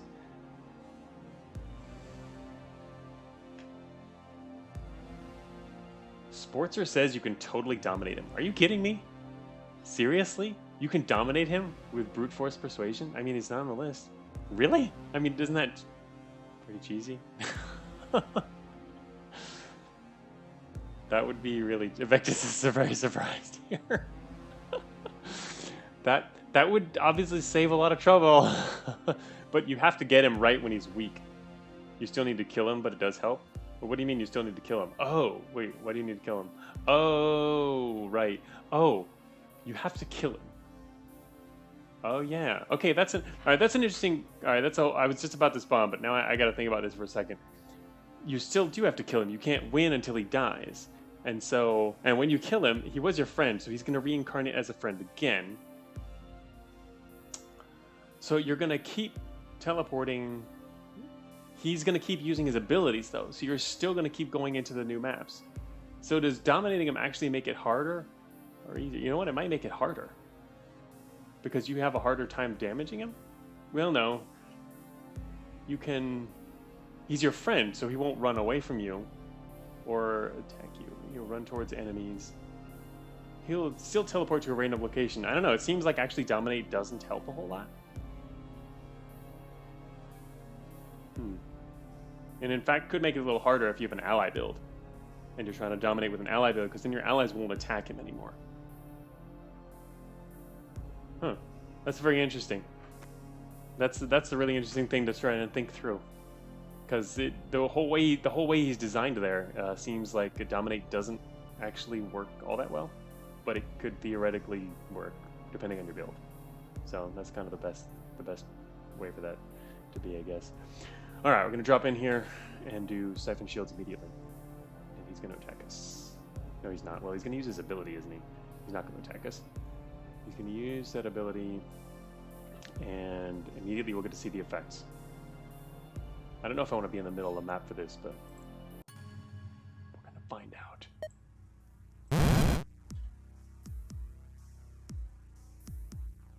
That was cool. Also, that pisses me off there with the SP orb. That's the part of the reason I wanted to spawn right there. Only part of, though. That was a cool change. That was cool. Yeah, there's new music. It's been like the same music forever, and now there's actually a different track at the end. It's actually really low volume, though. Seems even lower than the other one. This is gonna be a really interesting battle. Especially considering how weak we are. I mean, seriously, right now we're suddenly in range of all these guys? Kidding me? He's only got 2 shields left. Alright. Hey, welcome, Satalis. Yes, you're here just in time. The boss. I just dropped in and now there's a boss here, and this is gonna be super insane. What is that? A gargoyle. The thing is, there's gonna be so many new enemies I haven't seen popping in. Oh man.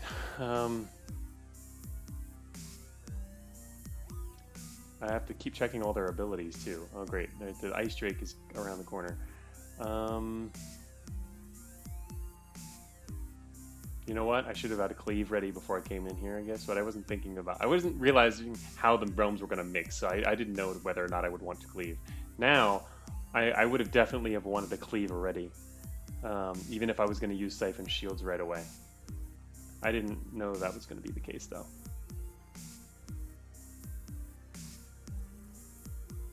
I can see how teleporting is going to come in super handy.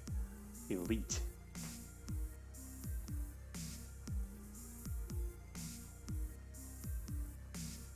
Alright, we have 5 shields, so we have a moment here to breathe. A tiny, tiny moment. 2 ghost balls left. Also disperse is going to be useful. Boom. Could literally disperse all those guys. Everyone accept this.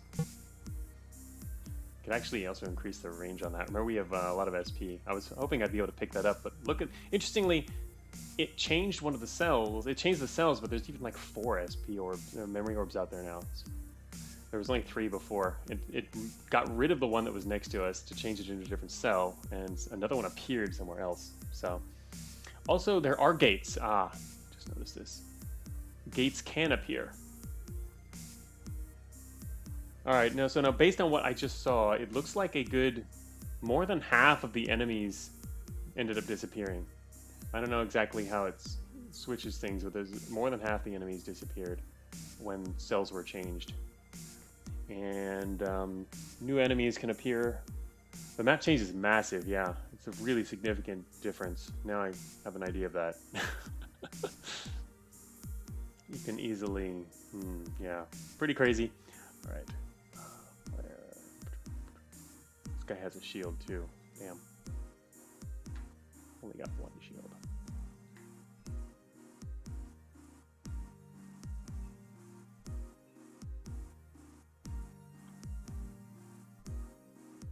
Is this map even connected? Sort of. Not fully, maybe. You're right. Oh no, there's spaces. You're right. It's not even fully connected. This is not fully connected. It doesn't have to be because it's going to change later. But you're right. We're actually stuck in this this little area right here. This, because we can't fly. We're blocked into this small area. I mean, you can teleport too, right? You're mage. Oh, we have a teleporter. How else can we teleport? I need to actually look at the spell list now. Translocation. I need to look at, what is this? Teleport is 1/1 charge. You can increase max charges. This seems like a valuable spell, actually. It'd be nice if a circle could appear, huh?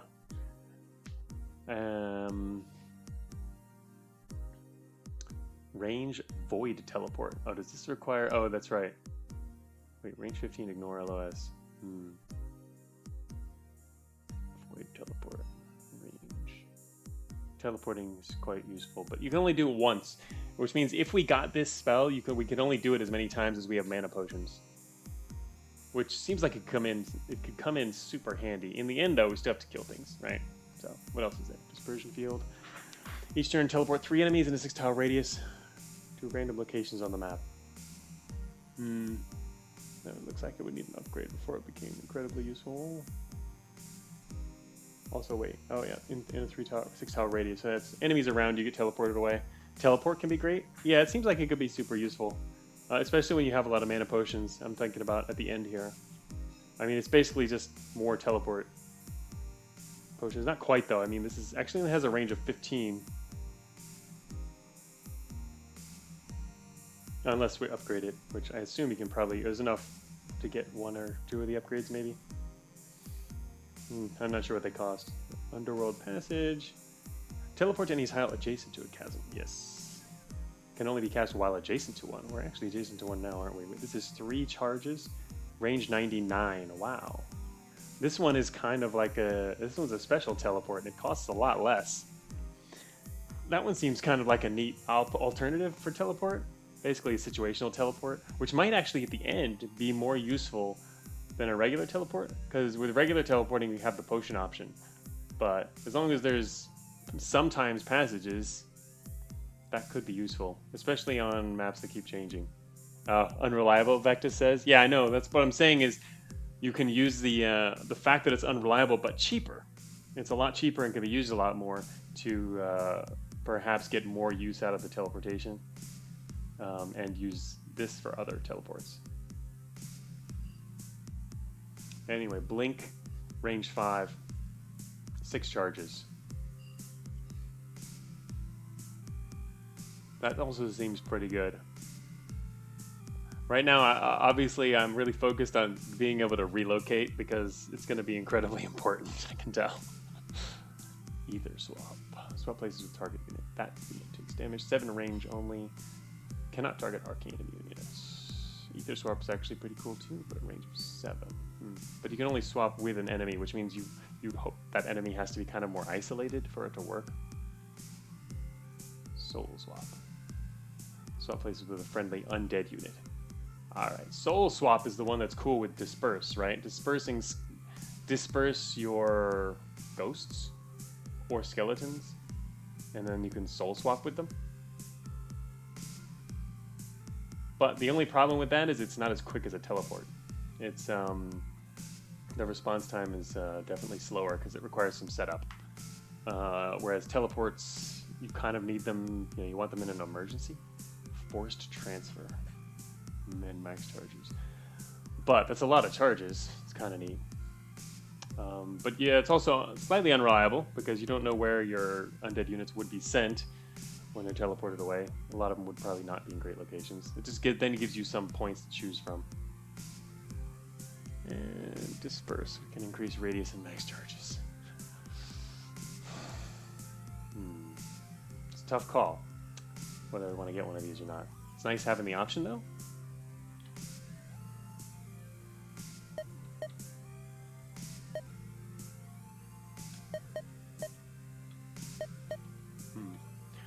But yeah, it's quite likely that I think this would be one of the more general purpose things to do, is to go for a teleport movement based stuff rather than trying to get a new kind of attack or other ability, unless it's also another kind of defensive ability, actually, not offensive. No, orb is actually a group. Orbs. So many fun builds I want to try. All right. Whoops.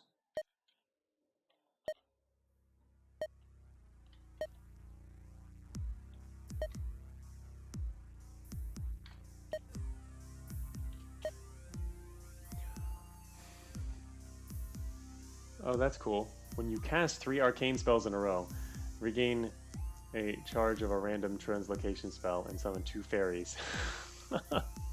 Glittering dance. Lightning warp.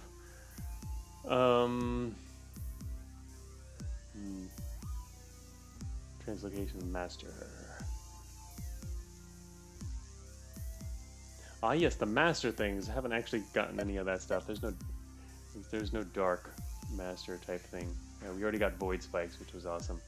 What are the other ones at the high end? Oh, that's right. Soul harvest. For regaining charges on your dark spells. And most of our spells are dark spells, I think. No, not dominate, yes. Death cleave. All these other spells.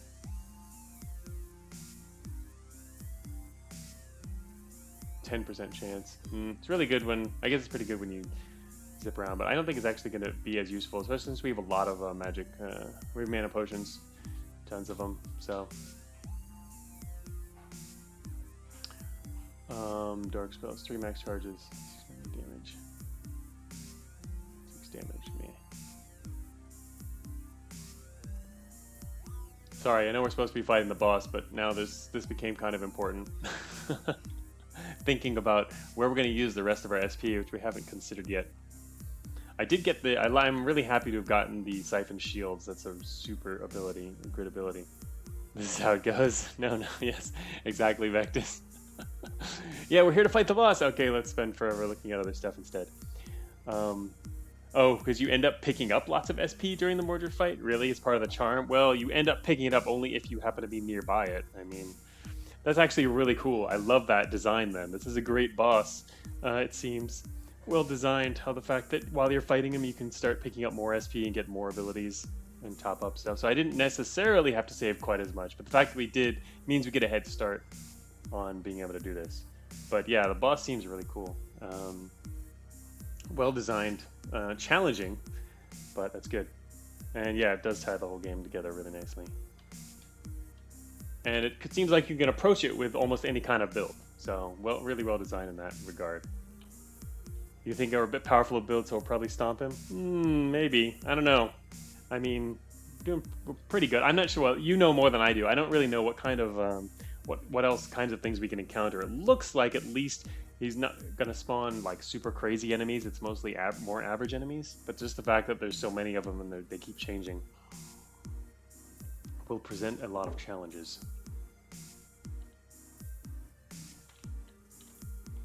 All right, so wait, we're here in skills. So what was Dark Lord Frostbite?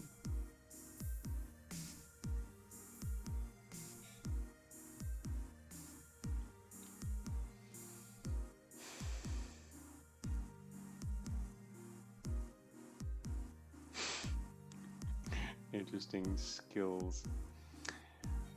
Alright. Oh wait, what was Ghostfire again? We were talking about that earlier. Forgot about it already. Oh, that's right. That's right. Burning ghosts. Yeah. A little complicated. All the skills are more about combining stuff.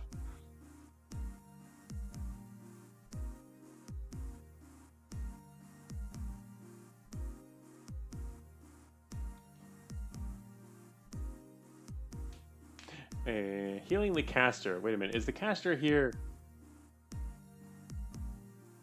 you? It's not player. It's the actual. It's the undead unit itself, right? That's doing that gets the healing. Yeah, it's got to be. 2 tiles away. Anyway, yeah, the undead unit. Just a way for them to heal. Kind of interesting. Could also be a drawback in some cases where your undead are, unless they outnumber the enemy. Otherwise, if you have a fewer number of undead, they're kind of just gaining a small amount of health, but then waste a turn, which they could have spent moving towards the enemy, since you already have, especially if you already have damage.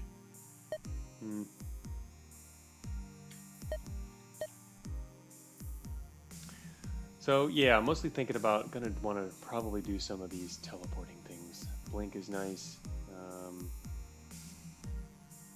Range of 5 only though, which could sometimes not be so helpful. Range, you can increase the range on it. I don't know, maybe Blink could be even better than Teleport, I think, cost-wise, because you get a lot more charges for it.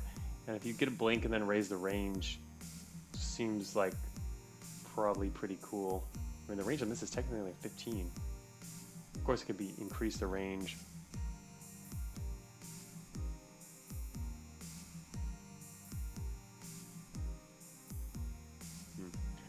Thinking about Blink. Alright, now I gotta look at the actual map again.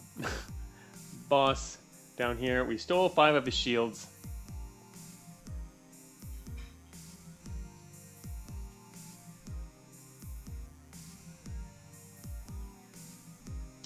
So with that, we can technically take all the damage that we're going to be dealt in this first turn here.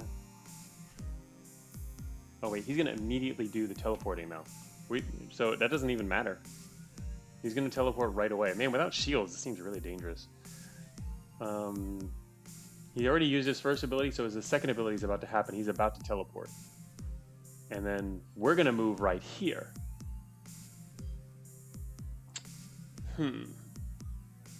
Okay. Well, on that note, what should we do? I don't have to worry about him attacking me then. I should... If I summon ghosts, do they hit him immediately or not?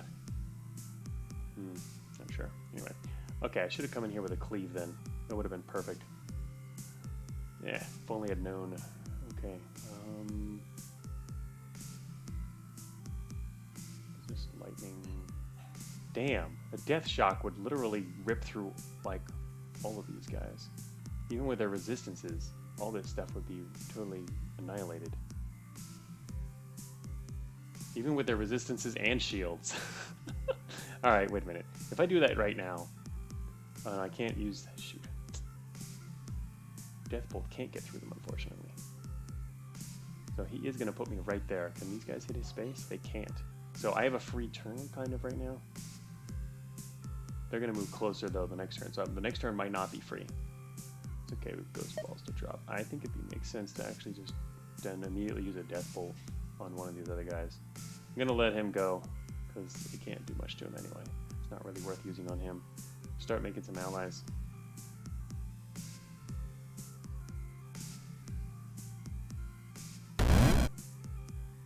Alright, he is over there. Alright, what's his range again? His range is 30 range and destroys walls. Destroying walls makes sense. Oh, that's right. Using Deathbolt on these guys, I completely forgot these Chaos.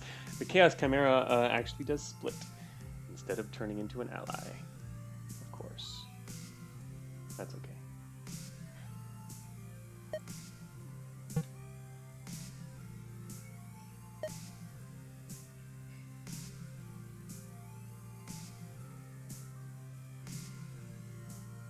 Be nice if I knew the exact number that would spawn.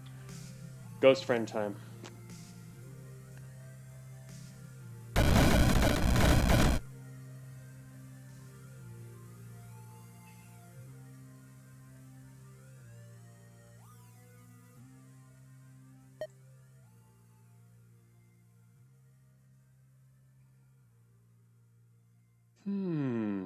If I was to start making friends, maybe I'll leave the dominate charge.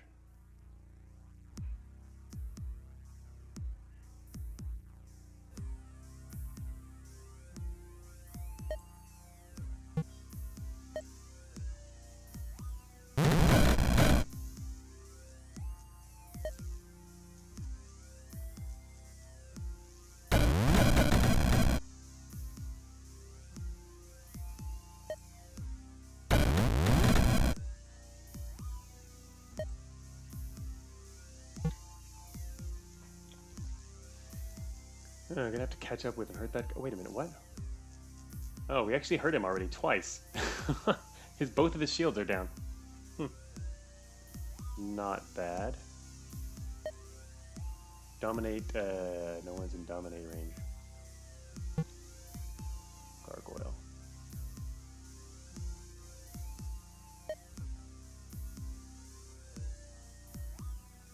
This guy's trying to sneak up behind us over here. How many turns left we got? 7th turn. Stunned.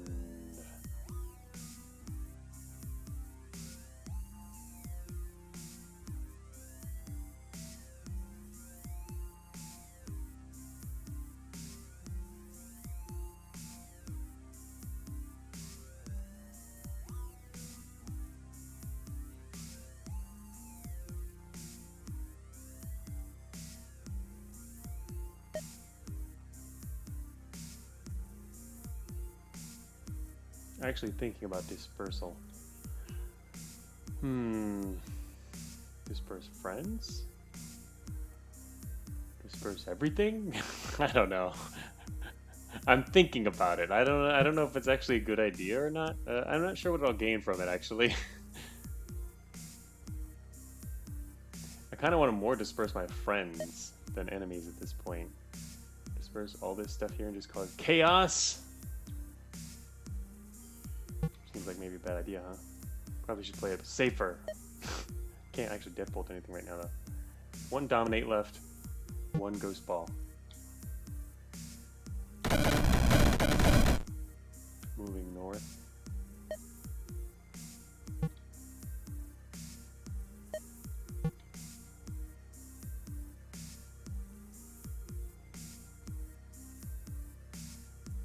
Actually, probably get rid of that guy fast. The Necromancer, if he stays alive, could become a big problem by creating too many skeletons. I need to kill him.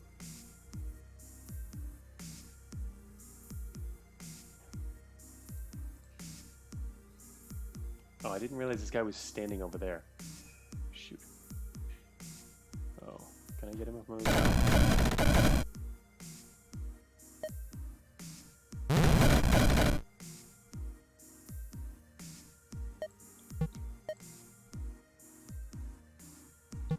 How many turns we got left? 4th turn.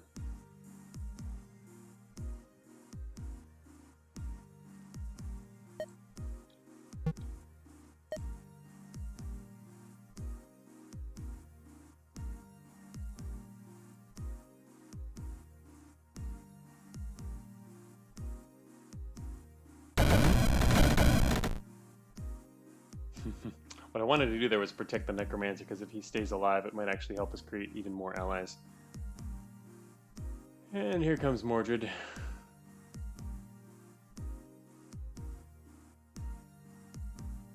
We're down to 3 turns.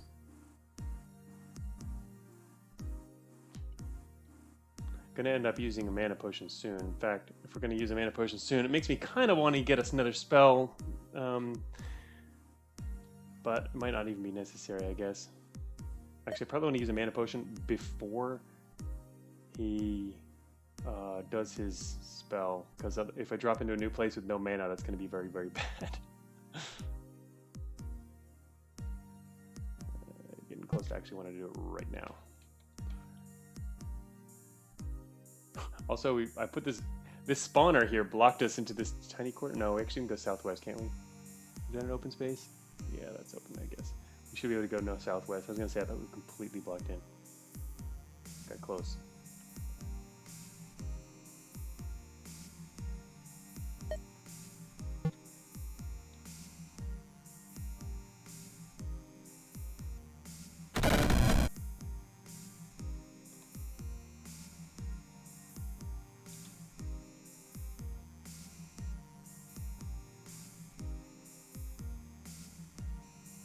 Which I was in range to actually death bolt him.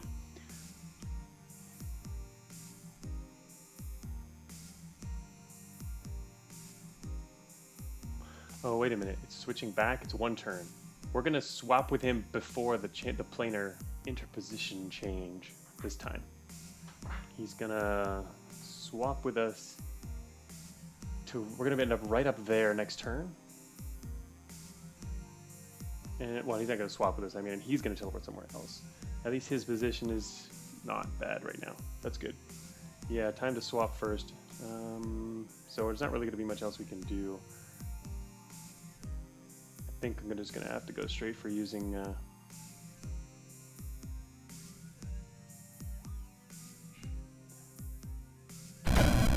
one space just to see what happens first. Alright, so he swapped us over there. Did he? Wait, he moved before he swapped? Yeah, looked like he... But wait, he can't do that. Why are we here? He wasn't right there, was he? He was a little bit above that. Anyway, okay. Alright, now the next turn, we're getting a new plane. So, I'm going to use a mana potion right now. Get all our mana back. See what happens to all our allies and enemies. At least we've got some friends left. Wasn't too bad. What kind of enemies appeared? There's a Void Rift. 20% chance to spawn a Void Bomber. Also, we have to deal with him still. He's not even barely hurt. And he's on the other side of the map. Seems like a lot of his teleports can put him in places that you'll never even be able to hit that turn until next time. So it seems like you need to kind of be a little more aggressive. Rift Gate. All kinds of gates. Ice Drake. Oh, what is this thing? A False Prophet. Oh, I remember these guys. They're reincarnate. Weak guys are reincarnate. Heal allies in the area. Storm Fiend. Storm Fiend. Summon Spark Imps. Okay.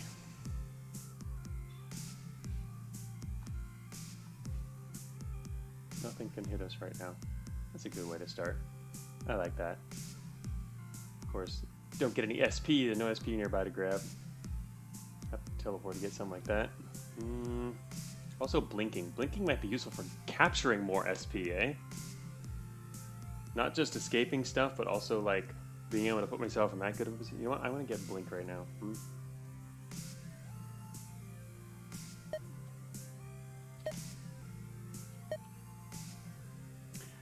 Mainly because it has more charges than teleport.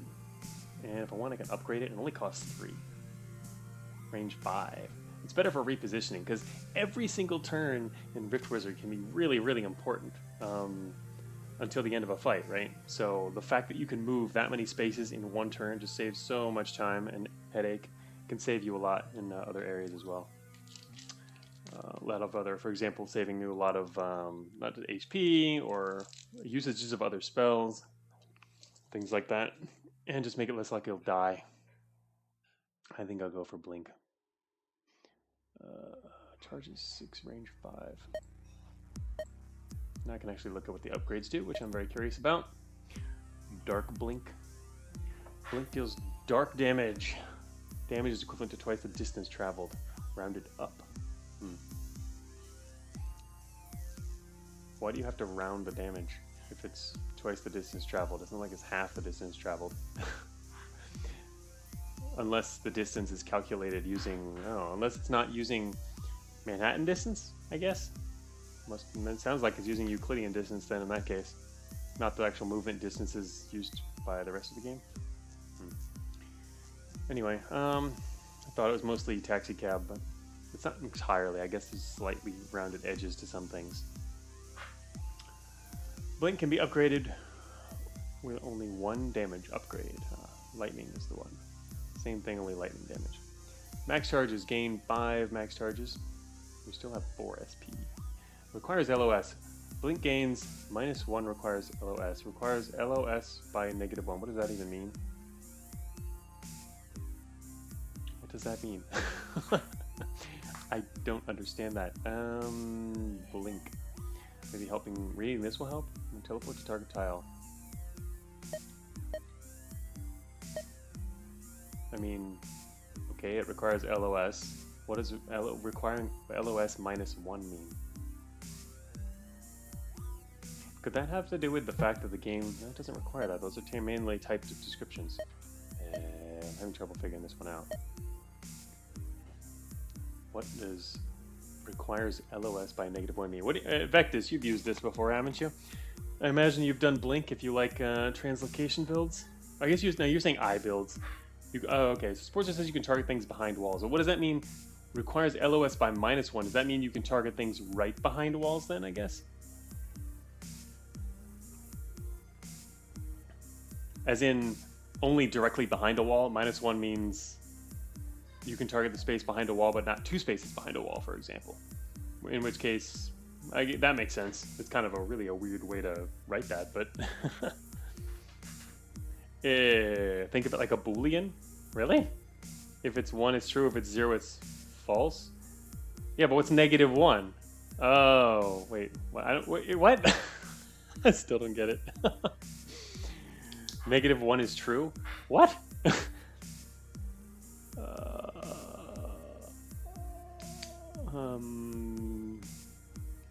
It's currently 1, but 0 is false. Currently it's 1, but 0 is... But I don't get it. Anyway. Alright, I'm gonna ask him about this.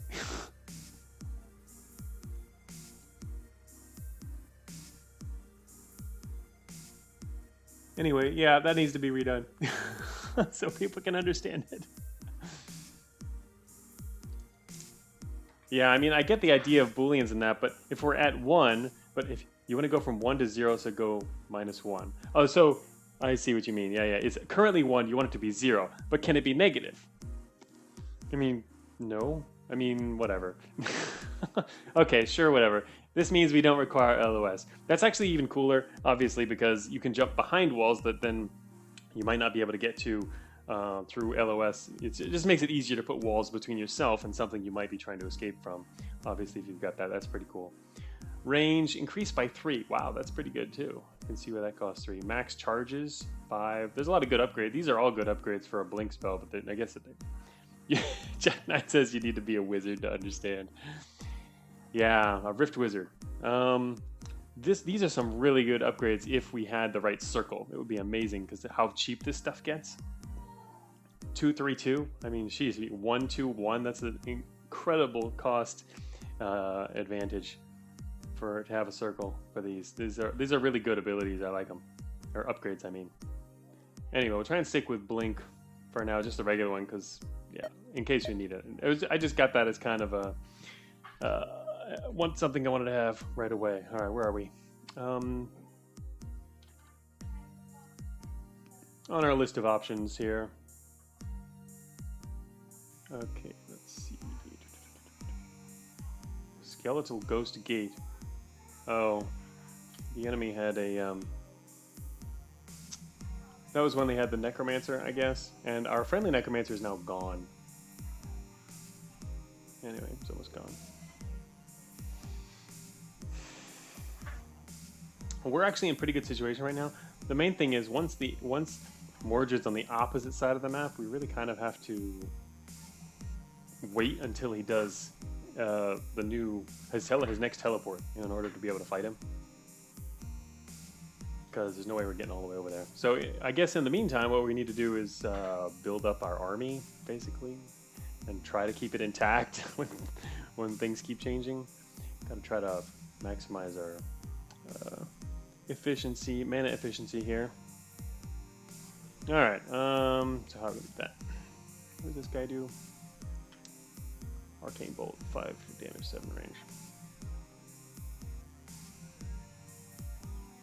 That's the only guy in range. Might just Death Bolt him even though it's not going to get us anything. Which is kind of unfortunate because that... Well, actually, wait, is he going to attack us? He's not going to attack us though, he's going to attack the guys next to us. Maybe I should cleave. Thinking of cleaving a Death Bolt this direction. There's a lot of living guys out there. Could be pretty effective.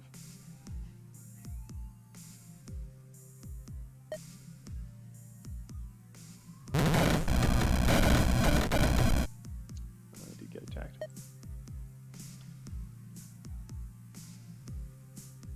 This guy's getting close. I almost want to actually get this guy here. Oh, nice. Storm Fiend. I want to get this guy first, maybe, because the Ice Drake is going to be the biggest problem if he manages to get in range. Because if I do this guy...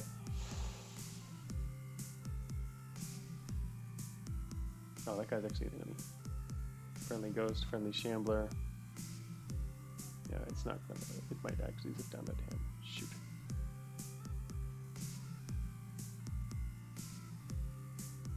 Might end up taking more damage, though. Alright, here we go. I'm just going to Death Bolt this guy. Oh, it bounced all the way back and got him. Yes, it bounced back and got the guy right next to us. Perfect. Is there anyone else I can actually hit here? Can we bounce off a ghost to do anything? Looks like no. Kind of unfortunate. We can bounce to this guy. What is he? We can kill him. We won't bounce any further than him, though. It just killed this guy. On reaching 0 HP, transforms into a gargoyle statue. I actually don't know what a gargoyle statue is. Just something else you have to kill before it turns into a gargoyle again. Sounds cool. Is it worth killing a friendly ghost in order to kill him around the corner? What's he do? 12 physical.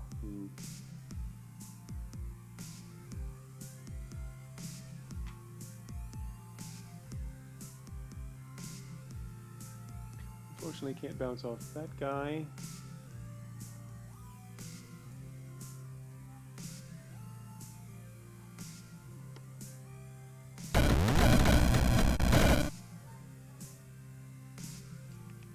Still didn't die.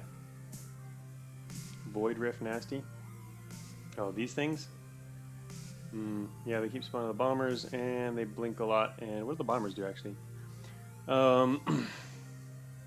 12 arcane damage, suicide attack, 3x3 square area, autocast on death. Also, that's void, so I assume, yeah, it means through walls too. Yeah, that's not great. I'd like to think we can keep zapping through them, but that could also be hard.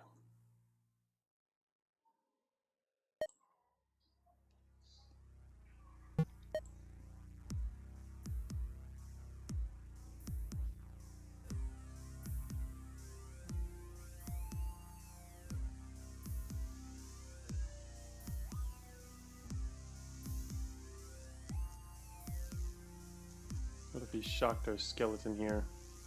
Probably worth it.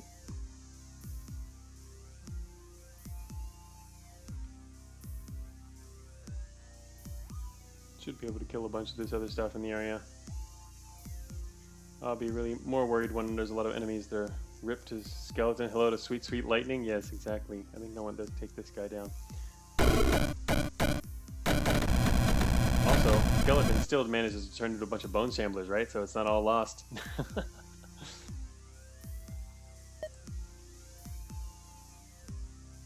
and then go shock the bone shambler and keep killing things. What is the bounce range on this? 9. Currently 9. Oh, these guys in the north. Lightning imps. Actually, they'd even die too.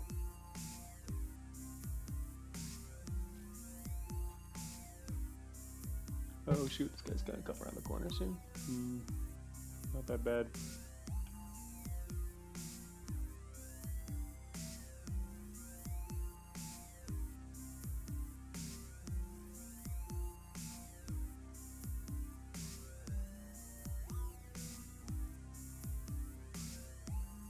Not even worried about Mordred, who's hanging out on the other side of the map. I do have to keep watching, keep an eye on his timer. He's gonna do another teleport soon, which is gonna put us over where next to him. Pretty exciting stuff.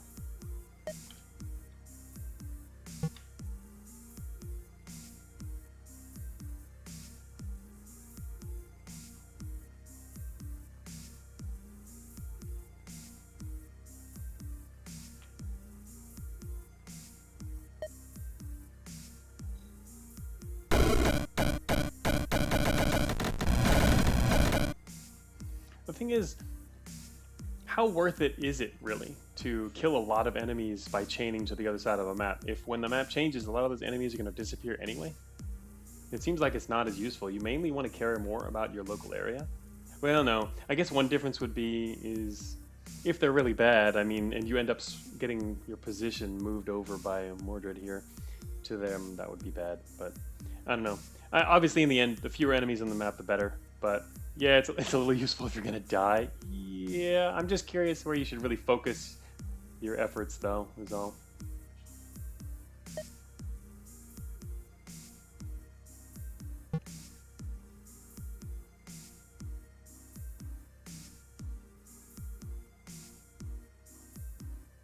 This guy's 100% resist dark. And like. These are really annoying. I like this guy to kill himself. He's an AoE beam. Could kill this guy with by dropping a ghost ball near him, but a lot of the ghosts are gonna die to these. If I do that, and I guess if the ghosts die to these, that doesn't count as kill. That wouldn't kill him, right? The damage from the spikes. Seems like not.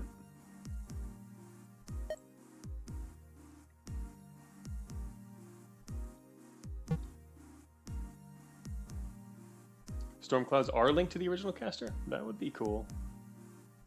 Well, we could try it. If he dies quickly, then the answer is yes. He's at 106. Yeah, it looks like he is linked to the. It is linked to the caster. Probably, because he didn't do that much damage in one turn, did he? Yeah, he didn't even cool down yet. So, yeah, I think that did hurt him. Also, all the imps just killed themselves.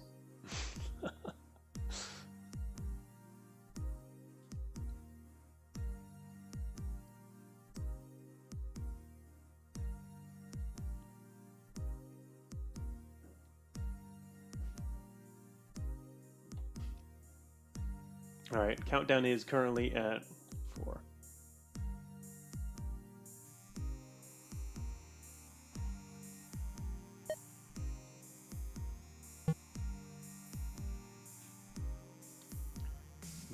Mainly just need to deal with the Storm Fiend. Also, there's another one coming.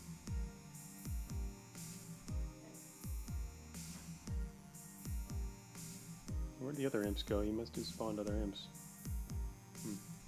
Oh, never mind. I know why. I killed them when I sent down some death shocks from up here. Or it wasn't death shocks. It might have been death bolt from earlier.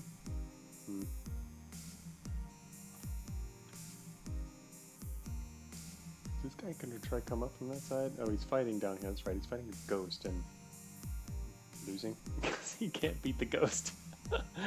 Gargoyles can't beat the ghost. That's pretty funny.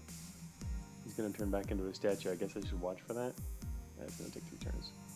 That's not even gonna happen. Well, okay. What do I do here? I guess maybe. I wonder how often and when you would want to use your teleports offensively. Like, there might be good situations where you want to go after Mordred actively. Need to start looking out for that, I think.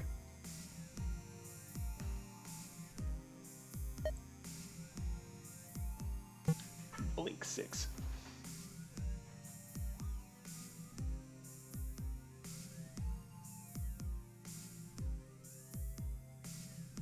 I'm very tempted to disperse right here. Again.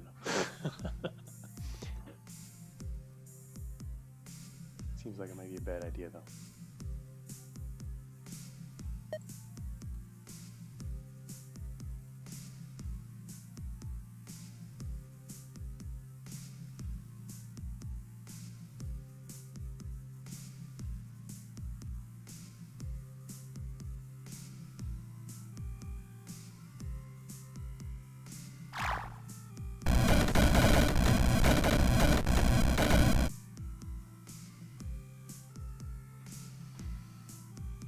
Oh, nothing like a little chaos.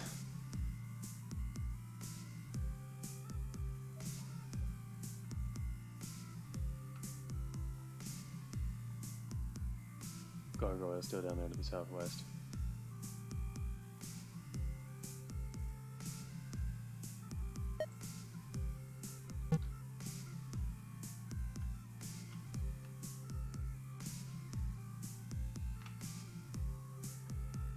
Why can't I see this guy's range? I can see his LOS, but not his range. You know things are bad when Gizretti puts troublers out? I don't know, I just felt like I didn't have anything to do. I wanted to see what would happen.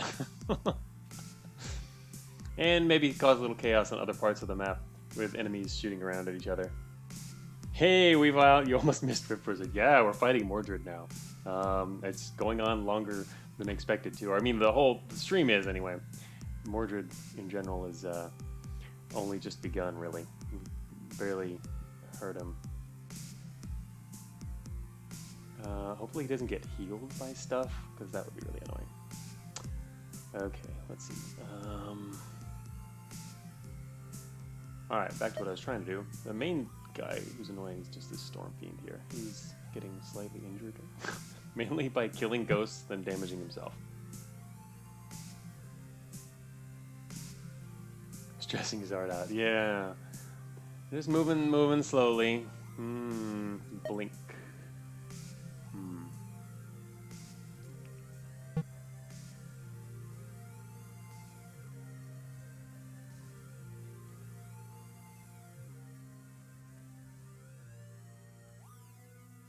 I'd like to make some skeletons over here. These guys make good skeletons once you get their first iteration.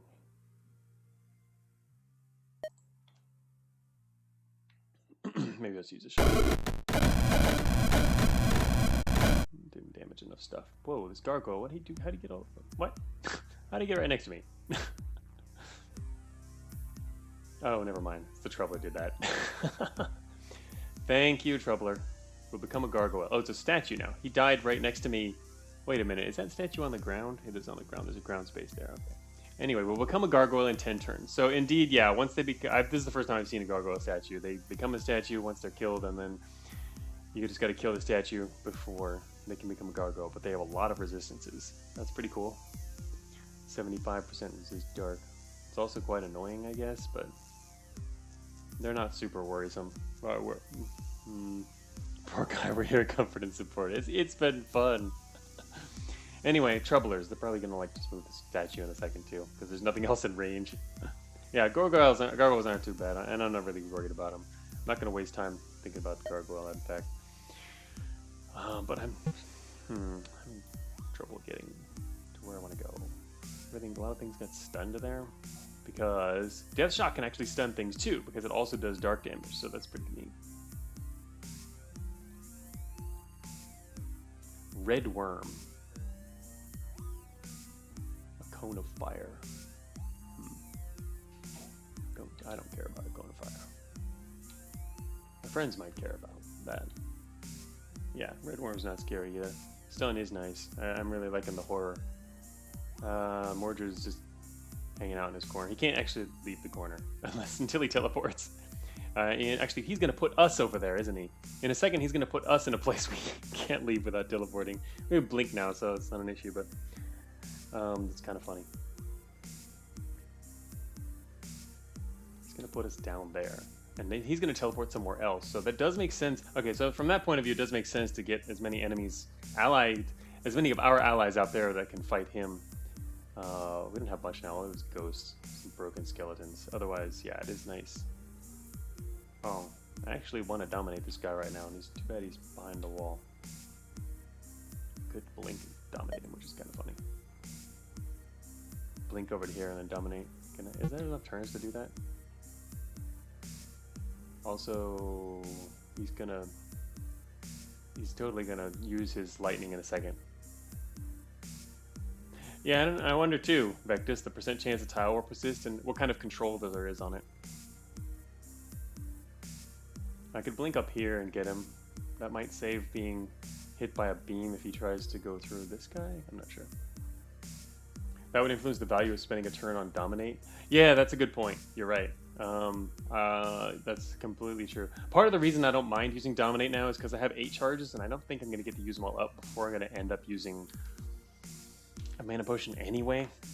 So, you're right.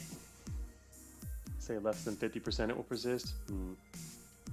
I don't know. Yeah, it seems at least it's 50% or greater that things change. It seems to be the way. Alright, well, this guy's got, we got one. So yeah, we only have 2 turns left. We have 1 turn. So technically we could go up there and take him. Summons imps 3 turns. I'm just going to do it anyway.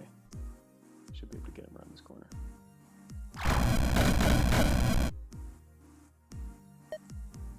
We'll find out. Also, this guy, oh, the statues got moved. Of course it did. Troublers.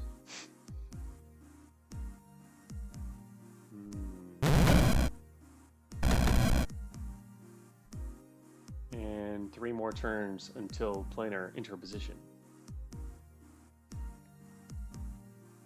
Hello there, elf.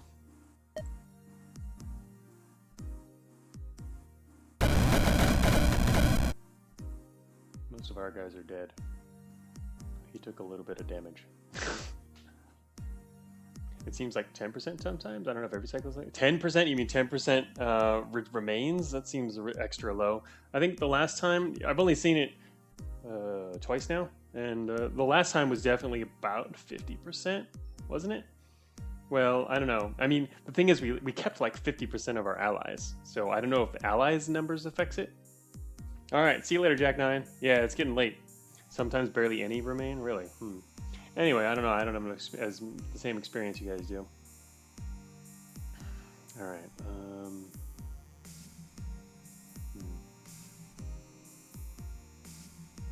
So next time, yeah, we've got 2 turns. There's not much else I can do right now. There aren't even a lot I can use right now. Almost want to get a cleave ready. It would kind of suck if it was wasted if you try and get a cleave ready, and then he. Yeah,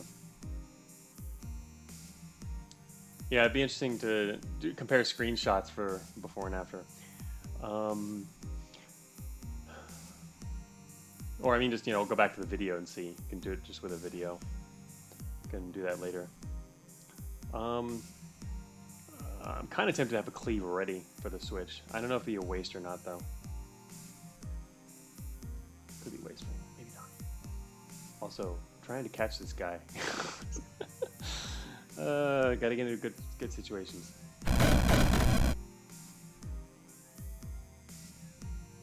One turn.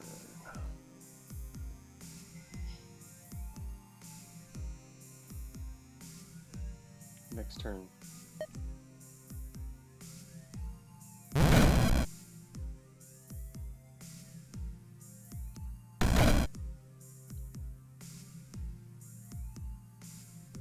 Dark Tormentor. Of course they're 100% resist dark. What is this? Dragon Horn. Summon friendly dragons in each unoccupied adjacent square. Okay, that's cool. You can get items too. That's really neat. And there's items too. Oh my gosh, circles can appear. You gotta be kidding me. No way. Circles can appear. Oh, did not know. Did not know. that could affect me whether I get stuff or not. Like, for example, upgrading Blink and stuff. Enchantment Circle. Dragonhorn. Yeah, I want to use Dragonhorn. I'm definitely going to get that. Farm the level for SP and get 20 spells or we riot. Dragon Airhorn. To get this, though, I kind of need to spend some SP to be able to jump through the wall. I don't have to. I mean, I could go around, but I'd have to do 2 blinks. It's either 2 blinks or upgrade blink so that I can go through walls, which honestly I kind of want to do anyway. I wish I had a circle for it, but I think it'll be helpful. Also, oh my god, it's a troubling mass. Oh no. Upgrade blink? Yeah, I was going to upgrade blink. I was pretty sure I was going to upgrade it so I can go through the walls and use that to grab this horn. But I noticed I can't grab the horn unless I get rid of an item first. So, what item will it be? I'd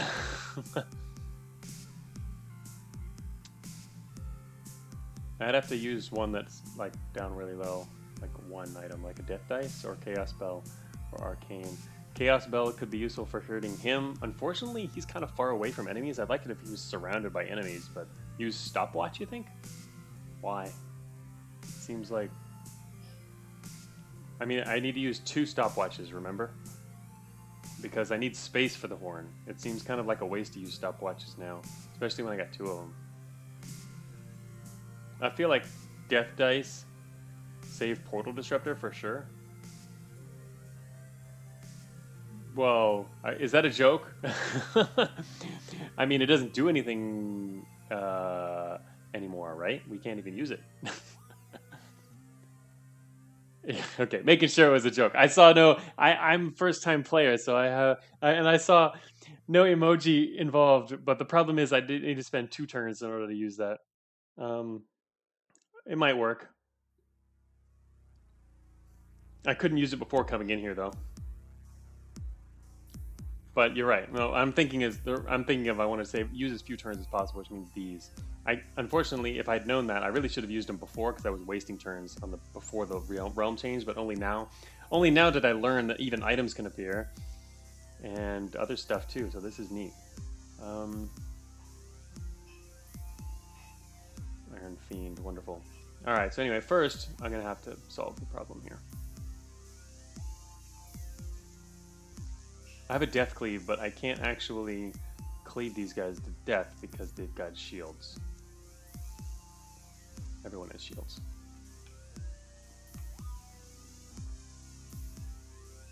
What do these guys do? Oh, they're 100% resist dark too, which is quite annoying.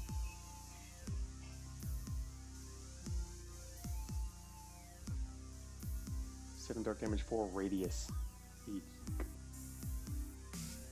I am within the radius. There's a secret use for portal disruptors. You use them to meme. Alright, I think... Shoot. Well, I had an idea here. 1, 2, 3... There's only 3. I was thinking of using Siphon Shields to steal all three of their shields. It's going to spawn 9 baby troublers. Baby troublers that grow up into big troublers. Anyway, I was thinking of using Siphon Shields, and then for the second second attack, try to cleave through, because you'll still have 1 turn left on the cleave. It's probably going to hit these other guys, though. These other friggin' dark resistant guys, which are problematic. In which case, it makes more sense to actually not even bother with the cleave, caring about the cleave at all. The only reason to try for it is just because then maybe we get some skeletons up here. But the other alternative is just to use Death Shock, which will kill everything here, I think. Yeah. It's upgraded enough to kill everything. Sasha still says, I can't get past Realm 6, don't take my advice. Okay. Yeah, I don't use Stopwatch unless it's like super necessary. That's why we still have 2 of them.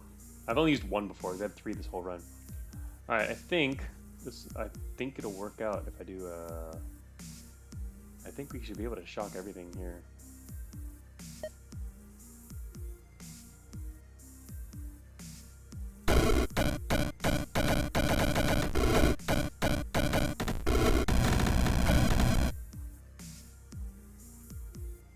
That worked out pretty well.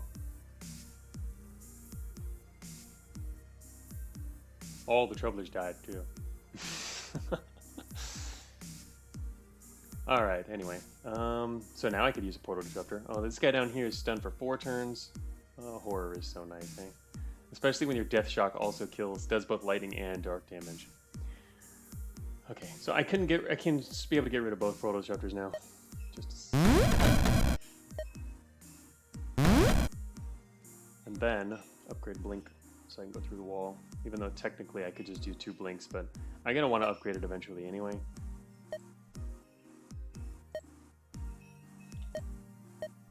The other question was whether I wanted to upgrade it further, but with range is awesome.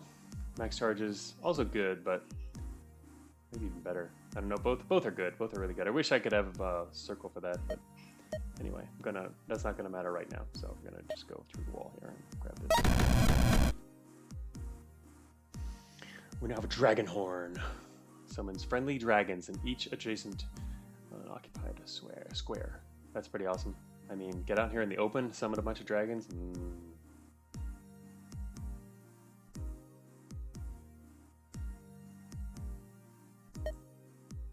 Makes me want to jump out in the open and summon dragons up here. He's getting close. What are these guys? There's the Iron Fiend. I hate these guys. Still stunned, though. That's the thing. Things that are strong against us, we can still stun them, which is nice.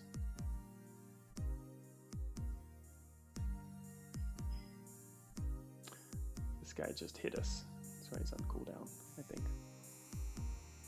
But it's his only ranged attack, so he should be able to do good now. Oh, okay. 4 turn until he teleports, though. Damn, it's just too fast. I want to jump up here and jump out in the open and summon a bunch of dragons, but I feel like I need to do that when we're right next to him. Because 4 turns, if I jump up here to summon the most number of dragons, I'd have to move out 1 space in 1 turn, 2 turns, summon dragons, 3 turns. He's only got 1 turn, then he leaves. Also, he teleports to a random location. I wonder if he can ever chance to teleport nearby, maybe? I guess it's technically supposed to be possible. Alright, what's going on out here? This guy's having fun.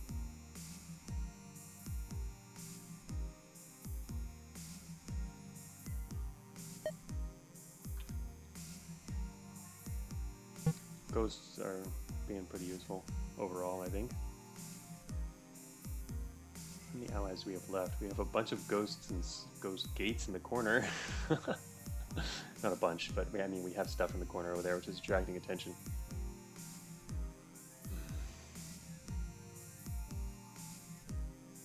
Want to try? I think overall it's really important to try to use as many different spells as you can, so you don't run out of one of your options too early and then almost get forced into using another mana potion even though you have a lot of charges left on other spells.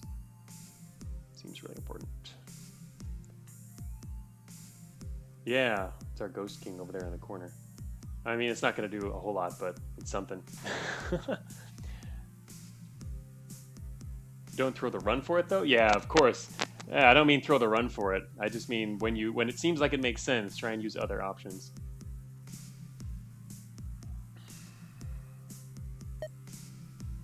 I'm certainly happy to use up stuff. The cool thing about this is he's out in the open on his own. This is like perfect for direct attacks.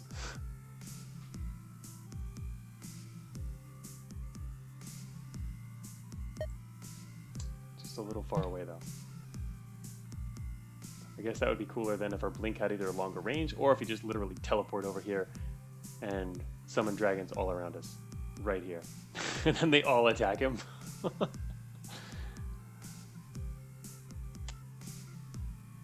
turns to teleport.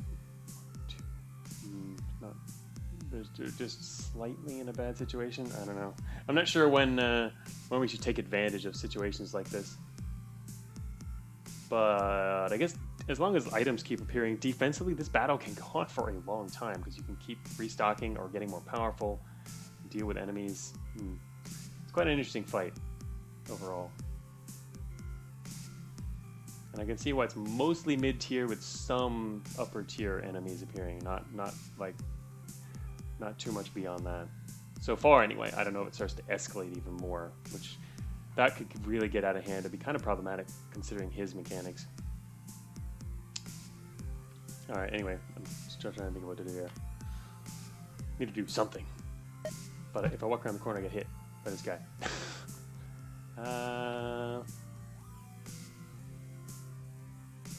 Dark Tormentors are really annoying.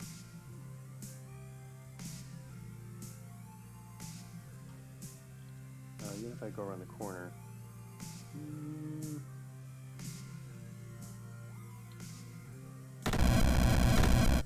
he did attack me.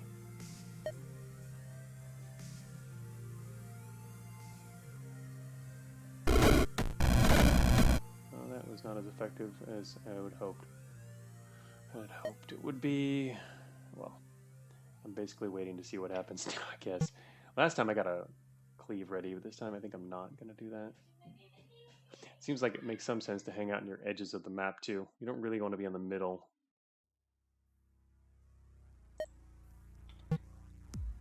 He's got 10 out of 40. Can...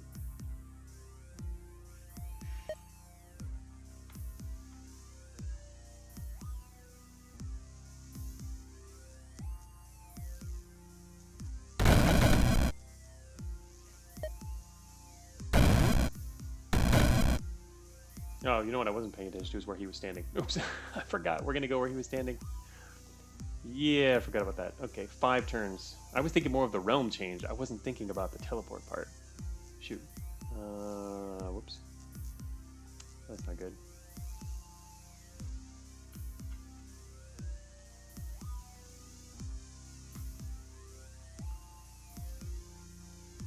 Yeah, Blink. Blink's gonna be so nice. Metallic Imp. Damn Iron Fiend. These guys are really annoying, and they're gonna stay annoying, I guess. Alright, I have to blink away from this guy here. What about these guys? They have 3 range, 3 physical. Imp shot. Okay. What about this guy? This guy's range. Oh wait, what petrifies? Eee, petrify. I don't want to get petrified. That is a lot of range. Also, Death Beam. Wow, these guys are really annoying. Guess I knew that already. Wait a minute. Oh, that's right. He's got 166. Never mind.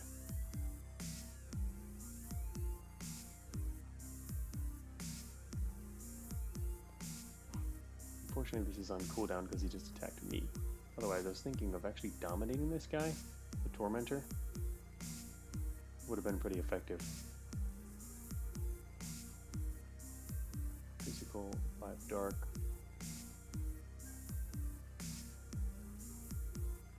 We get petrified immediately.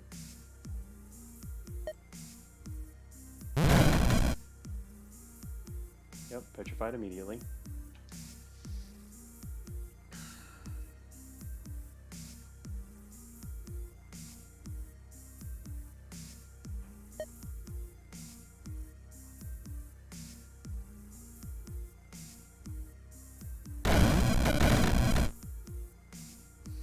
Take that, you Iron Fiend.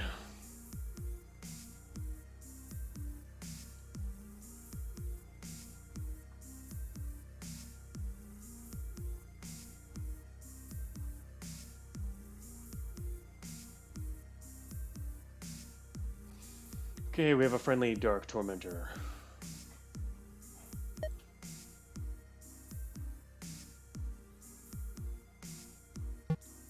Not a lot of living stuff out here.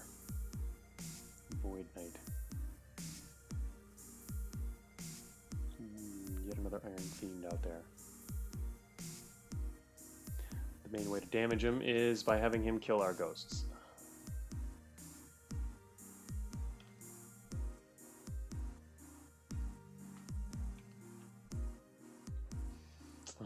The fact that this guy keeps moving is really problematic.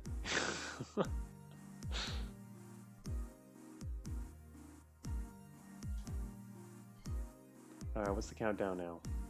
3 turns to a new realm. 9 turns to the forge.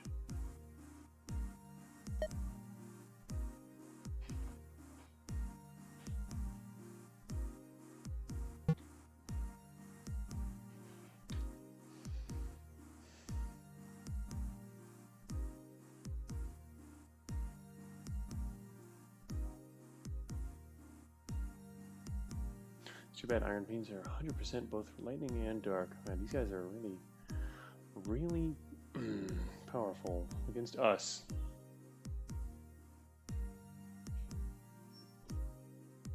No shields in range, huh? Also looking to replenish my shield stores.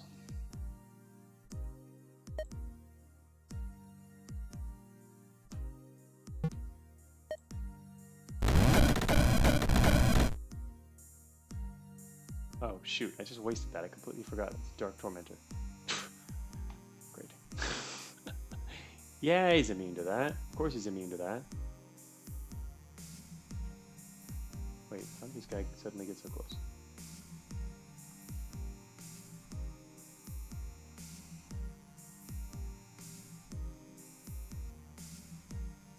No. Guess it wasn't too sudden he moved. Anyway.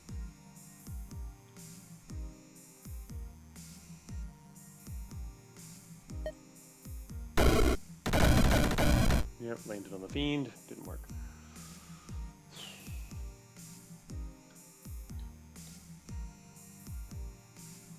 Countdown is now 1. There's a nice little effect. Oh, we're blocked in. Whoops. It's a witch. Dream Hag. Gains 1 shield every 2 turns, up to a max of 2. Low level of shields. Health potion appeared. Oh look, it's a void slime. Yeah, it seems like much of the map changed there.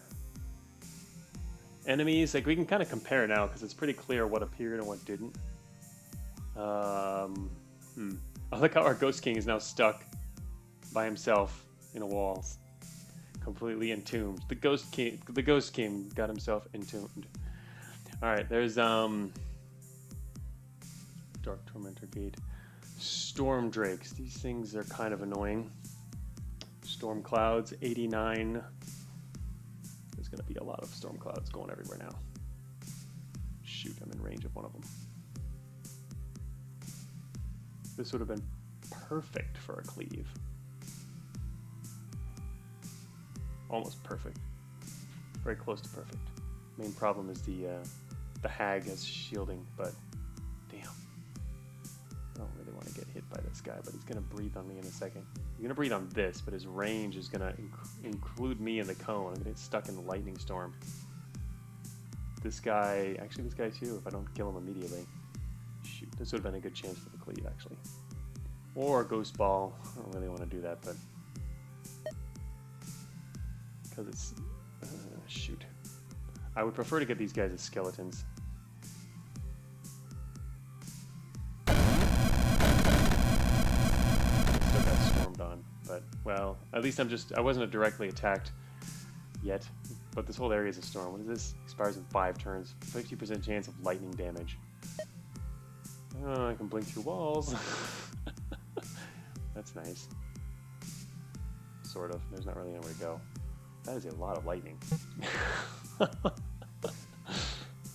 is a lot of lightning. I don't really want to sit here and take that damage. It's a lot of damage. But, alright, I think We've says I've died in Realm 25 because of Dream Hag. Really? Dream Hag? I forgot to get their abilities. What was that? Ether Swap. Oh, shoot. Oh, shoot. Ah. Swaps places with the target wizard. I forgot about that. Wait a minute. How come they didn't use it? Why'd they use Sleep Touch and not Ether Swap? Oh, they need LOS. It requires LOS, even though I thought Ether Swap might be through walls, because a lot of the void things and ether things go through walls, but apparently this one's not through walls. It has to have a direct line of sight. Yeah, hags can be really nasty, but yeah, that's not good. Also, they can stun for 1 turn, but that's not as bad as swapping, especially since, well, the range is, yeah, pretty decent. You have to be on the lookout for that.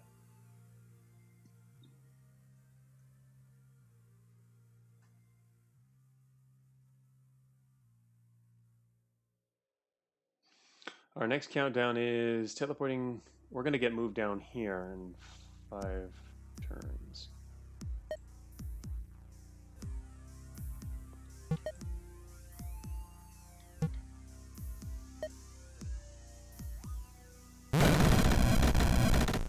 Lost my shield. I gotta try to death bolt.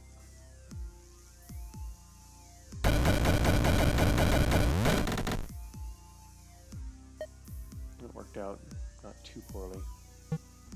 Lost my shield and took 10 damage. Twice now. You probably leave this corner. What else is out there that I can't actually see very well with all these storm clouds in the way? There's another one over there. Still one left up there. What's this here? Stormdrake Gate. 7 turns spawn. Most of the gates don't really get a whole lot of chance to spawn before they disappear. We get one more death cleave though. Can I cleave something else? Maybe. I don't want it to land on the hag. Oh, the hag's gonna die next time she gets hit. Perfect.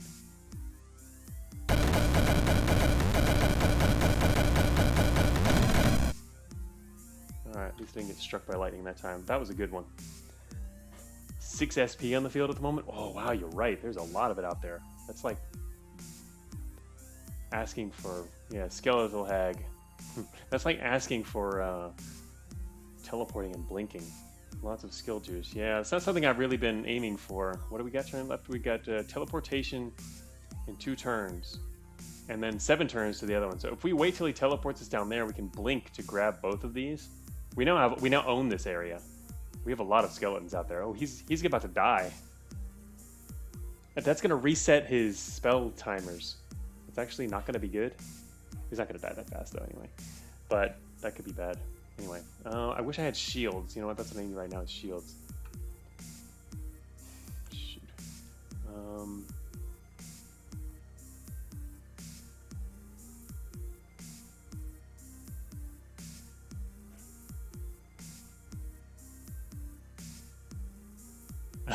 Oh, you haven't seen that, EVRL? Yeah, Mordred now has 4. He's got 4 reincarnations, so you have to fight him 5 times. I heard though that you can actually dominate him, but then it could become problematic because his abilities are still going to play out, and you have to kill him kind of with enemies. Actually, maybe that'd be a good thing. Enemies kill him instead of you. What does everyone think about that? I hadn't been thinking about the options for dominating Mordred in great detail. It just seems like it'd be kind of complicated because then you can't use allies to kill him. Then what you have to rely on is enemies killing him, basically, repeatedly. And during that time, you are trying to just basically protect yourself until he dies, right? I mean, he still has to die, and he's gonna die. It's inevitable, right? You can also directly target him with most of your spells. That's true. Direct spells works as well. That's true. That's true. Yeah, I was thinking of the fact that really I tend to rely on allies a lot, and we have to get near him. But anyway, if we can dominate him, maybe that's actually a better option. I'm not. Thing is, he's not. It doesn't. I don't think it changes the dynamics a whole lot in your advantage because his attack, his own ability is actually quite weak. It's not really more worth worrying about that much. The only advantage is then you don't have to worry as much. You don't really want as many allies fighting. Dominate unlocks true ending. Yeah, but I know you can cast them at your allies, but I don't. The thing is, what it doesn't change is the fact that he's using his abilities and he's still teleporting all over the place and we're switching places with you. And that's where the real danger of fighting him comes. The real danger from fighting him is the environment. It's not him himself. And none of that changes once you've dominated him. So does dominating him really help you that much? Seems like not. You unlock the bikini skin for the wizard. I still can't decide whether it's actually advantageous or not. Does it make any sense to do that?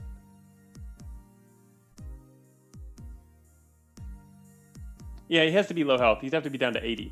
But remember, he's going to reincarnate 4 times. And every time he reincarnates, he will then be an ally. So it does matter in the long term.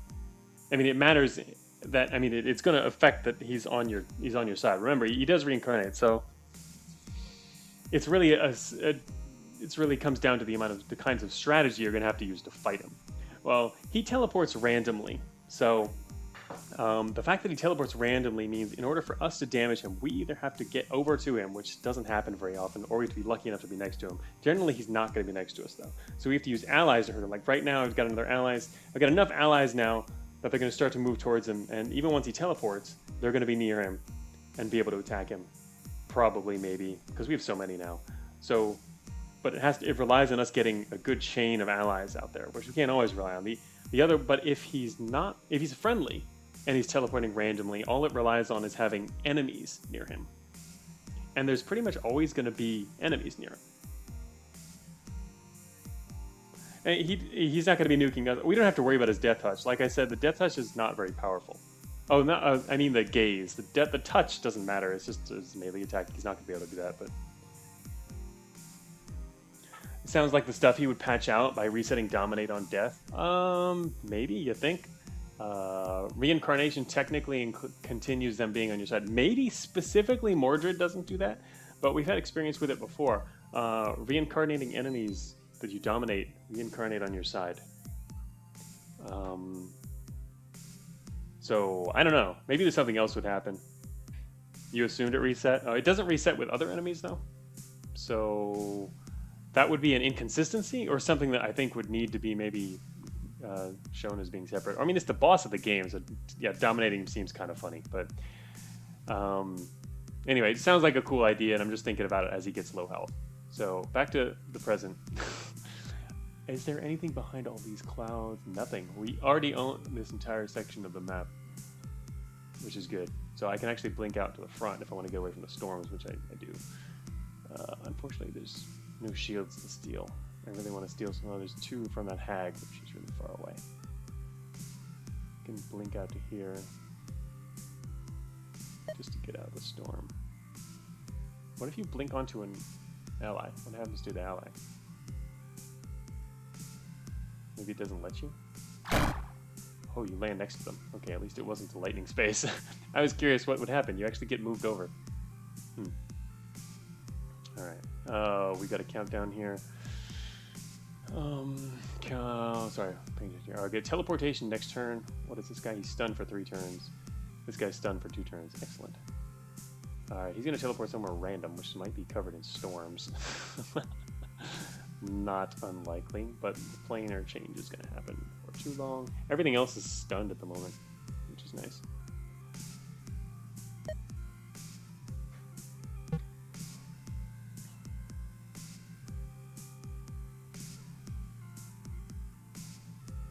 Oh my gosh.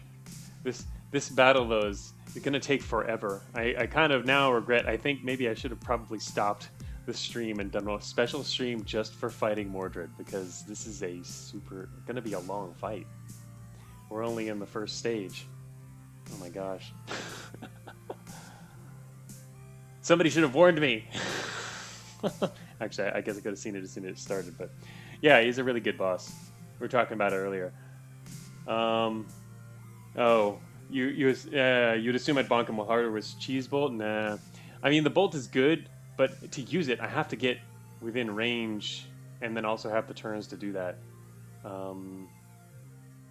But you're right, we can drop his shields and hit him really quickly. So I should probably, if I was being more aggressive, we could probably take him down faster. Like if I teleport over next to him intentionally, and when the turns align and it's going to work out, maybe I'll do that in a second. Teleport over to him to start zapping him. But I can only do that once or so before he's going to reincarnate anyway. But you also didn't want to spoil it. That's true. Yeah. This is going to be a long one though. All right, I'm trying to think of what to do here. Is there anything to dominate? No. Everything's dead. We've got a good range of spells to use here. I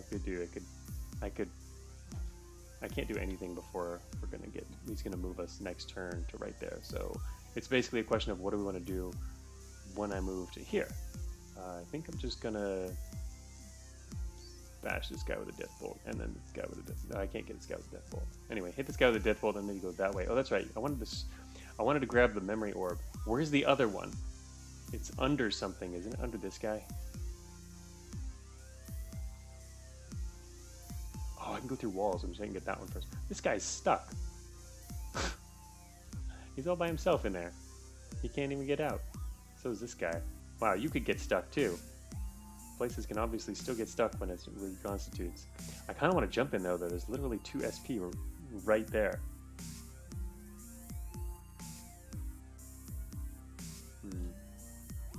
kind of cool if I could swap him out by blinking onto him, but that doesn't really work.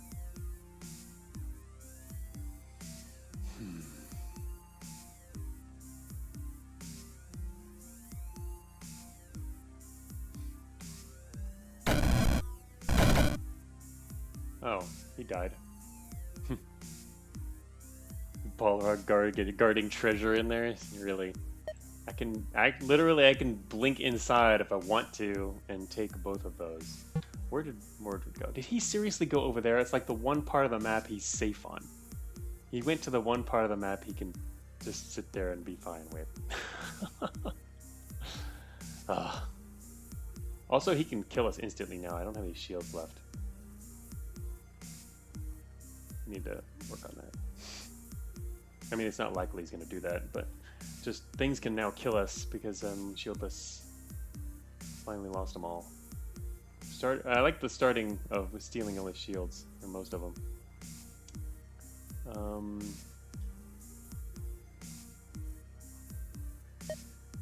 So I can blink in there, or I can blink up here and grab this one.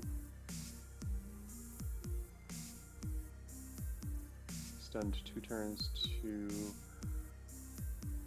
getting stunned and getting hit by skeletons.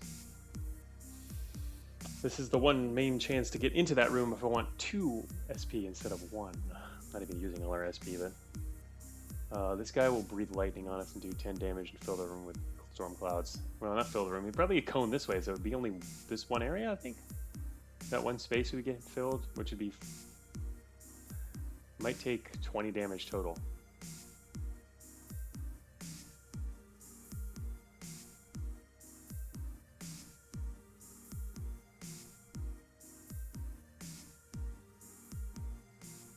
Yeah, 20 damage to SP does seem good. I'm going to do that.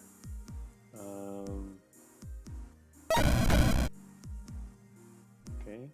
Oh, I didn't take any damage. Why didn't I take any damage? Why didn't I take any damage? 10 lightning damage. Shouldn't he have hit me? I'm still at 140.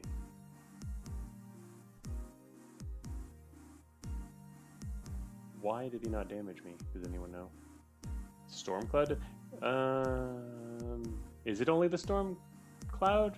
I mean, it's supposed to, maybe. I mean, from the description, yeah, it could seem like that, but it says 10 lightning damage. You'd think the breath itself does damage as well. Anyway, he's gonna die now. And I'm not gonna move out of it though, because it'd give him a chance to melee attack. Yeah, I guess it does. It does seem misleading. That's weird. Anyway. I still ended up taking damage. We took 10 damage, but it's better than 20. Whoa, what was that? What? Oh, never mind. The gate also spawned another one. There's lots of misleading text in this game. Yeah, there is. Some of it's due to simplification, but some of it is really just written kind of poorly. Needs to be revisited. All right, we got 2 SP. We're back up to 4 again. Pretty cool. What's this guy doing here? He's got 4 turns left. And it's kind of disappointing. Our skeleton army is going to like disappear in a second. Actually, at this point, we can literally blink over here. I could blink over here and attack him. No, I can't because there's 2 spaces. Also, there's these. I'm tempted. If there were 3 spaces here, I'd blink here and zap him. Unfortunately, if I blink here, he'll get to sit next to us, and then I have to leave. So I can't do that.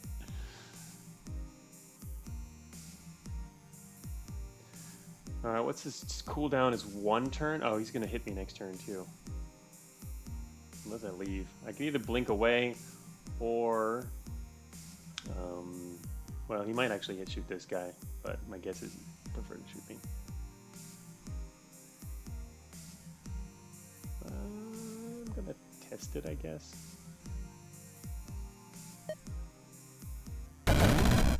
Alright, he didn't shoot me, but he did open that wall. Oh, this might be bad. Storm Drake standing out there. Yeah, opening the wall could be good if I could hit him. Oh, I can actually hit him with my Death Bolt. Sweet.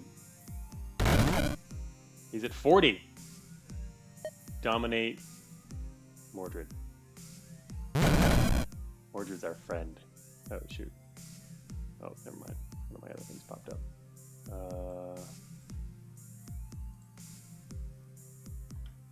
friendly Mordred. Yeah, our death bolt is our death bolt currently does 444 dark damage, and Mordred is now on our side. Um, check out the friendly Mordred. Yeah, it does 444, which against the Mordred still does 222. We've been using it since the very, very beginning of the game. And also with cleaving, which is awesome. Alright, so Mordred's now our friend. Don't have to worry about him killing us anymore. And now, I have to watch his... Alright, one turn he's going to switch to the new realm. Is there something I want to do before going to a new realm? I think I want to try cleaving again. It might be a waste, but I kind of regret when I don't do it, so I'm just going to do it. Even if it's a waste. Mordred, let's go to the new realm together. Oh god, it's just a giant soul jar sitting right next to me. Ah. Wait, alright, now I got a question. What happens if the giant soul jar collects a soul and then well no, then the creature goes to the next map? I sure hope that this jar doesn't keep that creature's soul in another map or something. How many are there? There's only 2 right here. Oh, what's this thing? A nightmare turtle. Oh, that's a big radius. Deals 1 damage to enemies in a 7-tile radius. Withdraws into his shelter taking damage. Wait, this one isn't that bad. I mean, or dark damage. Interesting. One or the other. Enemy becomes invincible forever. Yeah, that's what I'd be afraid of. Upgrade blink range? Yeah, I was thinking about doing that. Now that we've got the SP too. Yeah, Mordred's our friend now, so we can like run away and watch him die again and again. I don't know. He might become an enemy again. Let's see what's here to pick up. SP over here. 1, 2. Blink is only 2 left. I don't want to run it too low because if I use it up too much, I'm gonna have to get I won't be able to do it anymore. Obviously. Fairies. Fairy Arcana and Arcanist. It's not one of those fairies. I was worried if it would be a fairy that would I like how the Storms game. One of those fairies that take your bonuses away. We're immune to fire. Trapped fairy? Yes, trapped fairy over here. Some trapped guys. What else is out here? There's a lot more else again. These things are fine. I'm cool with that. In fact, these are really good sources of shields if it was out in the open. Maybe this would be a cool map to use Earthquake on. Use Earthquake and then siphon shields from all the fairies. I mean elves, whatever they are. Alright, we got a bunch of you guys in here. Thirstquake. I like me some shields. I mean, some of them don't have shields because they came from the previous map, I guess. A lot of them have shields, though. I don't know exactly who would be in view. It's kind of a gamble, but there's also, whoa, an Aethermancer. Ethermancer. That's nice. Teleports around. What is this? 9 arcane damage, 16 range. Beam attack that melts through walls. Crackle burn. Mainly the void beam is the bigger problem. That's the big range. Man, we're gonna start getting hit. Big time. I like the idea of retreating. Actually, they're gonna attack Mordred, which is kind of funny. I want to see Mordred respawn and see what happens. Actually, when Mordred respawns, it's probably gonna reset their cooldowns, I assume, which is gonna immediately switch to a new plane. This is gonna be interesting. Alright, let's, I think I want to retreat. Well, I don't know. I was thinking of blinking back off to this direction, or maybe up here instead. Blinking over to here. I kind of don't want Mordred to die just yet. Oh, is this any enemy? 10 range. I kind of want to get rid of the soul jars, but there's so many things to do. What else can actually attack us? These guys can attack us.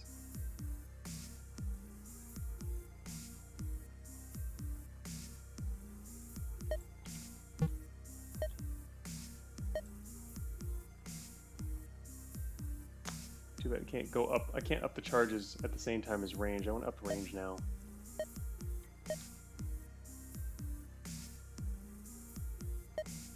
8 range blink, baby. Yeah. Blink over here for defensive maneuvers. Behind all their skeletons, basically.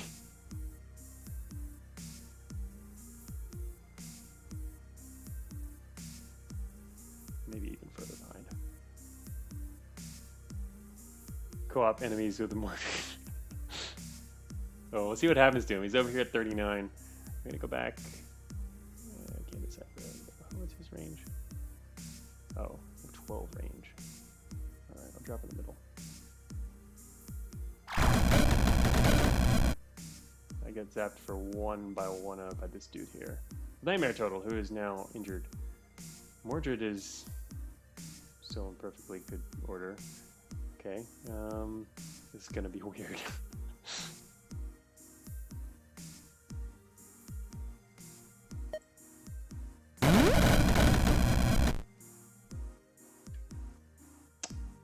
That's not good. They're blocking all of them. That's cool though. I never used an Earthquake Orb. That's what it does. Nice. That actually seems like a higher percentage than I thought it would be. But wait, it only operates on walls, is it? Earthquake Orb. Destroys walls on 50% of all level tiles. So it's, I don't know. It felt like it might have destroyed 50% of walls, but I guess not. It just goes tile by tile and checks the 50%. Anyway, that killed a lot of things too. Oh, it actually hurt Mordred. Well, no, actually enemies could have done that. Never mind. It's hard to tell. I'd have to read the log, which isn't scrollable, and just had a billion things just happen, so it wouldn't help. But yeah, that is pretty useful. It's an item, not a spell, but beautiful, useful. Well, I guess there are earthquake spells too. All right. Unfortunately, part of the reason I wanted to do that was to steal all these guys' shields, but now, well, first of all, it hit a lot of them, so they don't have shields. Well, that's kind of weird. Well, some actually were probably already lost their shields from before. I wanted to steal more shields, but it didn't bring enough stuff into view. There's a lot of stuff still behind shields. All right, that didn't work. Anyway, there's literally like one guy in view that has a shield.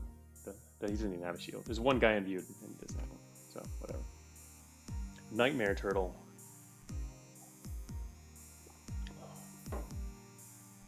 Also, somebody get rid of that soul jar. 100% resist dark. Okay. This guy's also... No, you think I can hurt this guy.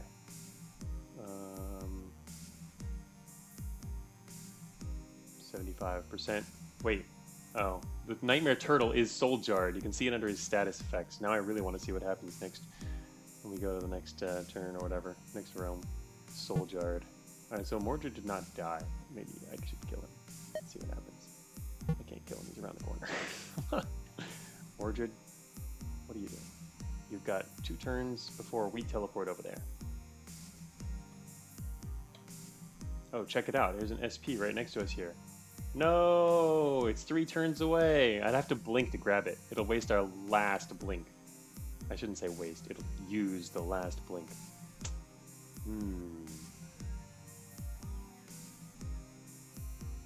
It'll give us max charges. Nice range.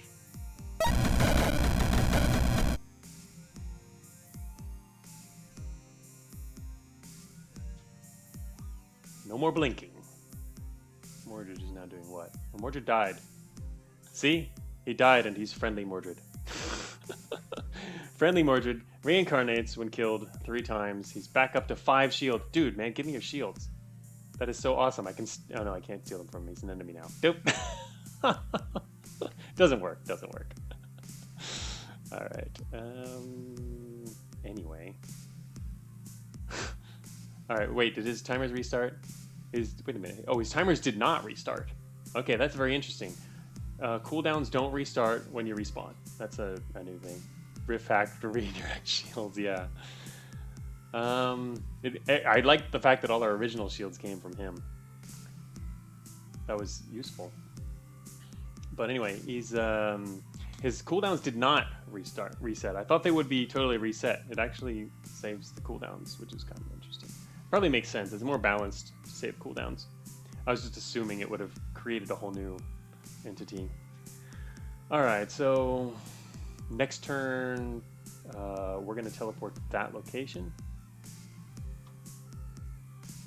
great. We'll be within the range of this dude. Beam attack melts. Oh, never mind. They're cool. They're on cooldown. They won't be able to do anything. Good. Then it's just this dude. Very anarchist, or arcanist, which is anarchist, which I'd have to use a death shock to take out, actually. All right, dude, do your thing.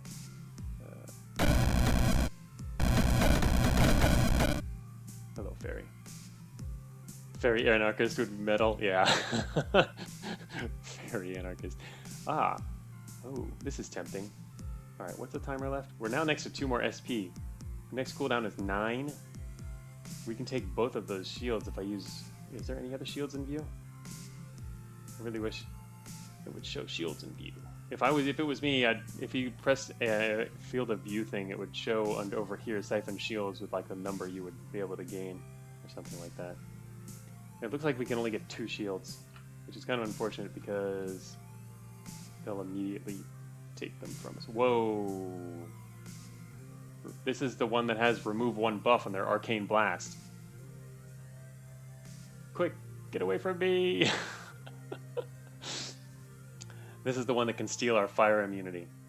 I thought it was them, and I didn't see it on their list because I forgot it was listed under the other one. I thought it was a separate ability. It's not. It's tacked onto their arcane blast. Yes, we are holding on to Touched by Fire until the end of time. Even though, I mean, it has only come in handy, like, literally, like, twice. I don't know. And not very much, surprisingly, which is kind of interesting. Oh, yeah, the Arcanist can remove Soul Jarred. That's interesting. Soul Jarred is probably considered a buff. I mean, I guess, yeah, as long as it counts as a buff. I mean, it's under status effects. We don't know which status effects are actually marked buffs.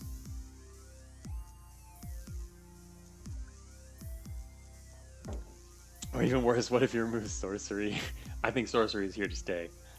Alright, I need to get rid of this fairy. You know what? Actually, dominate is the play here. I kind of want the shields, but I'm not going to have them taken my... And then the fairy's just stepping on our SP that we can't see anymore. The SP. We have 3 more SP now. That's pretty cool. You can learn a lot of spells at the end here, huh? Oh, blink max charges is 2. I'm really liking the blink. In fact, I'm gonna get that right now because we're gonna use so for the next mana potion. Now we have a fully upgraded blink, range 8, charges 11, no LOS requirement. All right, fairy, thank you. Oh, I can't actually blink over to here. Can I make it there by walking? I'm like taking the slow route here. Cooldown is 7. I might get interrupted by this Ethermancer. Save up for Translocation Lord. What does that do?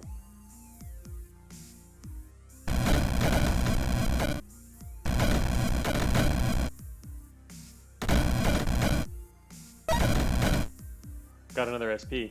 What does transportation that do? Spells. Oh wait, that's a skill, isn't it? Translocation Master. Translocation spells and skills gain 5 max charges and 3 range. Oh, 7 SP. Be kind of funny to go for that. Only at the very end of the game did I get Blink and then fully upgrade. Actually, wait, 2 upgrades available under Blink. What? Oh, that's right. I forgot about these 2. It's not fully upgraded because of these, but these I think are less interesting. Oh, they become more interesting once you can really maximize your range, huh? Blink around damage stuff. With lightning blink. Oh look, there's a typo. Damage is missing an E. Equal to twice the distance traveled. Twice the distance traveled, because think about it. We have increased our range. We can go up to 8 now. Our current blink is 8, and then you get the teleport master, and it goes up to 11. And then you can do 22 blink damage to everything around you. Oh, it's a 3-tile... Wait. 3-tile burst. Wow. 22 damage to everything in 3 tiles. Lightning damage. That starts to get to be a lot. Not for serious enemies, but anything weak, everything around you dies. And that's with each one.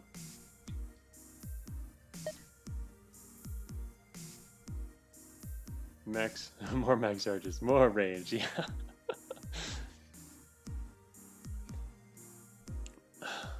All right, there is one more jar down here too. Let me get rid of that.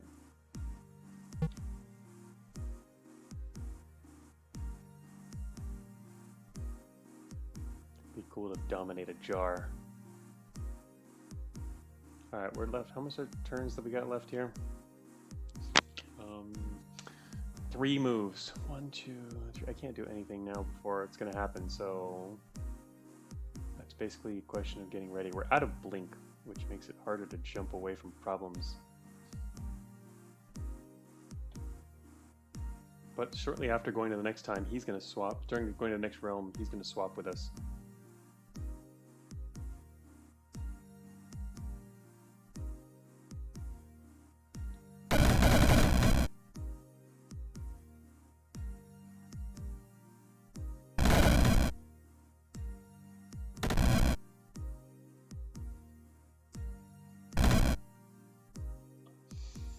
What is that? Whoa, I've never seen that. A white rider. It's not the red rider, it's a white rider. Is this like close to boss level? 374, holy demon.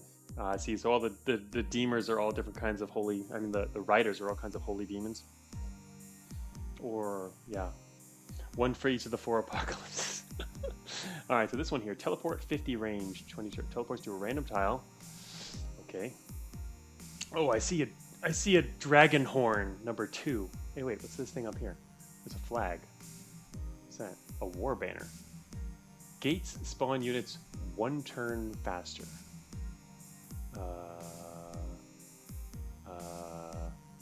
Oh, it's okay. I thought it was an item for a second. Now I realize it's not an item. It's an actual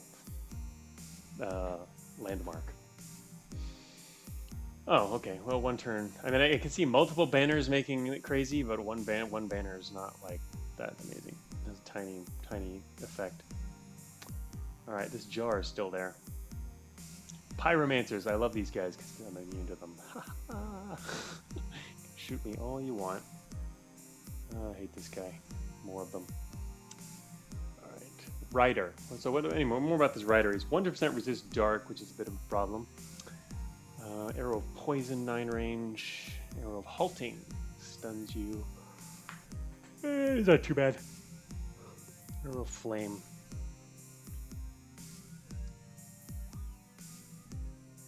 Yeah, not too bad. If he jumps nearby, I might use a physical shield. I've got 4 of them now. That would, I guess, make it impossible for him to hurt me. Yeah, be completely immune to him. Okay, so the next question is, who's going to kill Mordred for us? No one, because we have a bunch of allies around. There's no enemies going after it. We need to kind of stay away from stuff and collect items. I kind of want to equip this, but it's out in the middle. I haven't actually used the other one yet, but it sounds like it'll be a really cool thing to have. Now we use it more defensively, though. How do I kill this? Can I kill the soul jar? I'd have to use shocks on it. Take like a bunch of shocks to kill him. Actually, wait a minute. I can dominate the soul jar like right now. Gonna walk down here and dominate that.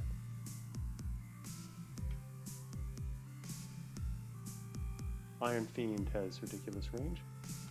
Dragons. Victor says dragons are a great way to lose a run to friendly fire. You know what? I believe it. Imagine dying on Realm 25 to Dragonhorn. Yeah, well, the good thing is I can leave the area. Oh, this guy just teleported over next to us. Uh-oh. Wait a minute. Why are we in his range? Attack range? Oh, no, wait. Why are we in his attack range? Radius. 3 radius? I guess because it's 3 radius, that's what it is. Alright. Fire arrow radius. Yep.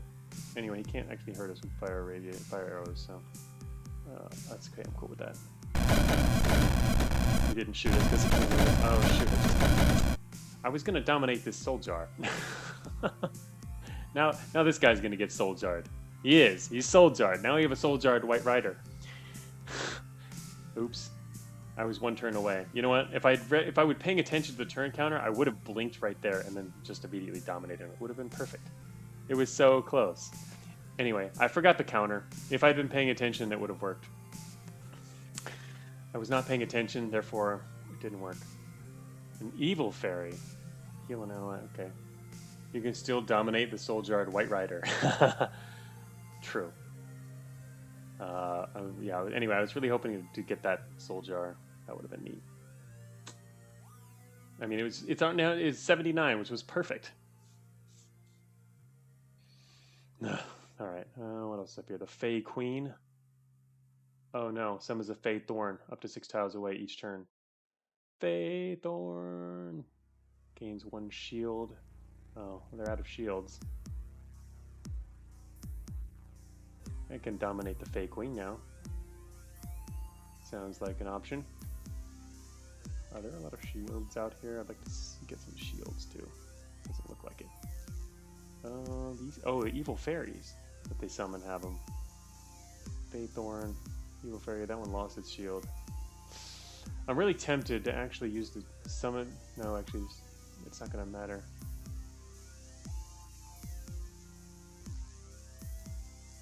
Summons 4 evil fairies.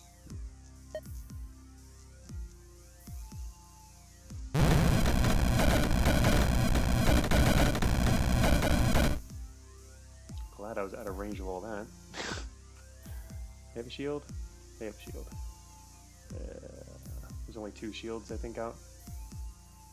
Anyway, I'm going to use it anyway. Because I lost one of them. Wait, why did I lose one of them? Who did that? Did this guy do that? Can he take down my shields even though I'm immune to fire?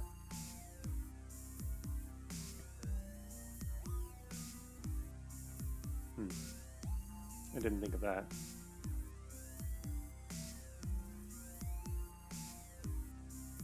Was it the thorn? But the thorn's friendly.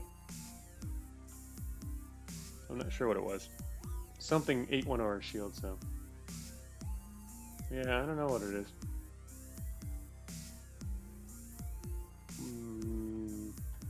Nothing else. It seemed like it was this guy. It looked like it was coming from that position right there. I don't know. Whatever. Anyway, it was still worth it. Iron Fiend?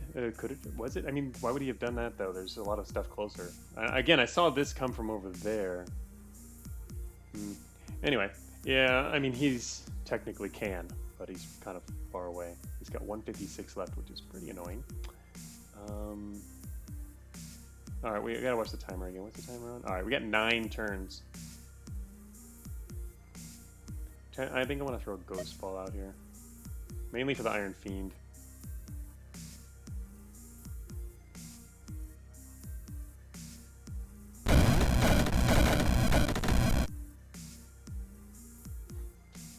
He's stunned for 4 turns though. I can't blink. I kind of wanted to get over this Dragon Horn to grab that.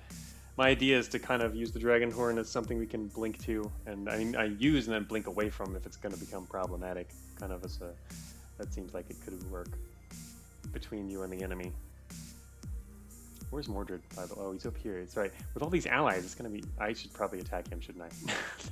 I should pay attention and attack Mordred, who is standing right next to me. Otherwise, yeah, there's a lot of opportunities right now to kill this guy. Hey, Mordred. Eat a Death Bolt. I just got hit by something else again from the right side. What the hell was that? I think it's this Pyromancer. I lost my other shield.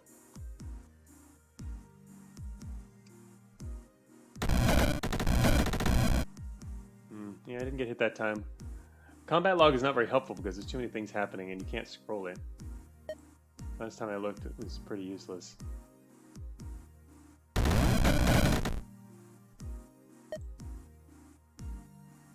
Well, we got enough allies around. Wait, what's this here? Fairy Queen, friendly. Oh, that's the friendly one, right? We got friendly Fairy Queen going on. Sorry, we're gonna have to kill you.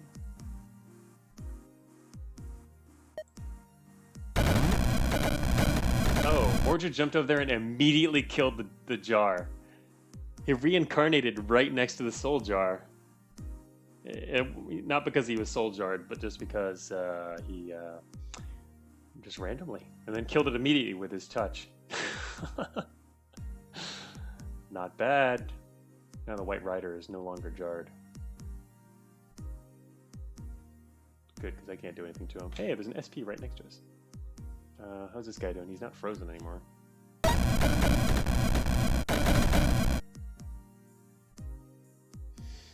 Okay. Does anyone else in range have shields that I can siphon? No, everything else looks like they're... Wait a minute. Wait a minute. Oh, they're enemies now. I mean, they're friendly, right? I can't take these evil fairy shields.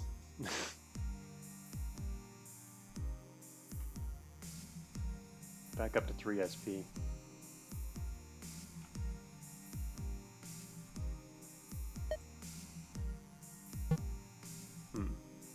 Not a lot else I can do at the moment, actually. Which is kind of funny.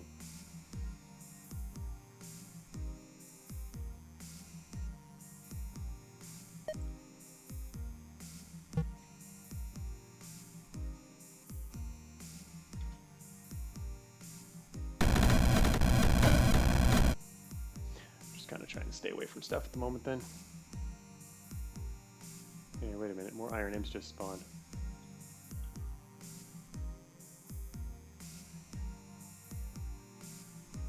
Timer is currently next turn. All right, we're gonna move down to here and get. Wait, oh, they happen in order. So first, we're going to switch planes, and then we're gonna swap down to this corner. All right, so I don't know what to do yet. Head north 1 turn. See what the next place does for us. Okay, what is the main enemy here? Earth trolls. Wow. It's like death bolt bait. The White Rider's still here, unfortunately.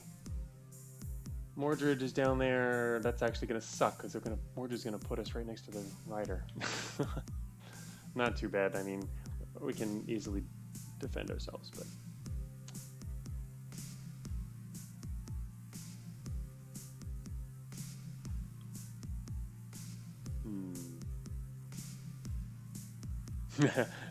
No longer being soul jarred is great. Mordred is helping us out here. Mordred's back up to 5 shields. Currently poisoned, actually.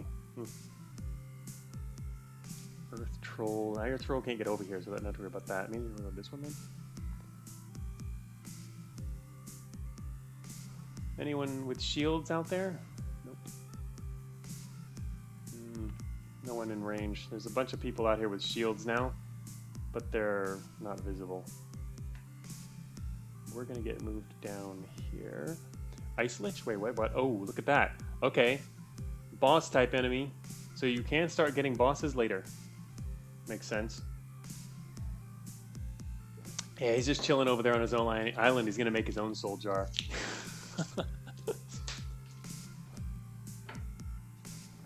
Soul jarred Ice Lich. Let's see here.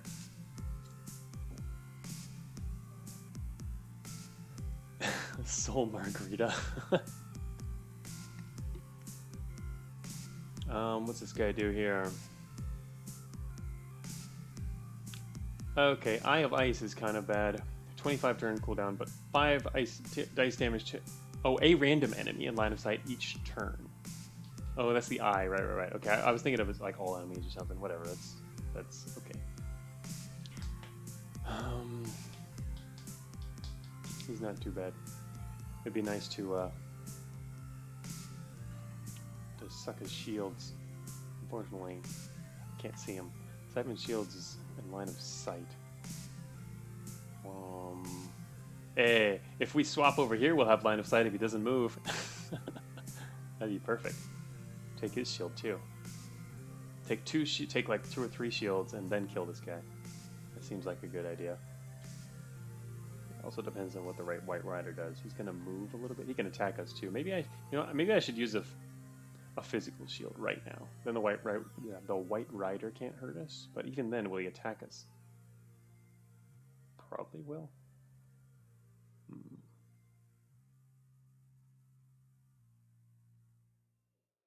The order. Wait, worm tower? There's a worm tower? Oh, there is. Oh, the bosses are definitely starting to spawn now.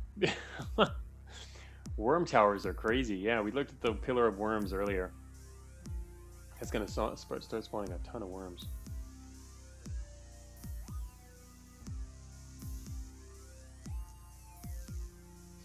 Alright, I'm having trouble deciding whether... Anyway, we're gonna get moved down to here.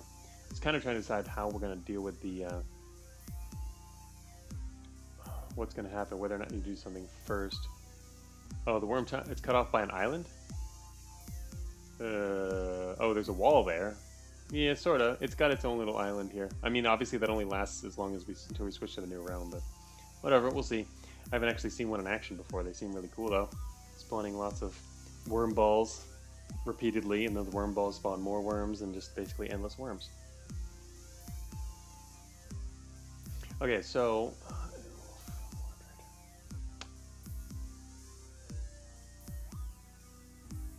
I was just thinking of whether I should have something ready to before I go down here. I can't decide. I don't think so. So I'm gonna.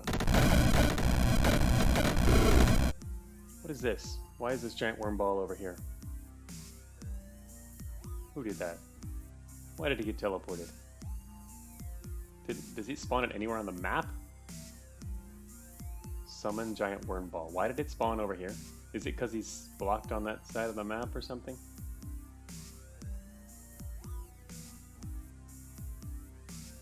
Spit worms. Spits a small worm ball adjacent to the target. 6 range. Oh my gosh. You hate worm tower? Did that literally, it summons them anywhere on the map? If so, then why does it matter that it's in the corner?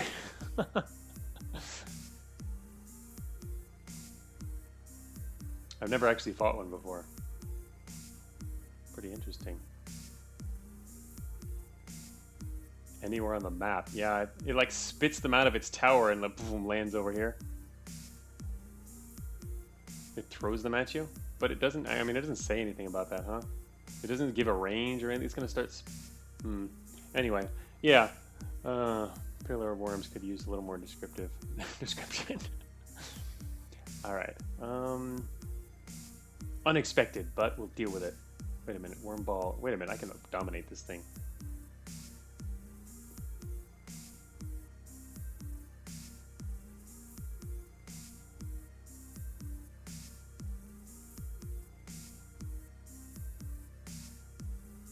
Oh man, I can't decide now.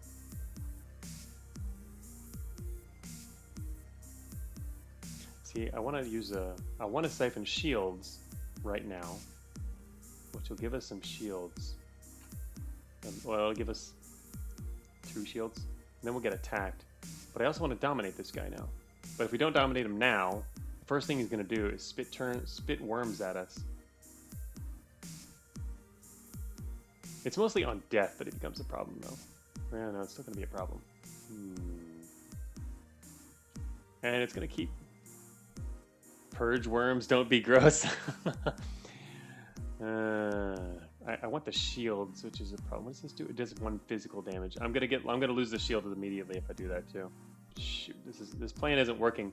I didn't realize this thing could spawn anywhere on the map. That makes this a little harder. Fine.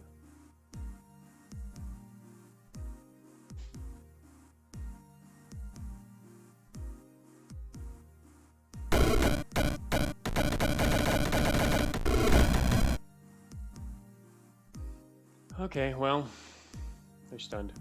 Large worm ball next to small worm ball.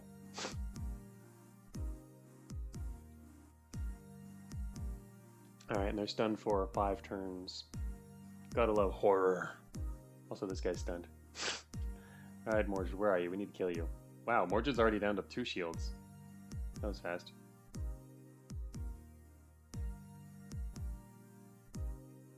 This guy got stunned too.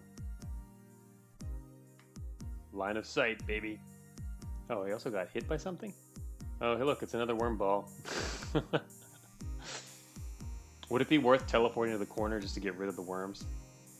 Teleport to the corner and use a death bolt on it. It is a boss.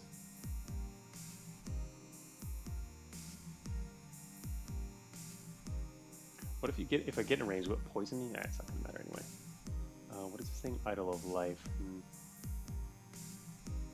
This thing didn't get stunned, but it's not worth fighting anything but Mordred, in your opinion? Oh, you think? I mean, it's true. It's true. I mean, he's our friend, so. And he's gonna die to enemies anyway. I guess I'm thinking of it, Mordred being our enemy. It really doesn't make a difference though whether he's your friend or enemy. This boss is actually pretty well designed, even if you dominate him. I think it's pretty cool. All right, fine. All right. What's the turn countdown then? We got 10 turns. Could teleport over there. Well, the thing is, I can't take down his. I need enemies to take down his shields more effectively because it takes me a while to do that. I could do it with one death shock, take on both shields. Hey, ampersand. Yeah, we're still at it. We are. Oh my gosh. This is gonna take forever. Yeah, I should make it take less forever by actually trying to kill Mordred. 2 lives left? Wait, did he die? Again? Wait a minute. I killed him, then... Yeah, he's dying. Anyway, 2 lives left. He's gonna die. He's got 3... He's halfway dead. Oh, not really. No, he's 2/3 dead. Yeah, 3 counting his current life. Yeah, he's pretty challenging. He's our friend right now, notice. But he's still challenging, even as a friend. Alright, there's this White Rider in the way. I can't actually kill the White Rider very well. Why is he marked as friendly? Because he's friendly. We actually dominated the boss of the game. Alright, we have 11 turns. I'm going to teleport over and kill him. We have a lot of time. I'm going to use a teleporter to get next to Mordred, okay? Rather than wait.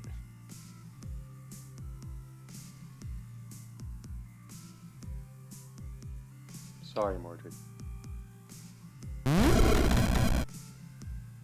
He lost his shield again. What is hurting him? Oh, he's losing shields to poison. That's what it is. Wow, don't get poisoned if you're relying on a shield stack. Every turn he's losing a level of shield. Now I know what it was. Gotcha. Didn't realize that. Okay, Mordred. Time to death shock you. So take down your shield. And then also deathbolt you. Friends are like that. Who's shooting? Oh, he's shooting something else. Never mind. What's the counter? Where it's 8, 7.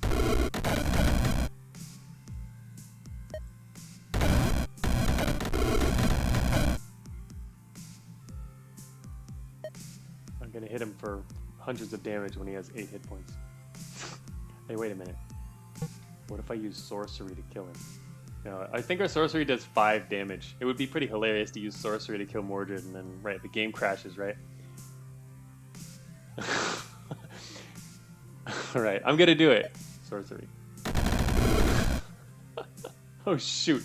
See, that's the bad idea. Then the White Rider shows up right next to us to a random teleport. I totally used sorcery, and that was really not the good move. The White Rider came to punish us. Disperse. Could disperse. Wait, is that a good idea? Disperse the White Rider. He's gonna steal our kill. You know what I'd rather do is let the White Rider do this, but I can't blink away anymore. All right, he's gonna attack anyway. Does he have an area of attack? No, he has Arrow of Flame. That can't hurt us. I'm gonna head. Oh, he applies poison too. I don't want to get poisoned.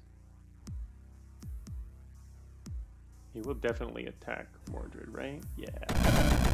Killed Mordred! He stole my kill. The White Rider stole the kill. Alright, White Rider. Nice job. Alright, he's back to 6 shields and full health, 1 life left. And White Rider needs to go away. You've gotta be kidding me. He literally teleported to the space right next to him. Reincarnation didn't make him your friend anymore? Yeah, it did. He keeps reincarnating as your friend. When you dominate an enemy that reincarnates, they always come back as your friend. Alright, this guy's annoying. He's actually about to get teleported 3 tiles away. Anyway, it's a good thing he attacked. Did he just attack? He attacked this Troubler instead of us, which is kind of interesting.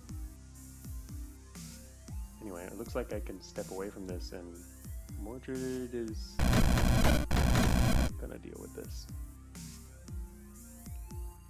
He's gonna move us in a second here. And then right after that, the plane is gonna change. I'm kind of tempted to use a magic potion now.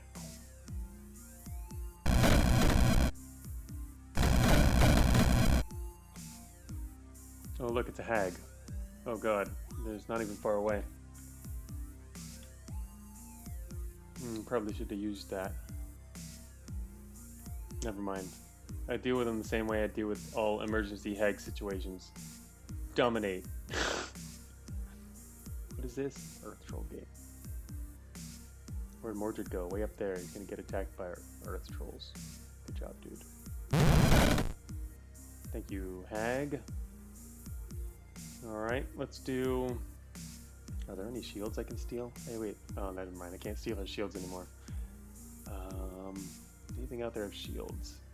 Nothing in range really has shields. There's one hag. Hey, this guy's still around. The Ice Lich. Oh, there's his jar. Nice. There's one more hag over there.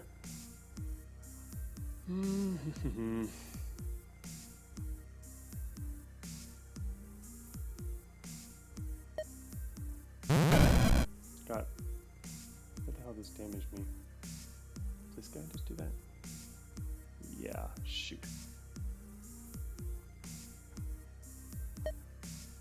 He's too far away for me to hit him.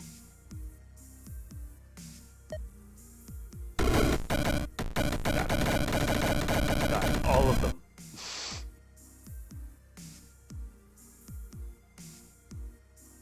Lich is now scared. Still can't blink. I kind of want to blink up here, dominate this guy, and then grab some orbs, put some more blinks. Alright, getting kind of tired of having low hit points. Obviously, I don't really actually need this stuff. I think we're kind of overkilling now. He's stunned for 4 turns.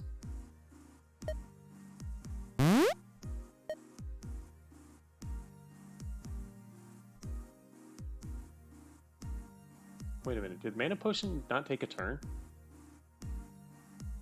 Using items takes a turn, doesn't it? Or have I been completely wrong about that?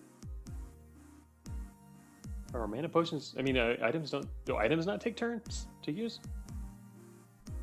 Yeah, it does. Then why did nothing happen just now? Oh, everything on the map is stunned. Almost everything. There's one hag here. You're right. Everything on the map is stunned from what just happened.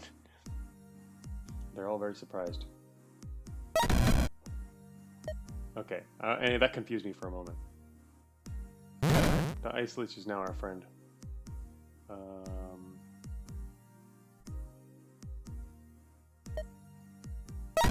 Blink again. Pillar of Worms. Still sitting up there. What's this guy doing? Alright, what's our countdown? Oh shoot, it's getting kind of low. I was thinking of teleporting up here, but it's a little low.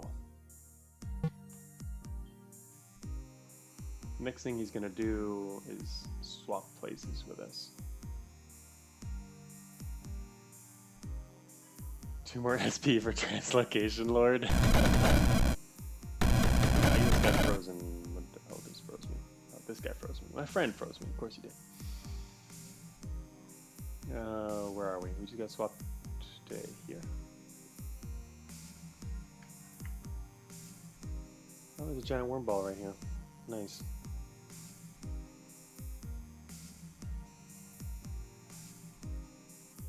I don't really want to get hit by this guy. Wait a minute.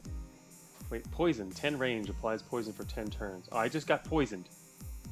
20 turns even. Oh, damn it. Alright, so what happens if you're in range to be poisoned multiple times? Does that stack? Or not?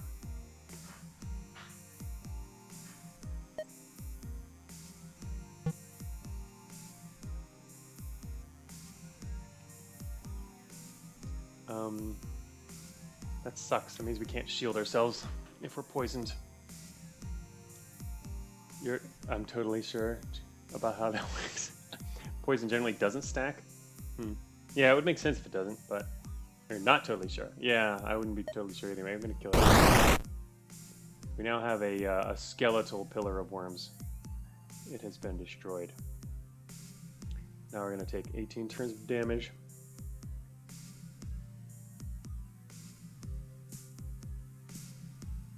And keep getting worms spit at us.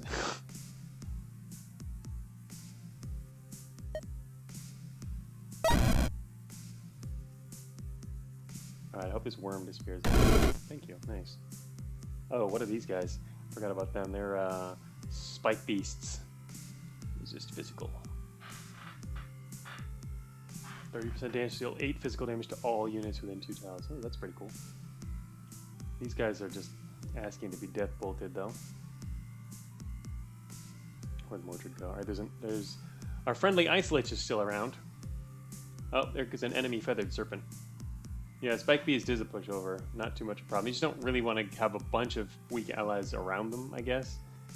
It's 8 physical to everything around them. But, yeah, not a big deal. There's a Dream Hag. We need line of sight. There's also an Efreet. And Mordred is over here. Zon is second to last life.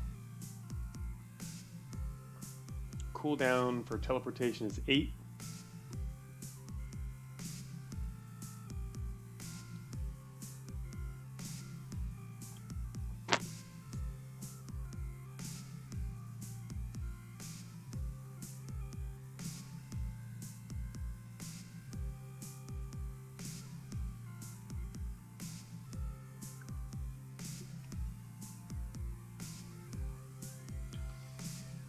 I'm considering whether to teleport over next to Mordred and attack him right now, or wait, and do some other stuff first.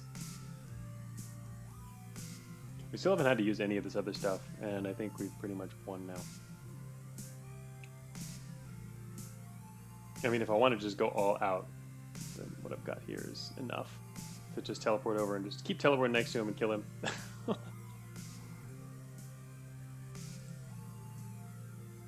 Here we have enough turns. Kind of funny there's SP here, but I only want to teleport over there, so I don't have to deal with that getting attacked, I guess. Also, we're poisoned. 1 radius. Shoot, it's kind of annoying. We're gonna get hit once by that anyway.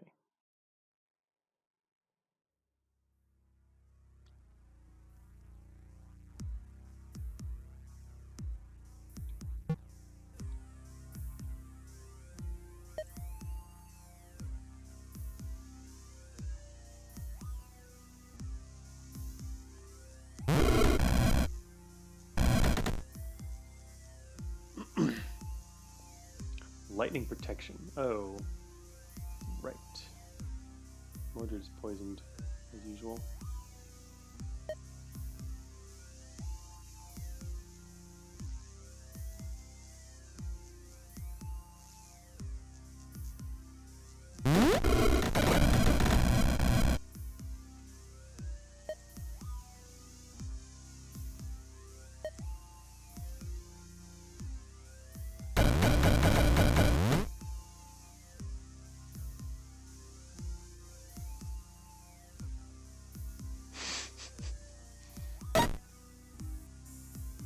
I now have 7 SP.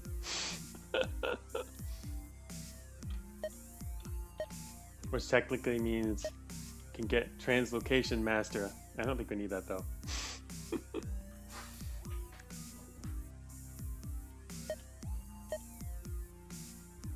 Dark Lord. 3 max charges, 6 minion damage, 6. Yeah, this one doesn't seem as useful for us considering the way that we're using our damage, but the time has come. I think really we should get Dark Lord now. What other kind of lords are there? No, we can't actually look that up. Oh, what are the word spells? The word skills?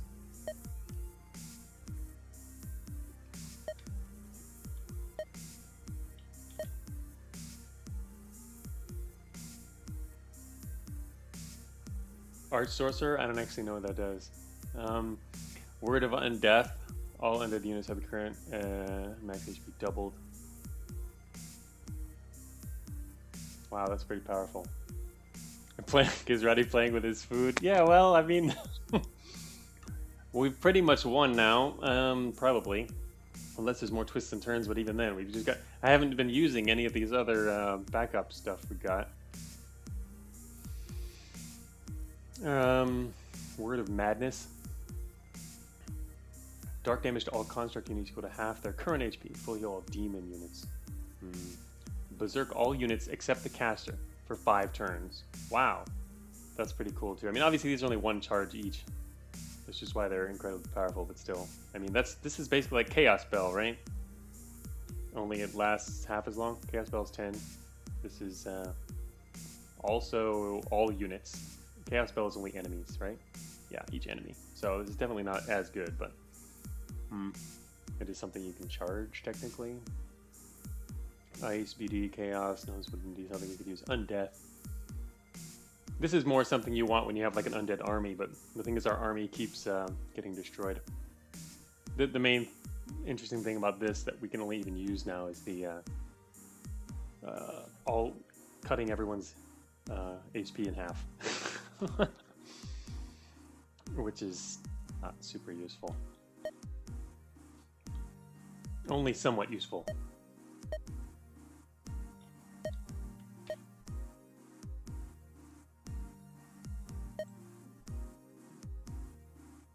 Arch Sorcerer. Oh, so we can use our sorcery spell. Our sorcery spell becomes more powerful. Conjurer.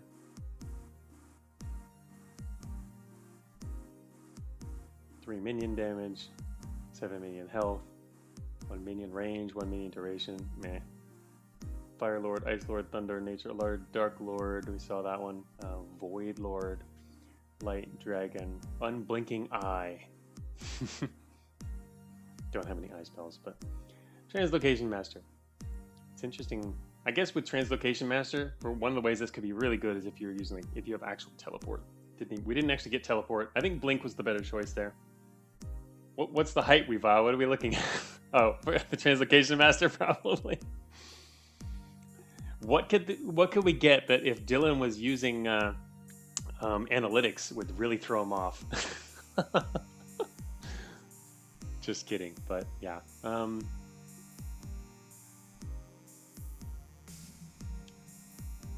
Don't especially need Soul Harvest, but break the analytics, yes. See,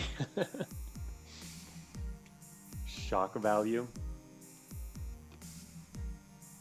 Oh wow, that's pretty cool. Shock value's neat. I wish there was one of those for Dark. I mean, and a random enemy unit in the line of sight goes berserk for 5 turns. Ha. Heal minion spell? Oh, what? Anyway, I don't really see... What else? Oh, you know what? You know what I'm actually thinking is if we don't... What it could be just fun to use... I keep wondering about Meteor Shower. Range 50. It's got... Meteor Shower just seems like a really cool spell to play with. I mean, it takes all of our remaining SP, but... I mean, that's... We don't actually need it right now, I don't think. So, this could be fun. Channeled for 5... I've never channeled a spell. I've never used a destructive spell that big.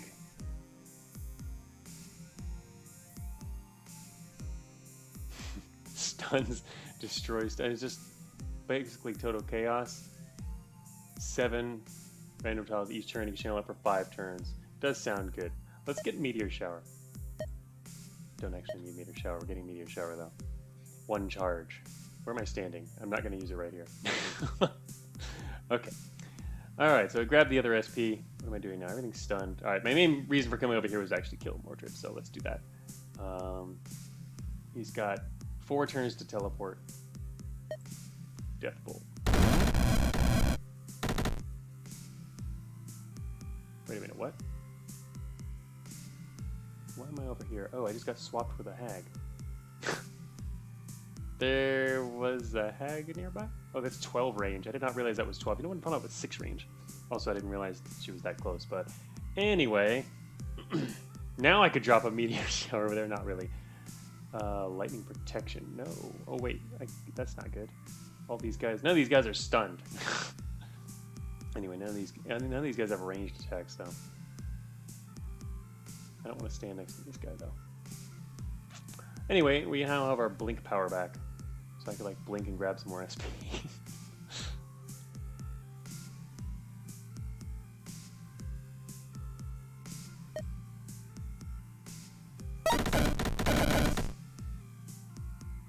2 turns left.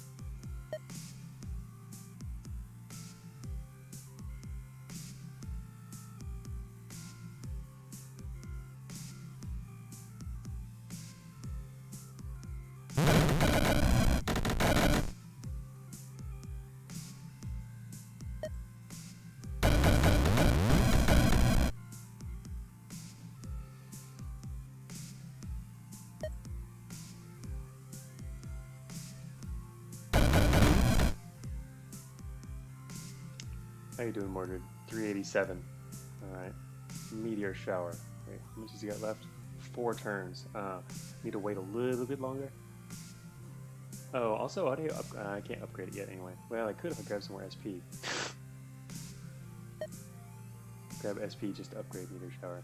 Stunned. These guys are stunned for 3 or 4 turns. Oh, look at this guy. There's a lightning master sitting down here. Didn't notice him. Also, this guy's stunned right now, but feathered serpent.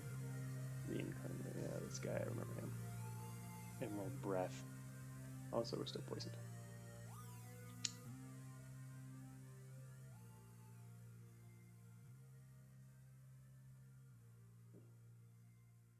Lightning master. Can't steal his shields.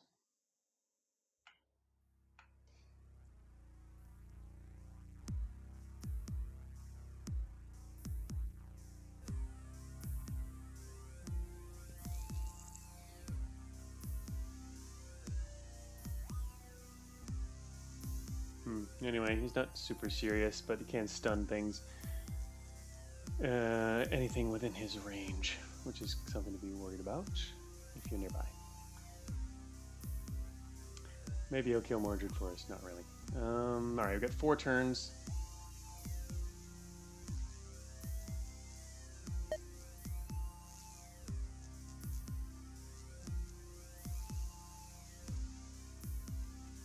Oh, he's also stuck until he teleports. He can't leave his little corner there. That's cute.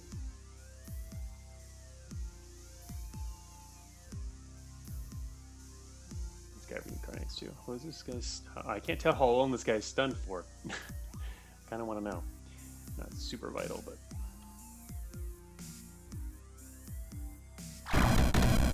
Down here to pick up SP. Oh shoot. 30% chance. He's gonna. I have to step away, otherwise it's gonna start hurting me when we get us under attack. Actually, guys, got how many turns left? All right, we're almost getting the switch here. I want to get into a good position where I can use meteor shower though.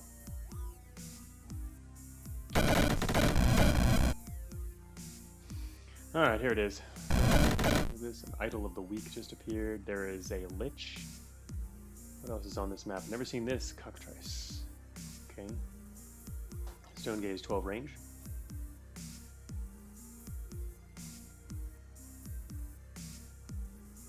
Wait, 12 range? Whoa.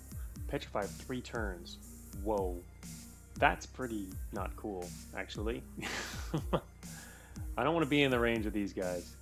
There's one. Where's the other? There's one to the north, I think. That's it. What else is this guy? Gold Drake. What's he do? Holy flame. Oh great, giant worm balls everywhere. Where's the other? There's one here. What is this? False rigger, false prophet, right? Oh, here's the other one. All right, there's 2 of them. There's 1, 2. Gotta be out of the range of these guys. Not gonna get petrified for 3 whole turns.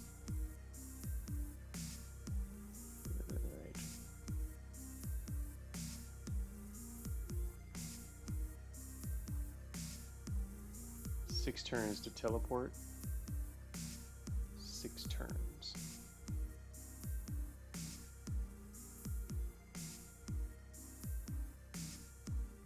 Trying to find a place where I can go and won't be disturbed. Looks like this might be a good spot. It's nothing can get into this corner if I stand right in the corner.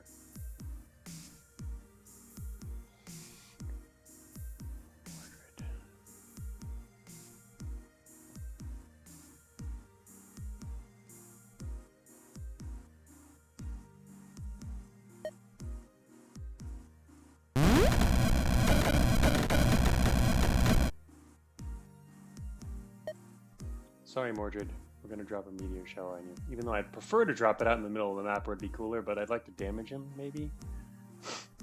And also kill everything that's gonna, like, be in the corner. No, actually I can move it all the way out here, huh? Alright, let's try this. Actually, I'm gonna move it so it covers more stuff. Yeah, that works too. It's centered on an useless area, but everything at the edges is good.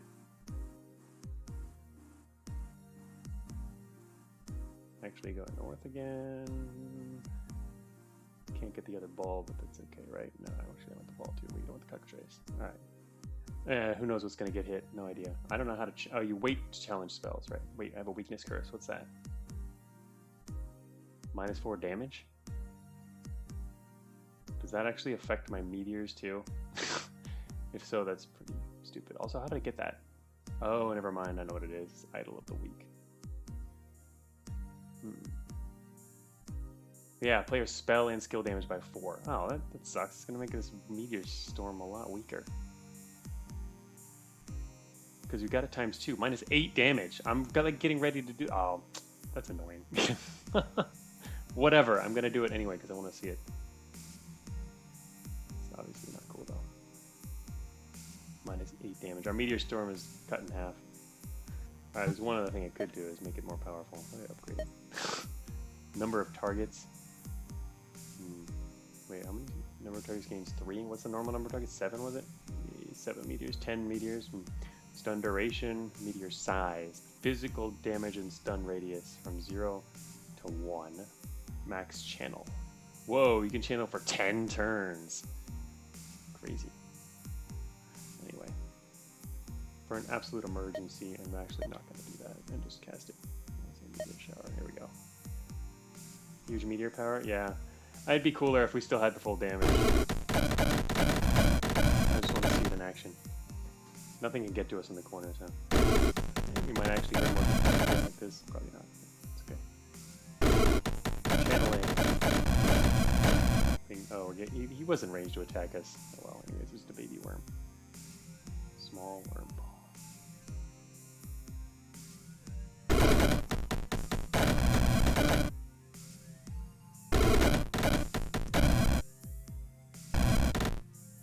Oh, the weakness curse goes down over time or something like that? Oh, no, we have 3 curses on us? I don't know. 3? Why does it say times 2? 3. I'm not actually sure. Oh, that's a turn. Never mind, that's a time. Right. I was confusing that earlier because the 8 actually matched the time earlier. I think it matched the damage when I was looking at it from the damage combination. Alright. Well, that was cool. I mean, it didn't do a whole lot, but still cool.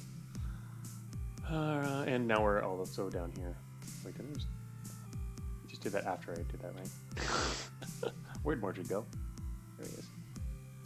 Mordred is still in decent shape. Time to kill him.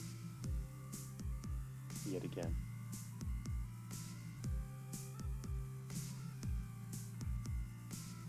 Alright, how many turns we got left? Lots of turns. Alright.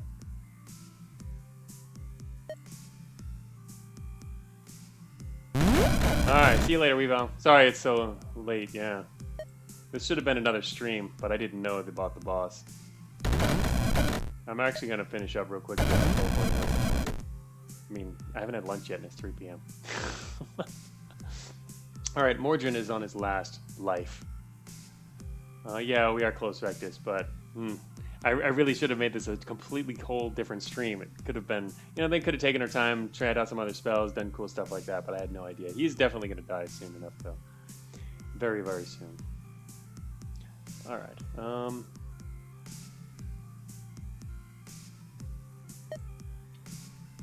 As much what is this, Vectors? As much as you hate to say it, what? You slightly over prepare when playing this game.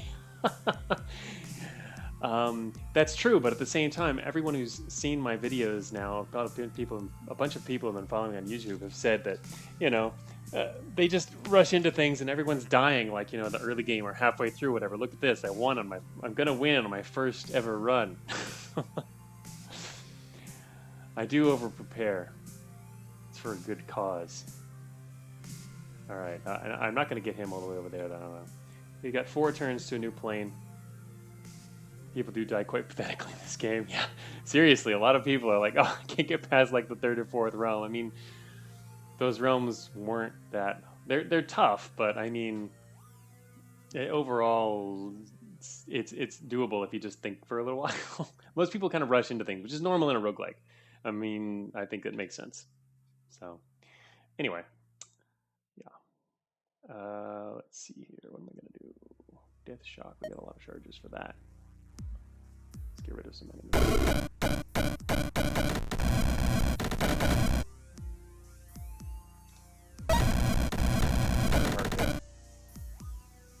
Got 175 max HP. Also, there's an awful lot of worms out there now. What's the timer left? Got 2 turns. It's not much. I was thinking of getting rid of some of the worms. Oh, that's interesting. Wait, it turned into a skeleton. I turned him into a skeleton, but it still dropped the others. That's weird. Other enemies don't do that. Oh, it's because it's on death. That's still, they don't normally do that. On death splits into 2 smaller versions of itself. That behavior is different from, like, the chimeras. Chimeras don't do that. This is a good point. Exactly. As Goes here says in chat, sort of okay with how much I've died. It lets me try more spells. I agree. I'm really, really eager to try all these other spells and combinations, and I can't do that because this one run has taken like 20 hours.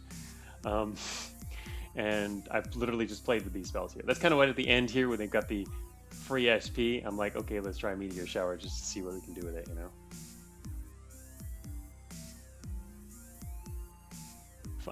Farm Mordred forever. Yeah, that's apparently you can do that with make him your friend and just keep collecting SP and having fun. I don't know where it would end, but okay, he is about to switch realms. Let's do a death cleave just in case.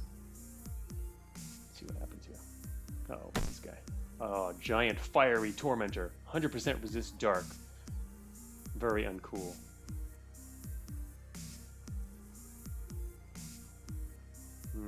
Can't actually get through him, but at least he can't hit me from there. Oh, look, here's a chimera. It's kind of annoying. Oh, this guy. Dragon Mage. Beckon Dragons. 22 turn cooldown, calls 2 random dragons up from the chasms. Oh, that's cool. Also seems not cool. Alright, what's our turn countdown? 4 turns until we teleport to the southeast corner of the map. Are the worm balls on death or when hit 0 HP like the chimera? The worm balls are on death. Or is there another one? Here's one. It's on death. What was the chimera? Isn't it? Oh, it's on reaching 0 HP. You're right. Those are different. Okay. So they do actually die before they spawn them. That makes sense then. Yeah, on reaching 0 HP. I can't actually use... I don't think I can cleave through this stuff. Because 2 of the guys next to us... This will suck. For dark damage. I don't like the dark damage, but I don't care about the fire. Anyway, we're going to get teleported away before long.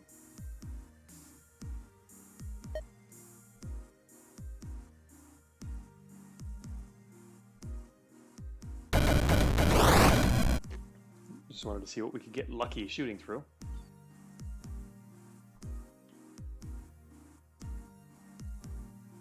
Always worries me when the game stops like that. when I'm just trying to see the. It's weird. I wonder if it's something weird about the calculations of the game or whatever. There's a strange slowdown when you try to get alt and there's a lot of enemies around or something like that. It's kind of weird. Shouldn't really do that.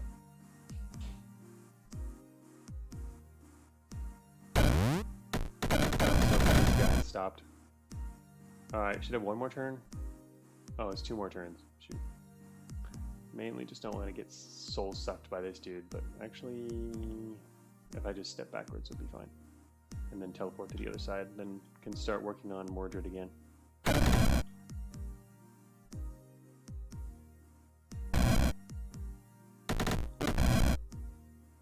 Oh shoot, I just got a big troubler just lashed onto me here.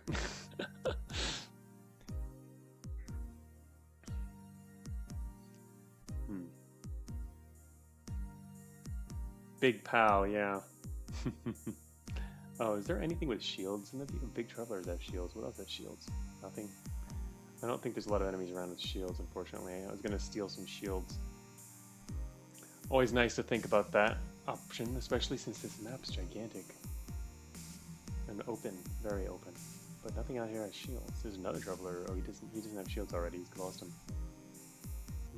Yeah, not much. A lot of things are stunned now, though. Where'd Mordred go? Need to chase that guy down. Where's he at? I've been using my teleporters to chase Mordred, which I guess makes sense. I can see why that's really helpful. He's in the very center of the map. I don't really want to teleport to the very center of the map, so I think I'm going to have to wait for another round.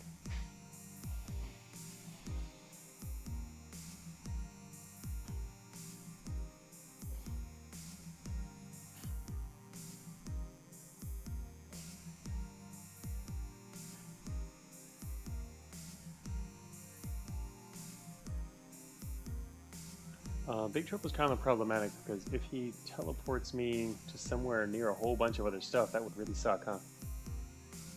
What's the range on his teleport? 10 range. Damn. I can't even blink out of that, can I? Well, no, wait. His requires line of sight, I believe, which means if I can teleport behind a wall, he can't actually use it against me.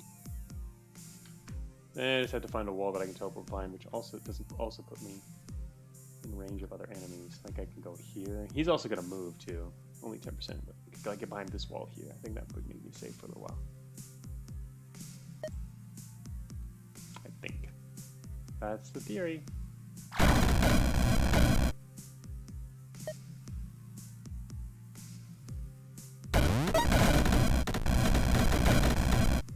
And I just got teleported. That's right, it's an area of effect. He has radius. Radius teleport. Wonderful.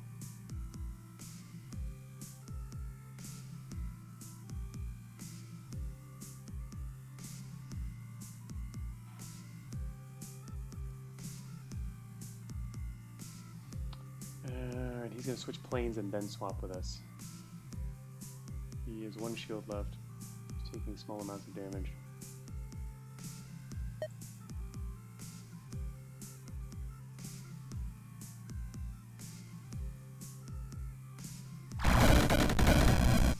Blink is being very helpful.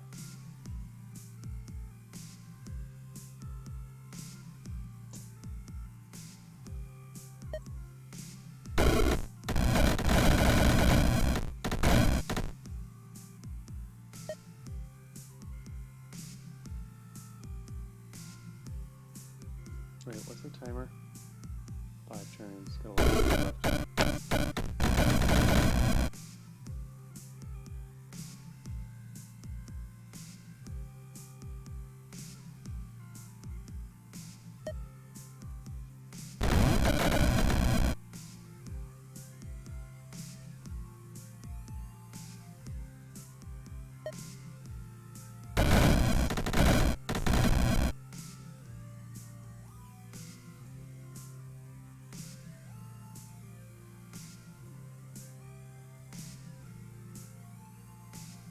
Two turns.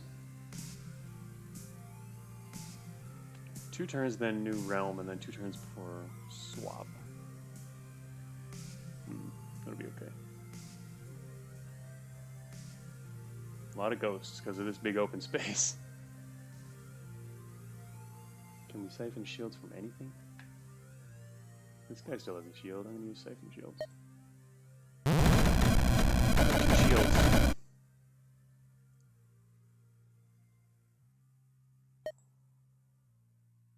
Here comes the new map. So many realms. Guess it'd be an interesting metric to see how many you'd gone through by the end. Oh, it's a Minotaur King. Minotaurs are fine. There's a butterfly demon. Lots of resistances, including to dark and lightning, so I can't hurt them directly. Oh, these guys have lots of shields. I just used it too. Check that out. Well, first things first, do that. And what is he doing? Mordred is not getting hurt much. He's still sitting out here next to his... It's because the other guy's stunned. I keep stunning the enemies. I'm going to collect some shields here. Now we have 11 shields. Just don't get poisoned, right? 11 shields. Sweet. Man, they don't have any shields. Took all the butterfly demon shields.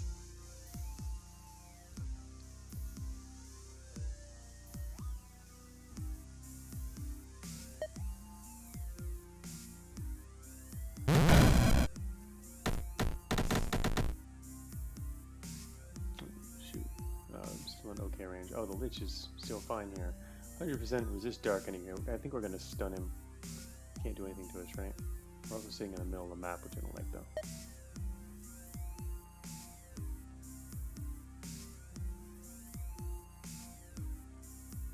Guess I should try to get at these idle. The idle of the week's not too big of an issue, I guess.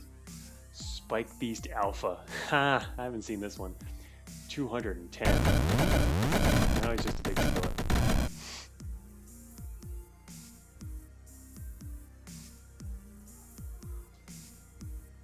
Yeah, big Spike Beast. Alright, this guy is indeed stunned, as expected. Still have another Death Cleave, so fire number 2. Okay, now I just gotta watch Mordred's timers here. Alright, I think it's time to kill him. He's on his last life, and there's 9 turns before anything happens. Everything else is stunned. Final teleporter.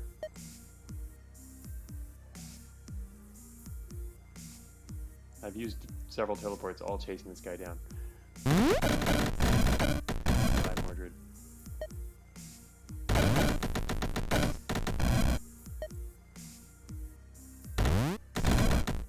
One more. He dies next turn.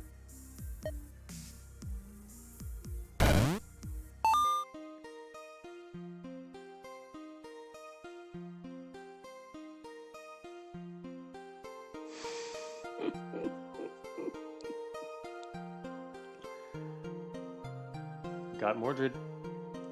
He's dead. Victory. Is that it? What is the end?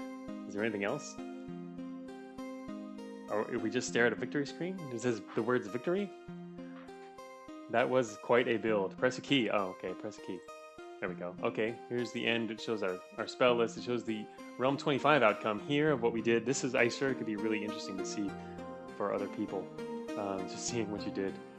Ours could be confusing, I guess, in some regards, since we did crazy stuff. Got meteor shower at the very end. Teleporters. Damage to wizard. Oh, I can see where our damage came from. Wait, the most damage came from ourselves. What? There's quite a few pages. Oh, I'm sure. Oh, well, I didn't know about this. Wait, what? What is this? Oh, is this showing us every map we went through? Realm 1. This was our first map. That's quite a memory. Bats. Oh, that's why the game freezes after every map. It takes a screenshot. I see, but it really shouldn't need to freeze to take a screenshot.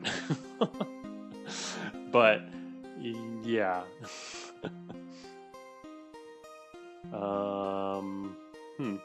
Bats. That was our first map. Very cool. Wait a minute. Realm 1 victory. Oh, it shows the beginning and then the victory, right at the very end. Yes, it's true, Vector. It really shouldn't need to.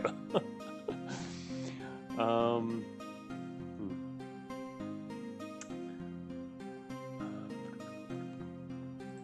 Pretty cool. Go through and you can see all your maps and stuff. I don't want to pass through all of them too slowly, but this is what we've been through. I mean, you can go back through the video, anyone who's interested in seeing where we came from. But yeah, the early maps, these were interesting because, see, we started even going into the early realms with just Deathbolt and tried to play with only Deathbolt and going after mana potions. See, we didn't even do much upgrading until, we finally got all of our SP and then upgraded it. Put it all into Deathbolt. This map was pretty tough too, with these guys going through the walls, I remember. Dozens of pixels out there it needs to record. Yes, so many pixels. Soul Battery, it really made things, so the combination, this build in particular was just pretty amazing. This combination, I'm really interested in finding other combos and just what other see what other spells can do. But this one I think is a little overpowered. I mean, we had so much extra stuff. Many extra items that we could have used and didn't. Many extra SP at the end that I didn't even need. It's definitely an overpowered build. I don't know if or how they'd want to nerf it, but could have gone south on Realm 24. It almost did that one time I screwed up when I got frozen. That was really close, actually. Yeah, Soulbot scales infinitely, so as soon as I saw that when we started this run, I was like, well, that sounds powerful, and decided to save up for it, rather than you spending the SP on other stuff.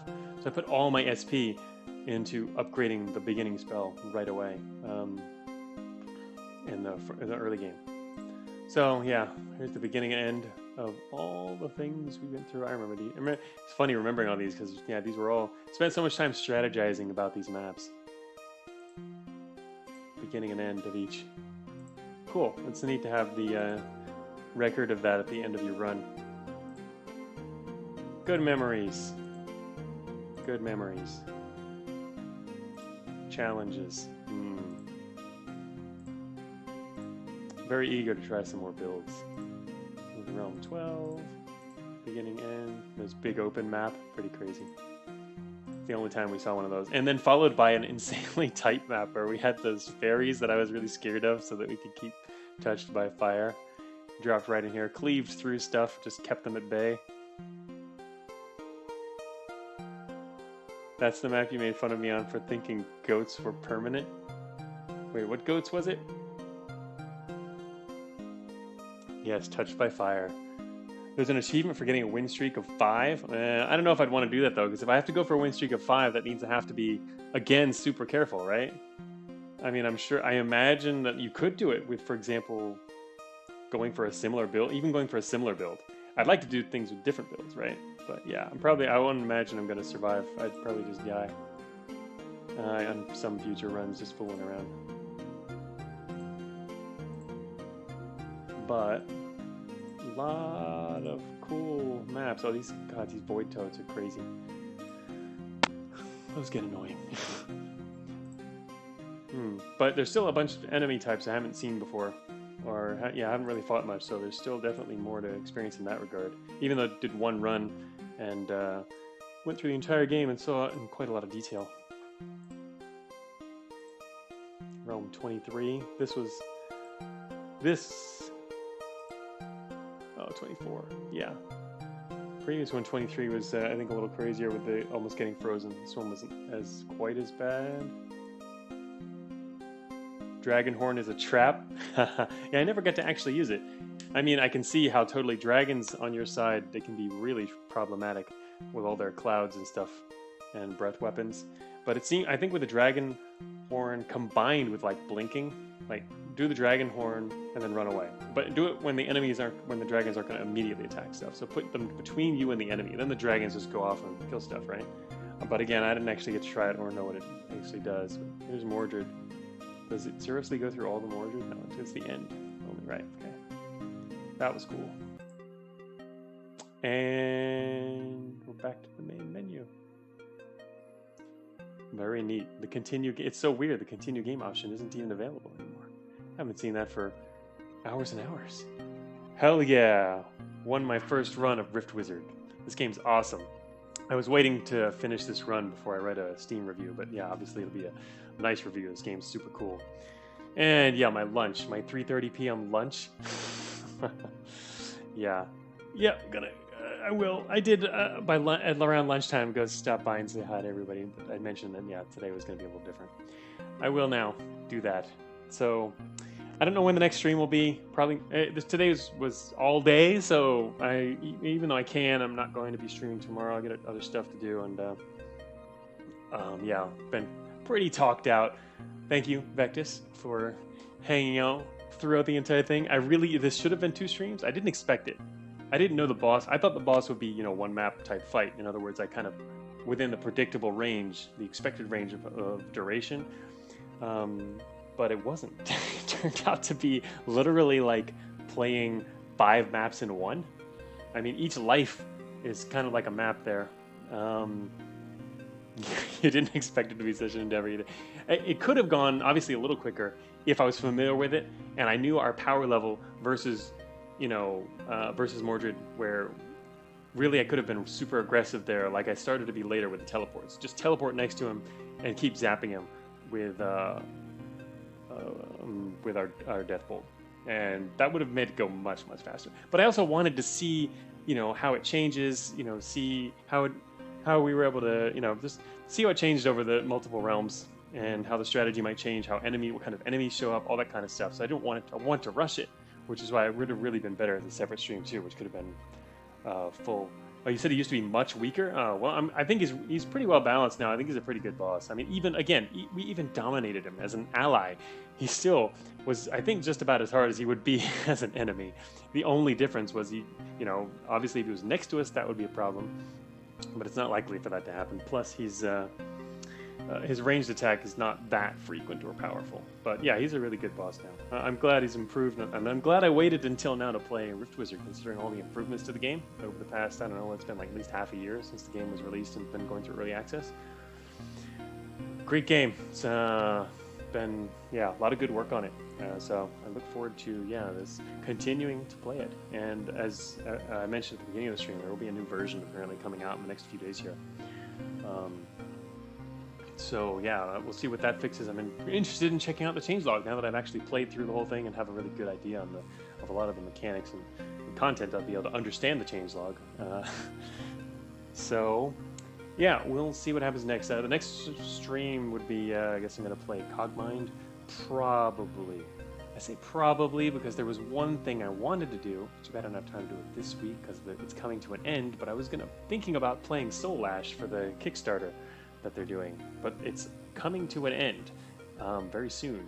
It's actually a shorter Kickstarter than usual. There's a roguelike, in the middle of, or it's coming to the end of its Kickstarter now called Soul Ash. I think it's going to be until early next week. Still okay, so I might actually play that just to try it out and obviously help point people to the game. Another fellow roguelike developers trying to raise money. They're actually doing fairly well. I think they could actually make their goal. So I was thinking of playing that. If this was a normal week, I actually would have played it. It was on my list of things to probably do this week. And then the whole lockdown thing happened and the entire week schedule changed. And my personal priority is I really, really wanted to beat Rift Wizard. So now that I've done that, I can move on to the next thing. But anyway, I'm also looking forward to continuing with our Cogmind run as well. That's obviously important too. But the Soul Ash thing is mainly because of the Kickstarter. If there wasn't a Kickstarter going on, I wouldn't be be trying that now. But anyway, the Yaller hunting is hilarious to watch. Hilarious to watch, yes. Well, last stream was pretty cool when we did the armory, and I went further out of my way than I normally would for something like that. That actually turned out pretty well, and we didn't do much of that. But anyway, we'll get to that next time. That might take another 2 streams. I don't know, but I haven't worked at the armory thing. Someone else looked up in the armory Yaller issue. Apparently, they were spawning and going out a different back exit or whatever. I don't know. I hadn't looked into it myself though, but someone else did. They were spawning, but yeah. Whatever. I will. I got to still look at it myself. I had some notes that someone left, but anyway. So probably gonna make a So anyway, thanks for joining me on this very long journey through Rift Wizard. We have looked at this game very in depth on a single run and even won it, which is awesome. So now I don't feel obliged to necessarily win future runs, but I don't know. I tend to try to play harder when I'm streaming rather than dying, but that also means it takes longer. So we'll see how we do. Maybe I'll probably do I'll do some playing off stream with and not worry about dying, just to try some different builds out and different strategies and see more of the game, rather than seeing the more of a narrow build.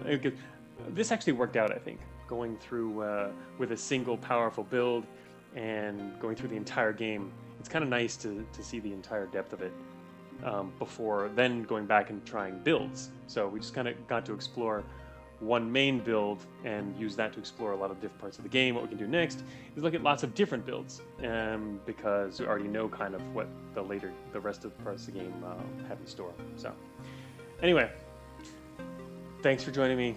Until next time, I'm off to lunch.